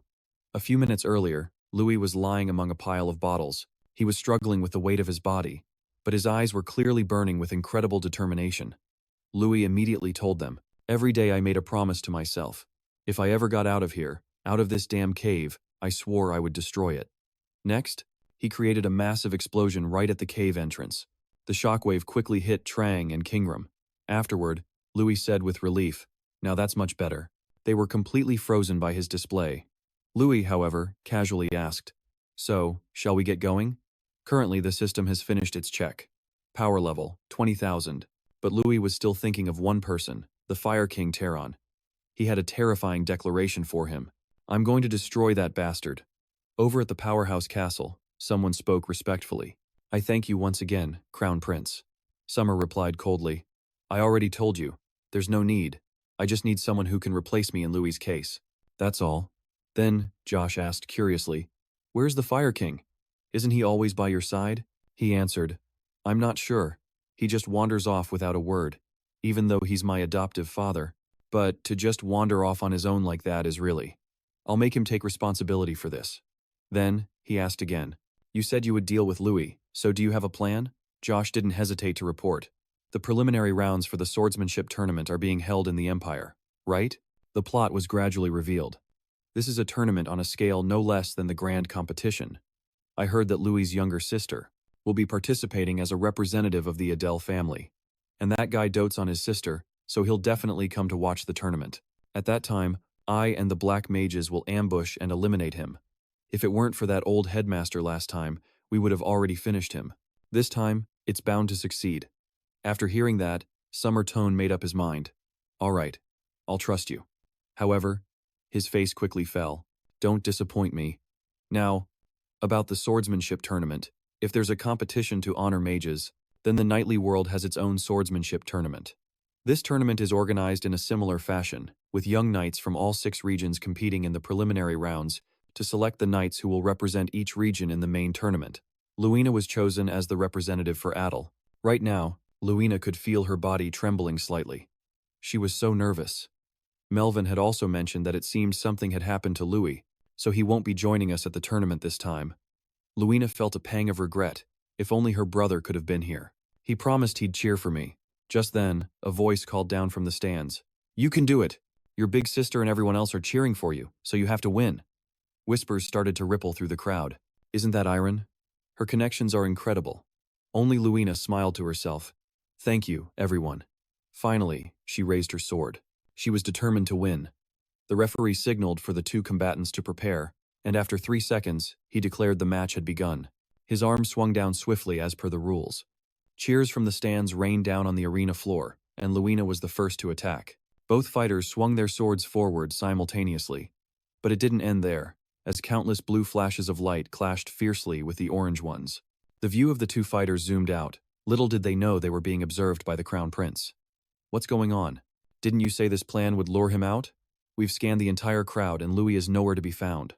Josh replied, panicking slightly. No, we must have just missed him. Let's keep looking. But Somerton didn't wait for an explanation. I was a fool to trust you. This plan of yours has gone completely sideways. In that case, I'll be taking my leave. The old man also replied cautiously, My apologies. We'll withdraw as well. Just then, Somerton had another brilliant idea. If we get rid of his sister, he'll come to us on his own, won't he? So let's just let the plan continue. Back at the match, Luina was gripping her sword tightly, while her opponent wasn't letting her guard down either. But chaos was erupting in the stands. It's an explosion. Run. The people who came to cheer for Luina were also stunned. Looking towards the crowd, Melvin called out hesitantly, Wait. He wanted to call out to his daughter but was held back. His face was covered in a cold sweat. What the hell is going on? Why did this have to happen right when Luina is fighting? Please, please survive, my Luina. Meanwhile, Luina was still calm enough to check on her opponent. Are you okay? But she was also on guard. Why the sudden explosion? Was it an accident? Before she could investigate, disaster struck. There you are. If only that Louis fellow was here too, it would have been perfect. Suddenly, another person stopped them. Hold on. Taking out his little sister and making him suffer to the fullest is even better. He'll blame himself for not being able to protect her. Luina managed to raise her sword and pointed at them. Who are you people? Why are you talking about getting rid of me? Naturally, she received no answer. Is there any need to explain things to someone who's about to die? But we will tell you one thing.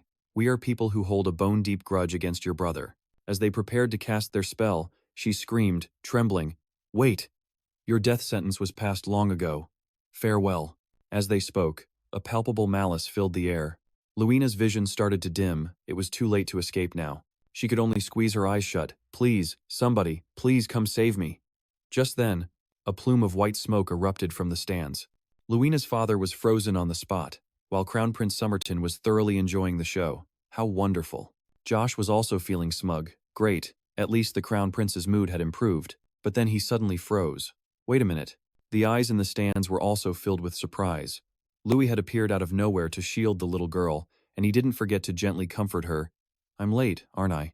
Hearing the familiar voice, the little girl was overcome with emotion. And at that moment, a scolding voice rang out. Why did you only show up now, big brother? Louis gently apologized. I'm sorry. A lot has happened. But he quickly regained his cold demeanor. Anyway, I heard a rumor that the Fire King had appeared. So I came looking. But I didn't expect something like this to be happening. Then, Jaqen sneered, You've come at the perfect time. Our father will wipe you off the face of the earth. Louis replied to him in a low voice. Your father? So that bastard is behind all of this. Right now, he didn't think Louis would act so quickly. In the blink of an eye, Louis landed a direct blow. Jaqen was punched flat into the ground, and his younger brother, Miko, screamed in terror, Big brother. However, Louis continued his questioning. Who gave you permission to touch someone else's little sister? And another thing, if you don't want to share his fate, you'd better answer me right now. Josh Gary Hill, where's that scumbag now? The echo of his voice seemed to terrify everyone standing behind them. Just then, someone dared to call his name, Lewis. Adele, a figure in a cloak, leaped down into the arena, roaring with fury. Someone like you dares to kill my son? A stream of fire magic flew through the air as he shot down towards the ground like a comet. But Louis managed to pull back in time, and he didn't forget to mock the old man. You delivered yourself to me? Great. That saves me the trouble of looking for you. Josh roared in fury at him, You bastard. Then, a golden light erupted from the old man's arm. And what's more, he declared, I will kill you with my own 2 hands. A golden bow was quickly materialized, and Josh, filled with hatred, screamed, Die! The arrow was aimed straight for his life, and yet Louis remained quite calm. Ridiculous. Who said I was going to be the one to die? The one who has to die today isn't me. He directly enveloped his knee strike in mana, and after kicking his leg straight up, he continued, It's you. His immense pressure immediately reversed the direction of the old man's arrow, and right now, Josh was so shocked he couldn't even move. A few seconds later, he finally reacted. Barrier! But clearly, cracks were increasingly appearing on the magical shield. Josh was fuming in his head. What the hell is happening? Before, I could still fight him on my own. And yet, after just a few months, the power gap has gotten this huge? His expression was filled with despair. Louis's coat also fluttered in the immense pressure as he coldly slammed the old man's head into the ground, and everyone watching could feel the suffocating atmosphere.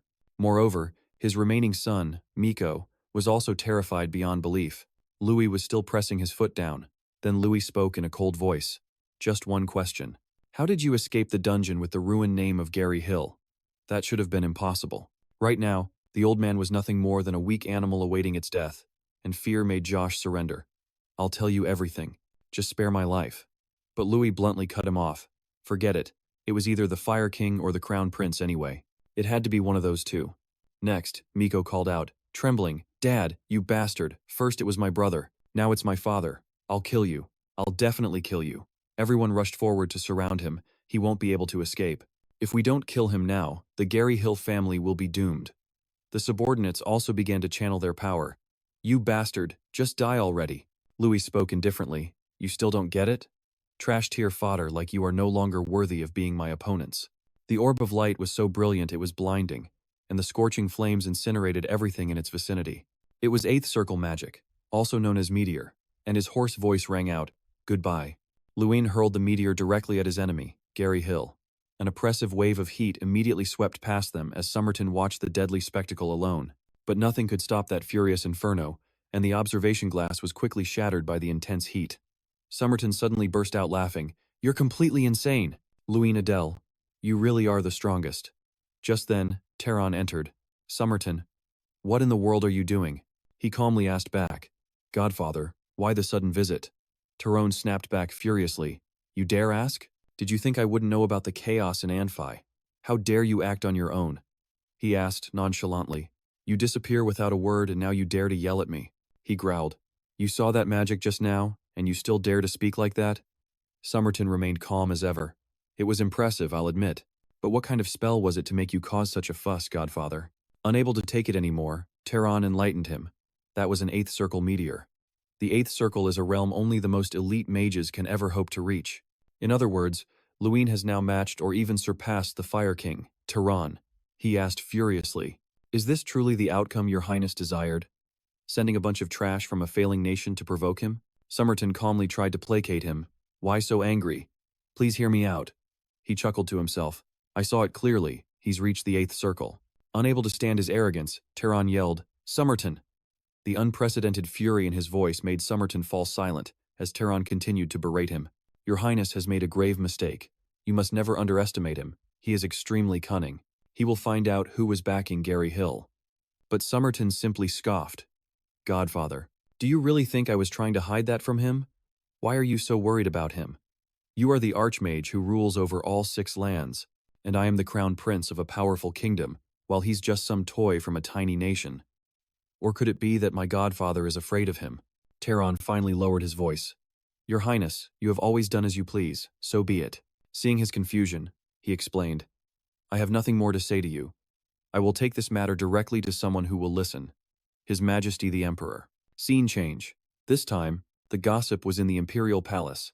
I heard there's an 8th circle mage from some small nation, and he's supposedly only 17. The reason for their reaction was actually quite simple. Luin Adele of the Adele family had reached the 8th circle at such a young age, meaning his learning speed surpassed even the Fire Kings. That's why Luin, who was proving himself to be greater than Terron, could be aiming for the very position that he held.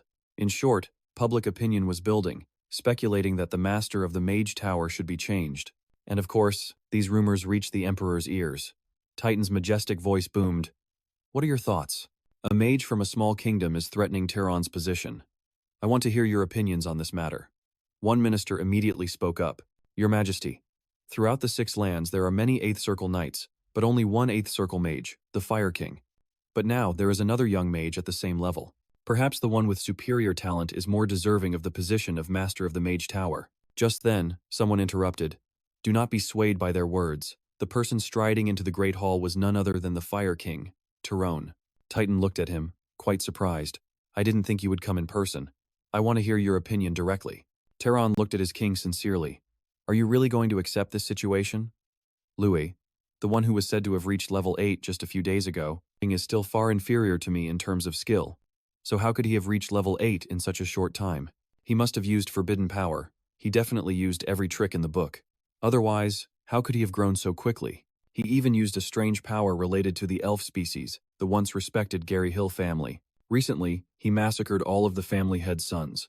If someone like that becomes the Tower Master, it will surely throw the Empire into chaos. Everyone quickly wavered. If that's true, Then his growth rate makes some sense. Titan pondered for a long time before replying, but something is definitely not right about this. This issue seems to not only affect the position of the Tower Master, but also the stability of the Empire. Perhaps we'll have to mobilize the army. Terron grew more smug. It's almost working. With the Emperor's military power, even that brat Louis doesn't stand a chance. Just then, Somerton interrupted. Father, you can't do that.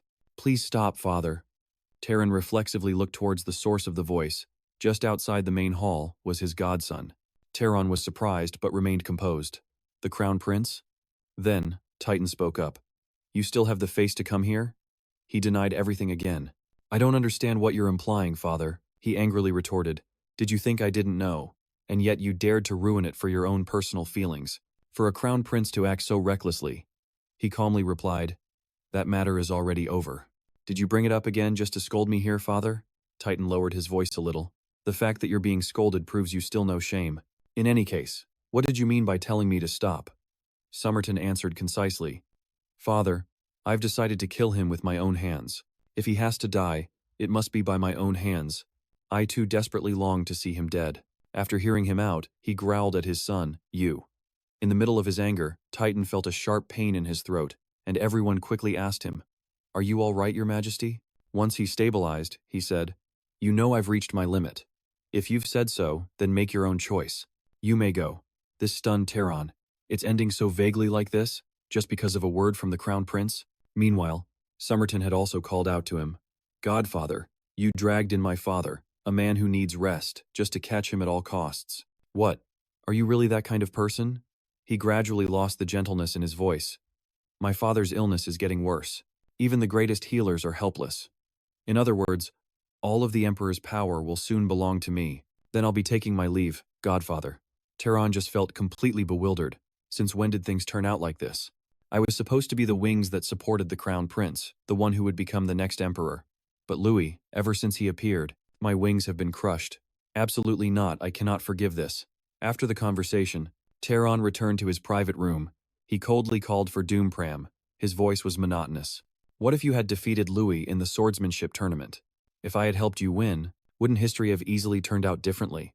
But there's no point in saying that now. The Tower Master will change soon enough. No matter how much the Crown Prince resists, he won't be able to stop Louis. But why haven't you left me yet? He answered hesitantly. Because to me, the only Tower Master can be the Fire King. If Louis is the source of all this, then I'll handle him myself. Terron slowly looked up. I understand. But with your current abilities, that's impossible. But this time, things might be different. Terron started emitting a wave of magic. This time I will personally be your backer. Pram was terrified by this. His eyes turned black, and then a hand poked him in the face. Don't worry. You've always longed for me to take you as my disciple. Pram couldn't answer, only managing to make broken sounds, as Terron looked at him maniacally. Isn't this the moment you've always dreamed of? So you should smile. Pram returns to the night's tournament. Luin stood alone in the fiery arena, furious that the enemy had made an enemy of Luina, and even dragged civilians into this. Who on earth is behind this? Is it the Crown Prince? Or the Fire King? But it seems that doesn't really matter anymore. Luin flared with intense killing intent. I'll crush them both. A moment later, he had only walked a short distance before being called back. Where are you going? Luin had no choice but to explain. This was orchestrated by either the Fire King or the Crown Prince. Both of them are openly targeting me now. Seeing Irene's surprise, he became even calmer, but now that it's come to this, the only way is to see it through to the end. She asked worriedly, What do you mean by that?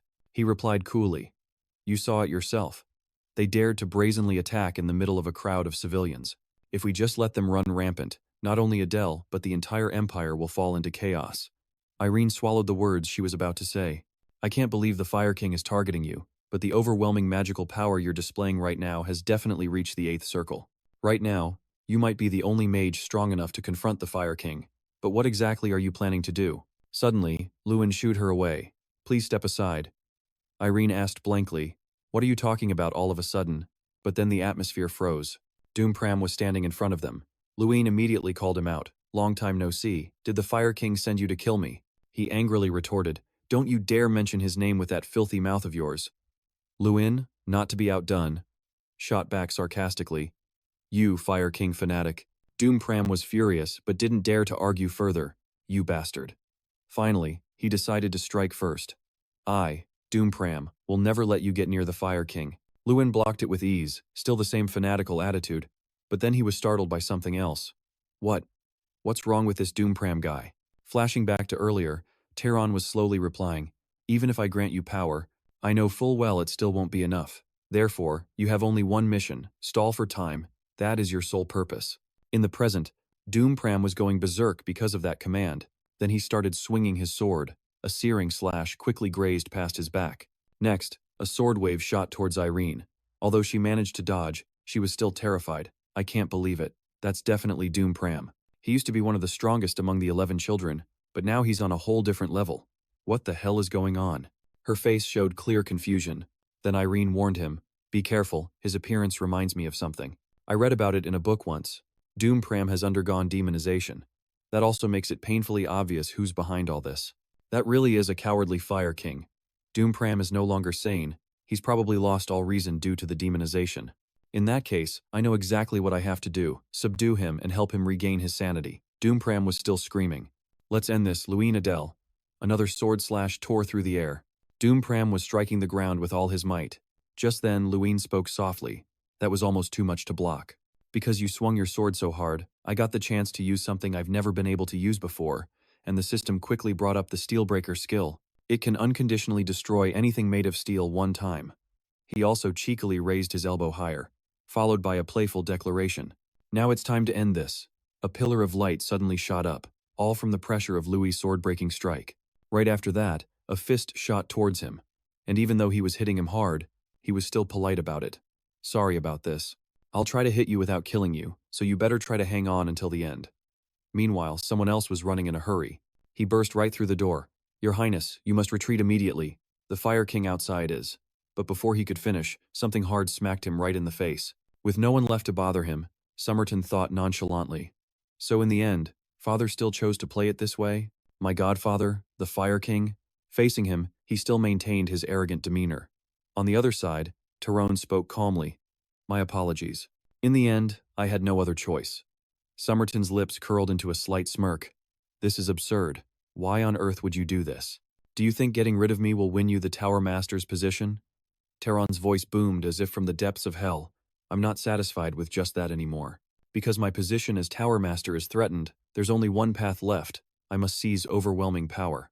To crush Louis with absolute force, and not just become the Tower Master, but to rule the world. And that power comes from the latent energy within your Highness, the successor to the throne. Do you remember what I taught you as a child? Never back down from your beliefs. And just as I taught you, I will make everything go exactly my way. Somerton shouted in panic. You think just saying that will make me give up? Guards, seize him! The guards quickly yelled and followed their master's orders, but Terron was no ordinary foe for them to handle. He cast his blank white eyes towards the enemies, and in the next second, magic began to crash down on them. The guards were engulfed by his spell. The madness was clear in Terron's smirk as he spoke nonchalantly. Are you done talking, Your Highness? Somerton laughed, but it was a laugh of despair. So this is how it all ends? Fine. Just you try and take down Luin. Even in death, I will curse you. Back with our heroes, Luin and Irene were looking down intently at Pram, and Irene was a little worried. Will he be okay? He's been punched so many times. Luin quickly reassured her. He's still alive. He's probably fine. Getting punched is better than living as a demon. Just then, someone else chimed in, right on cue. He wasn't strong enough to stop you, but you did well, Pram. This platinum blonde hair belonged to none other than Terron. He spoke with satisfaction. You have faithfully fulfilled your role as I commanded you, to stall for time. Irene looked at the opponent hesitantly, the Fire King. Meanwhile, Luin declared resolutely, You've finally shown yourself. I'm going to destroy you. But then his eyes caught something amiss. This power is far beyond the Fire King I once knew. It was a surge of energy that was many times stronger. Then, Terron let out a sinister laugh. Luin Adele, you can never defeat me. Luin sensed the dark energy and yelled, Irene, get back. A second later, a massive explosion tore through a part of the arena. Everyone was terrified by the strange event. Only Luin's family held their breath, praying for him. Luna also recognized that it was her brother and sister Irene. From above, Luna flew out carrying both Irene and Pram. She then shouted a loud warning, Run, it's dangerous. Get the civilians out of here right now. Immediately after, Louis successfully put them on the ground, not forgetting to confront his enemy. "What are you doing in a place full of civilians?" He casually shot back. "Why should I care? You'd be better off just dying anyway." And so, Terron unleashed his next attack with a demonic smile. A powerful shockwave erupted and quickly spread, forcing Louis to use both hands just to push back his orb. He couldn't help but get angry at the whole situation. What is going on? I thought I could finally face this bastard, but this power is just overwhelming, and the Fire King Terron's laughter only grew louder. "That's right. Give it everything you've got." As for Louis, he was horrified. What did he do during that time? Wait a minute, I'm sensing a very unusual flow of magic, this energy. It can't be? The Crown Prince? He absorbed the Crown Prince's life force. Terron, completely unaware that he'd been exposed, continued his frenzied charge, while Louis seethed with rage at him. "For the sake of ambition, would you really stoop to anything?" After falling back, Terron suddenly spoke up. "Thank you for angering me. Thanks to you, I can finally become a demon god."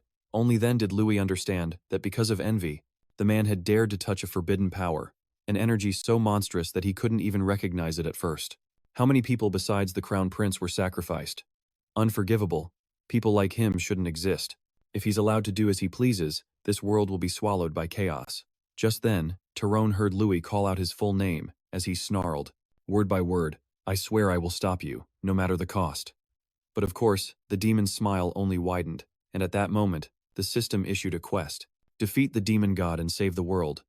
At the same time, a girl's voice cried out, "Sister!" Irene looked bewildered. So Luina explained, "He asked me to lead the remaining civilians out of the capital. But it's not enough with just us, sister. What do we do now?" The only thing on her mind was the image of Louis, and her sobs grew heavier. He's fighting all by himself. Irene quickly placed a hand on the girl's shoulder, Luina, but then a strange sound came from behind them, as the civilians in front of them began staggering closer. But upon a closer look, Irene realized, demons. So Jade and Pram wasn't the only one who was turned into a demon. They planned to wipe everyone out from the start. She then urged everyone to run, but Bova unexpectedly stopped her. "Everyone, fall back. It seems this old man's final resting place is right here." Ari quickly volunteered, "I'll fight alongside you." But Bova shook his head. The young master would be heartbroken. However, she cut him off. "My mind is made up." All the while, the human demons were shrieking fiercely. Irene affirmed once more, "If we can't protect the people here, I believe I will regret it for the rest of my life." A bright flame suddenly appeared before them, or, more accurately, fire magic erupted out of nowhere, as an elderly voice echoed in their ears. "We have arrived late. My sincerest apologies to everyone here. But in order to bring such large reinforcements, I didn't expect it would take so long." And with that, everyone sprang into action. "Then we shall fight alongside you." The heat from the explosion sent the demons flying, but the humans fearlessly pushed forward, with the skilled knights drawing their swords. They unleashed the techniques of a lifetime to slay the demons, with Han in particular urging everyone on, "We need to finish them off quickly and go help Louis." His face suddenly froze because up ahead, a thick cloud of dust and smoke had suddenly appeared. Seeing Terron flying high into the air, he frantically searched for Louis, only to find his friend collapsed on the ground, gritting his teeth in pain. "I'm not even on his level. After all that hard training, is this how it ends? I have to protect everyone." Just then, the enemy's savage laughter echoed, "A fitting end for you, trash. Your desperate struggles are meaningless now. I, who have reached the realm of a demon god, will wipe all of you out." His silhouette looked incredibly desolate in front of the man. In contrast, Terron's delight grew even more. "Now then, farewell." His face was devoid of any human emotion. The heat from the fireball was about to scorch the earth. Its target to crush was none other than Luin below. Irene stared at him, stunned, while as for Luina, the little girl, cried out his name in terror. All hope had drained from Luin's eyes. "Is this the end?" Just at that moment, a voice echoed from somewhere in his mind. "Protect them. Even if I couldn't, you can." Terron also seemed to sense that something was off. This energy, impossible. Then, the surrounding area was engulfed by a mysterious light. The destructive force rapidly spread everywhere. The light erupted more and more violently, and Terron, taken by surprise, stopped all movement. He screamed in panic, "Impossible! How could you possibly block a demon god's attack?" Luin gave his opponent a mysterious smile. "A moment ago, I couldn't. But it's not fair for you to be the only one to become a demon god, right? Now bring it on, Terron." Luin was completely enveloped in an overwhelming aura. Terron couldn't help but look up at the weakling who was just under his boot a moment ago. "I am still the bloody storm of the capital." Luin became one with the power he had just summoned. Now, let's have a proper fight.